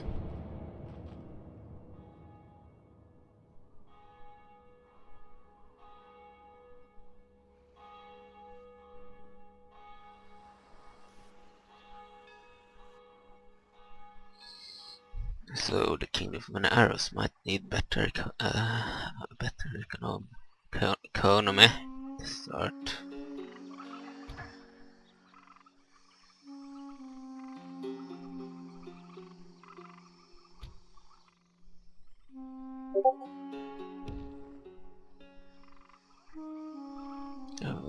Lurar army. I'm a warrior, not a diplomat. Suicidal halberdiers. There are Elven archers. Argent Legion infantry. Argent Legion cavalry, of course. The horses have been replaced with custom mounts instead of reskin vanilla mounts. Apprentice wizards, they have a wizard unit. Legion Auxilia.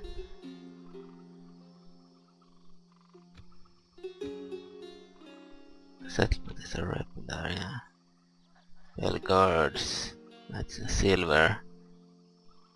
Essentially it's consisting of all the Lurar elves, essentially. There are Elven archers, Elven corporation, that's in silver dismounted. Yeah, it's an Elven held rebel area. Nesme city. This area you don't know. Griffin's Nest city. Diplomatic information. Emperor Muller and over to Thea Nation, the King of Theatre with the Republic of Amon. A new unit. Kalimtran now dominates has the best financial situation, has the strongest military, has the best overall faction and the largest population. The Thea Nation has the best production.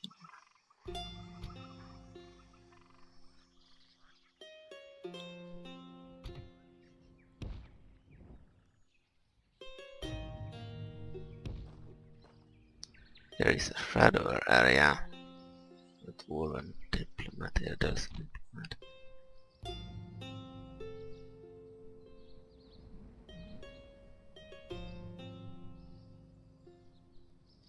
Alright, the rebel area. By the Circle Mercenary Company, the Bedine mercenaries. Large city.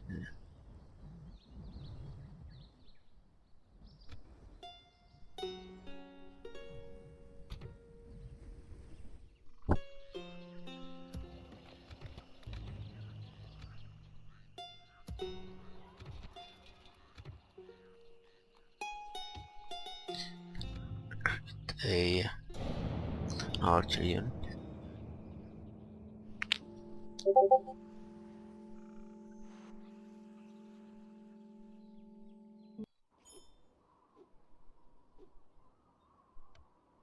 And uptown report, same as before. Recruitment report, we have a few new units, including the warlords chosen. For the Clad Emperor of Kalimshan, King of Theatre.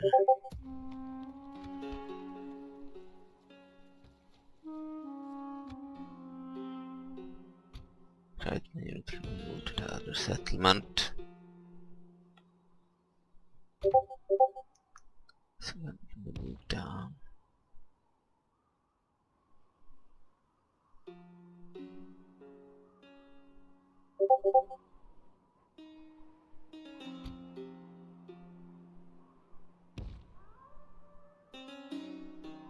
water dip. Go to Davian area. We have another rebel area. Griffin's nasty, have hill giants. Blood riders, okay, it's another one items. The city.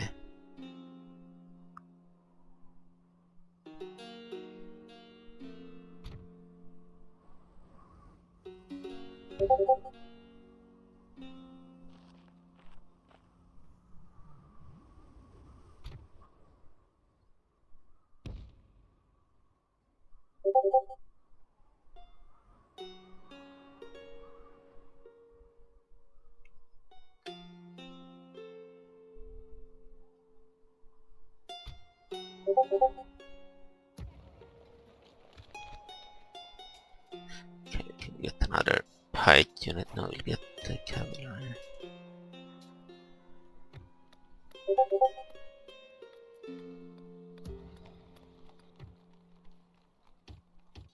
More archers and a border unit.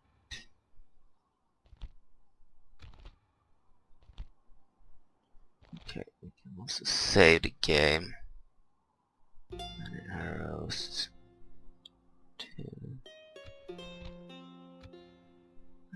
Turn.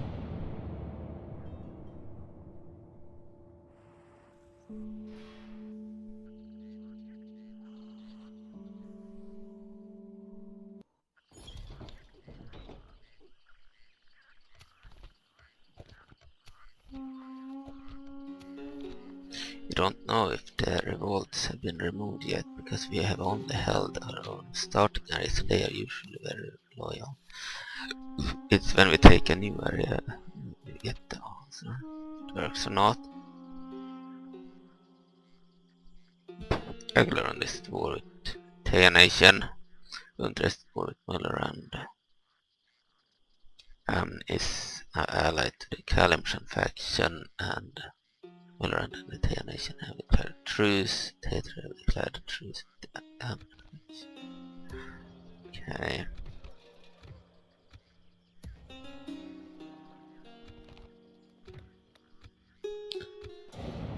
Is the end of the turn. Actually,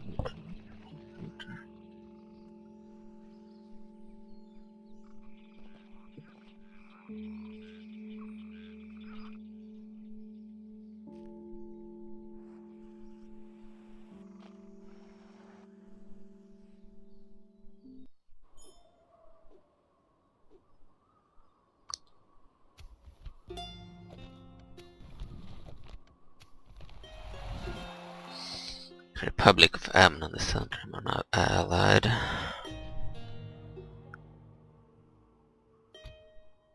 Move this unit to the other settlement.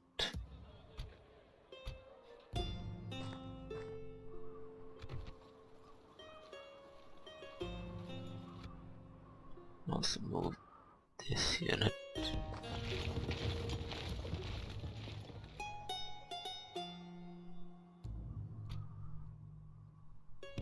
The Lista.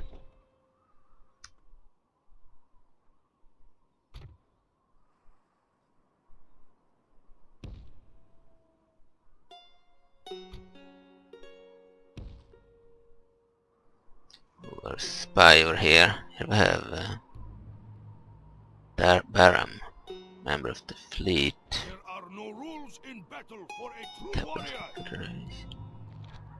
Access of Reatem. Dragonboat archers have a tail family member. The bodyguard of General's bodyguard. Both of them the same. General's No bodyguard. time for parley. It is weak.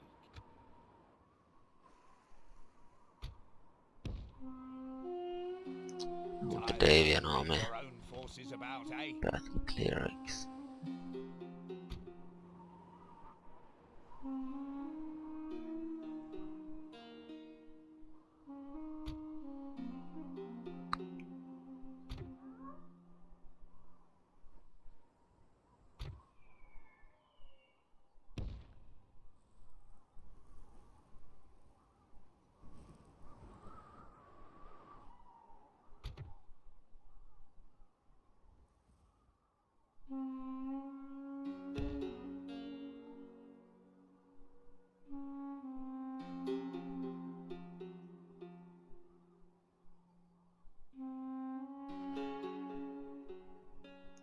Right.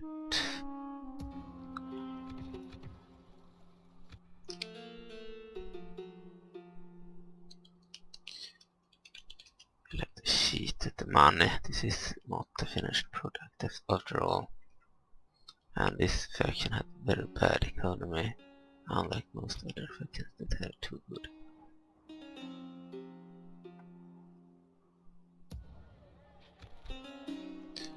Alright, another cavalry unit, pretty good.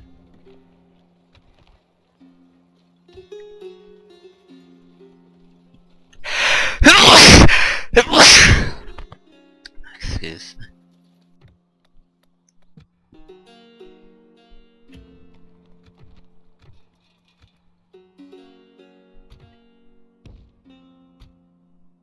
End turn.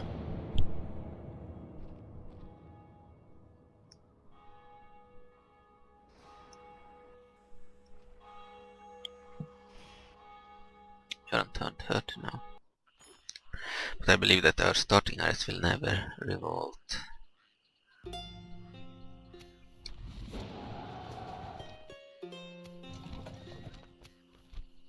Maybe I should have picked elves again, then we would have known for certain if it worked or not. But now I don't really know. Because we failed to conquer the areas are only too shit. Most of it anyway.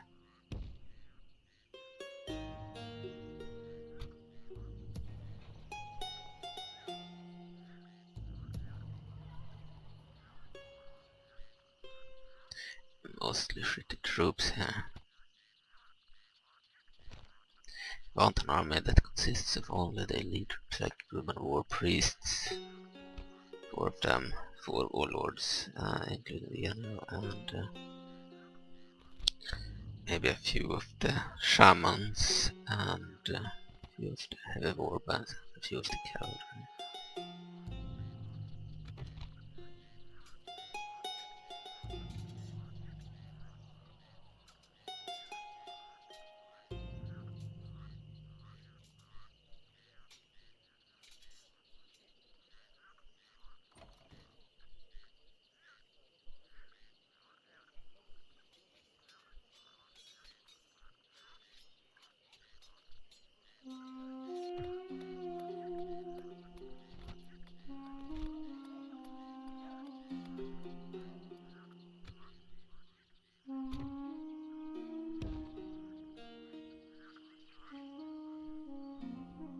Send your representative this way.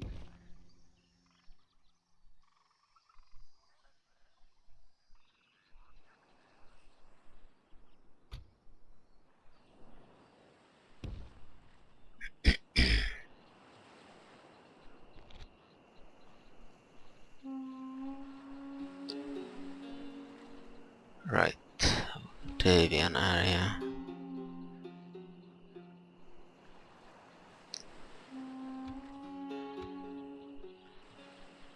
If I am not righteous, why does God not stop me?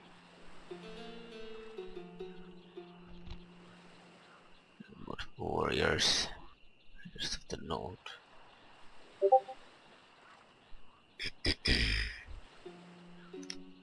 Knight spearmen. Woodman berserkers. And watch crossbowmen. Right.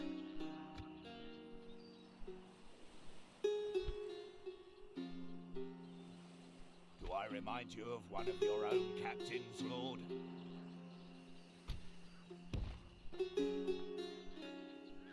I have no time for parley. It is will.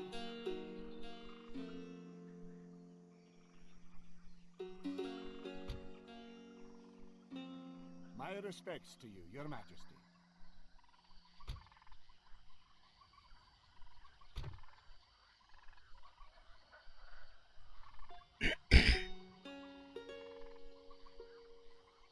Perhaps you seek a diplomat and not a warrior.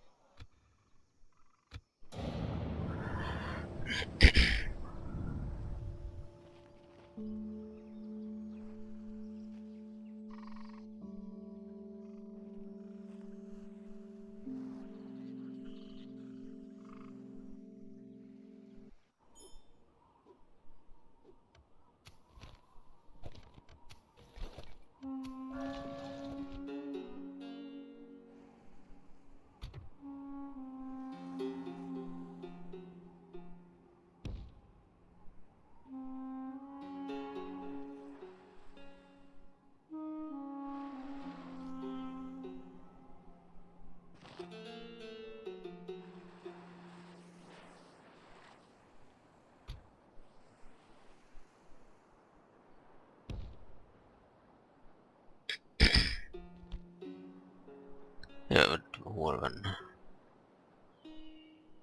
rebel area.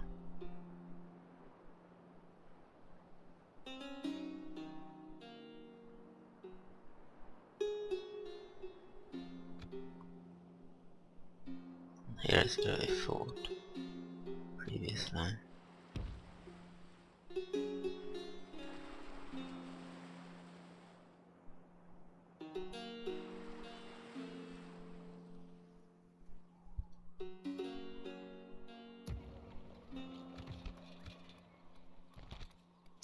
Master armorer.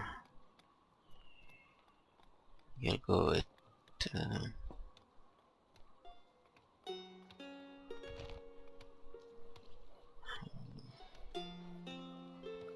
that one first.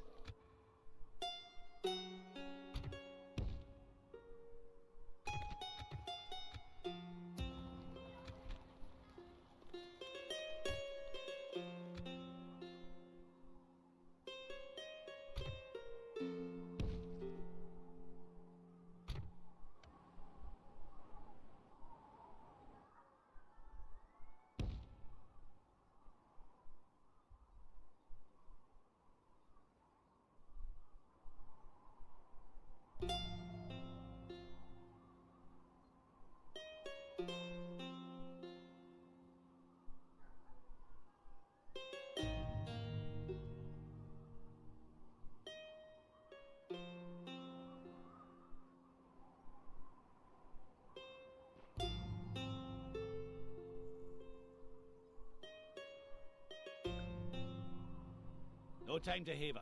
I'm on duty.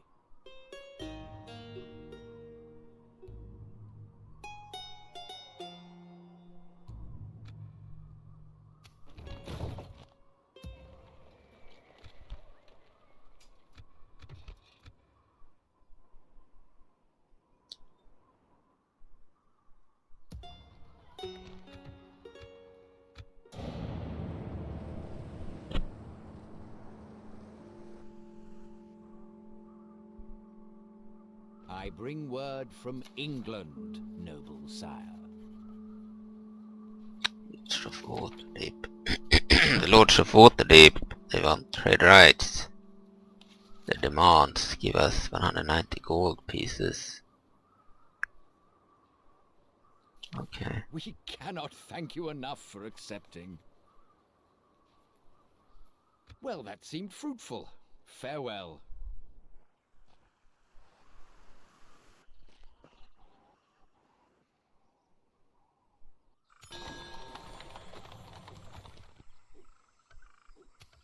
And a town report.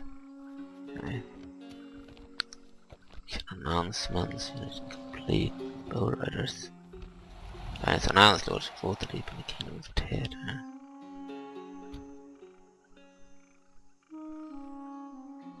Will be this general the other settlement.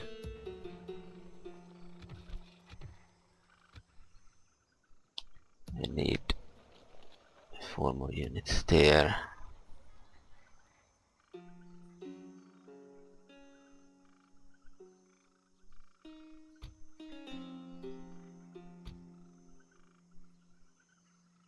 Spearmen warriors.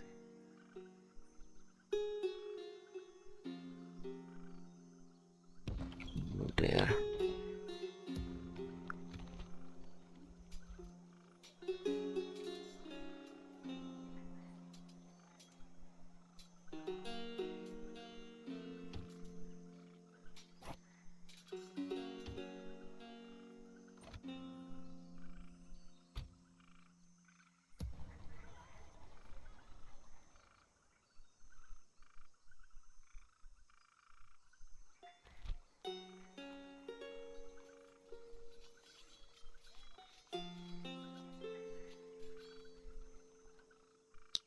General.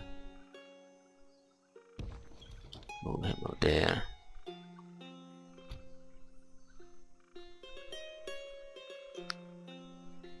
And this guy could move back.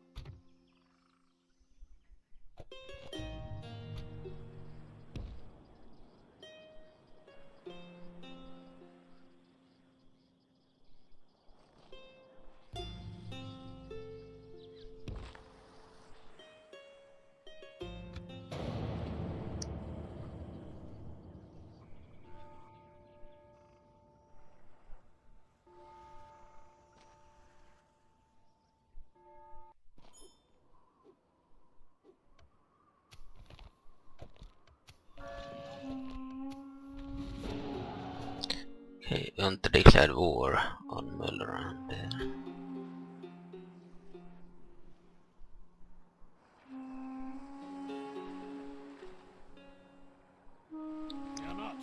We are not your enemy. Fear not, we are not here for a fight.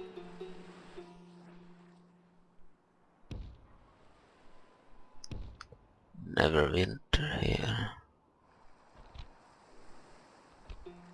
Neverwinter Nights. Okay. Crossbow his bodyguard is Neverwinter 9.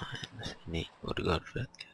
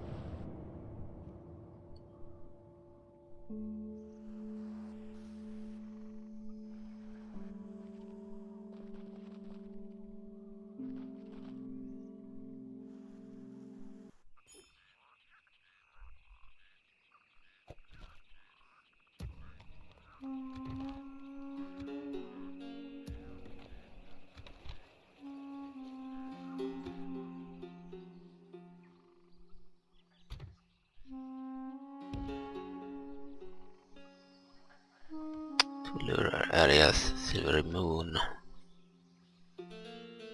The leader, High Lord of Lurar Confederation, High Lord Elusriel, bodyguard of Lurar Silver Knights.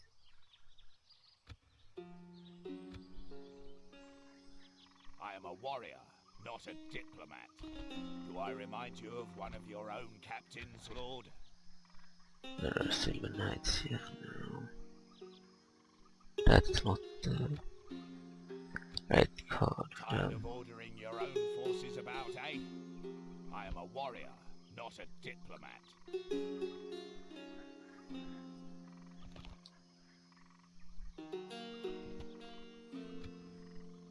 Do I remind you of one of your own captains? Seem to not have any elves in their armies, only I am a warrior, humans. not a diplomat.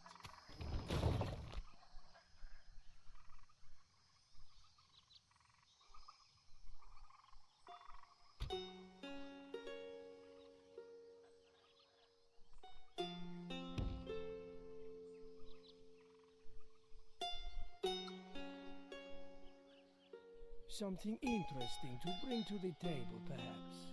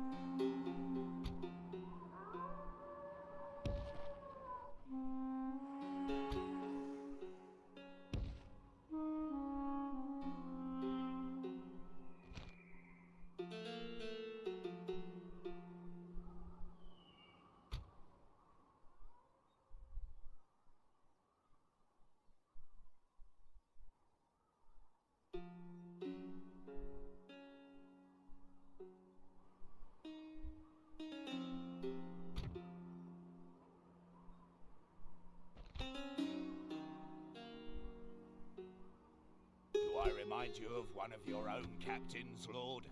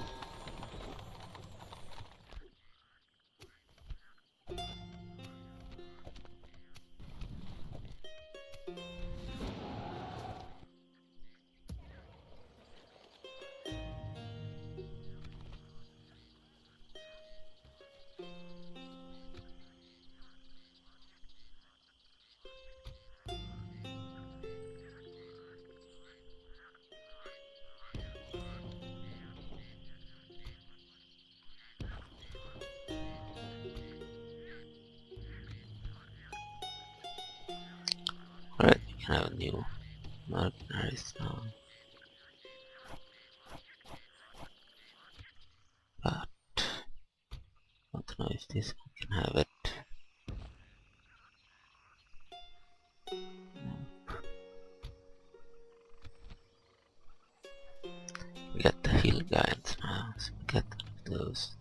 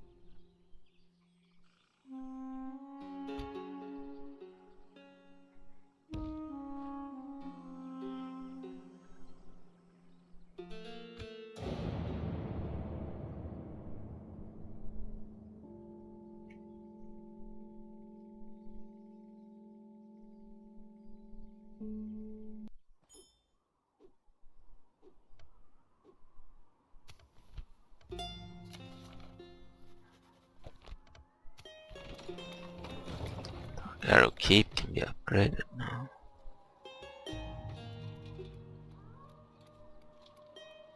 We will upgrade.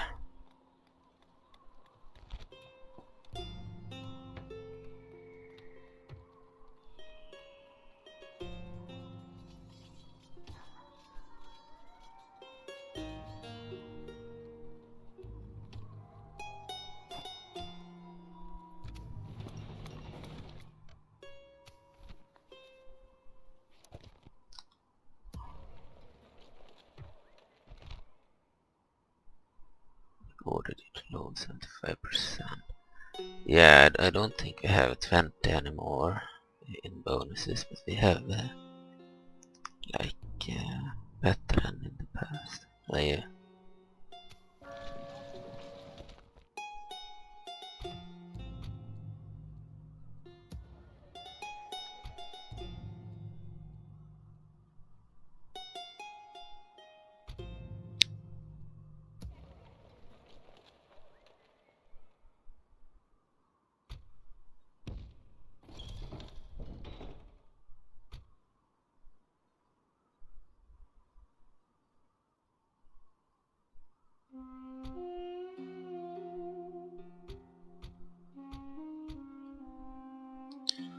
Right. Let's say it again.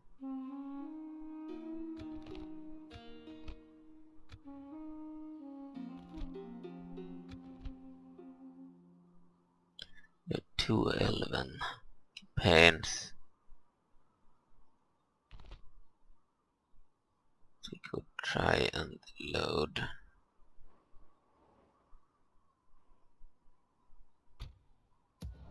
No, we will do that later.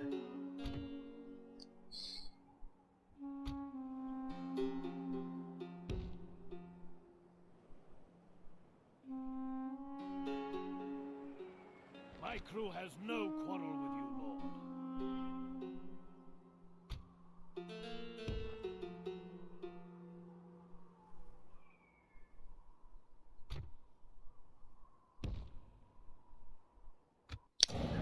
Turn.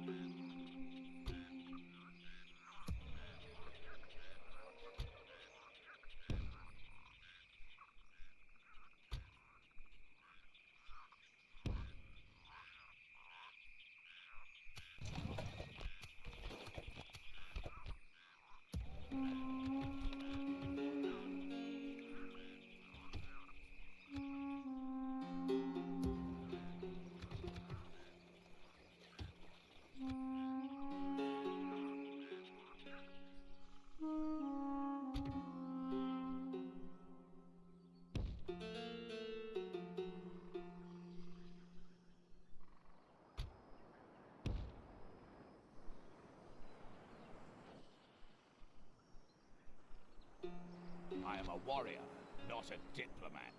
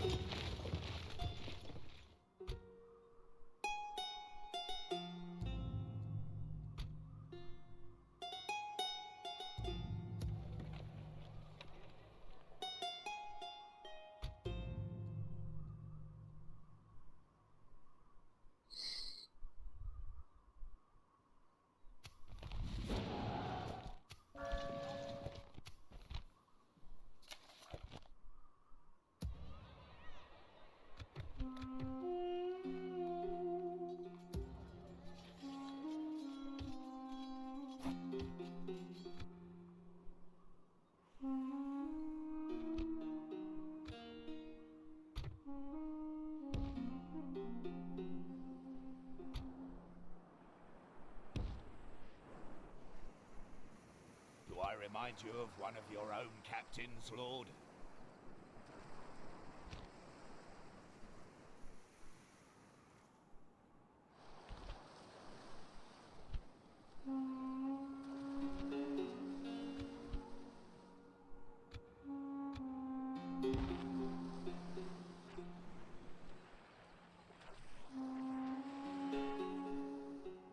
Tired of ordering your own forces about, eh?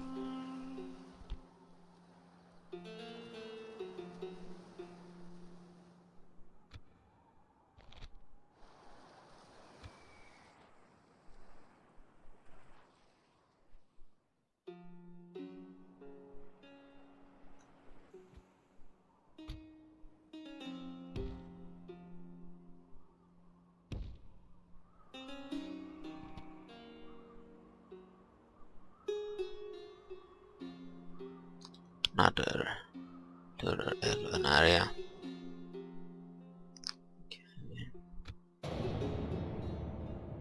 Greetings. Our people have something to discuss. Mutually. Until next time.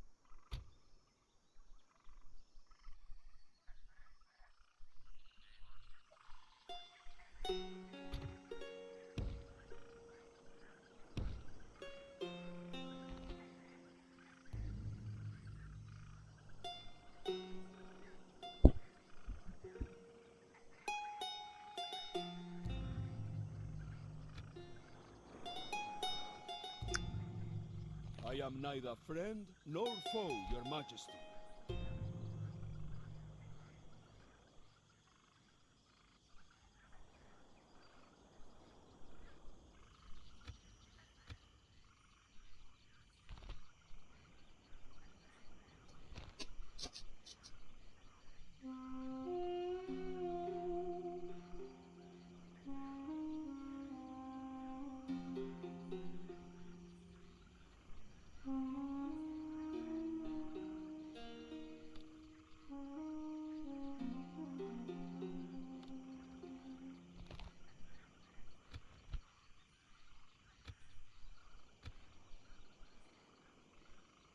I am a soldier.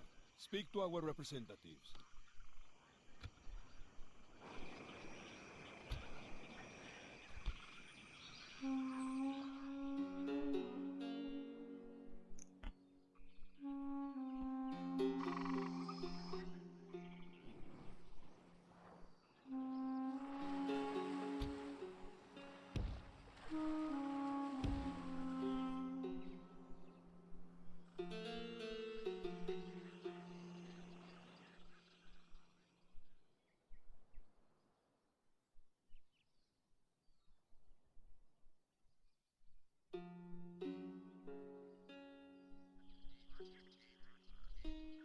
Alright, we will save here, continue later.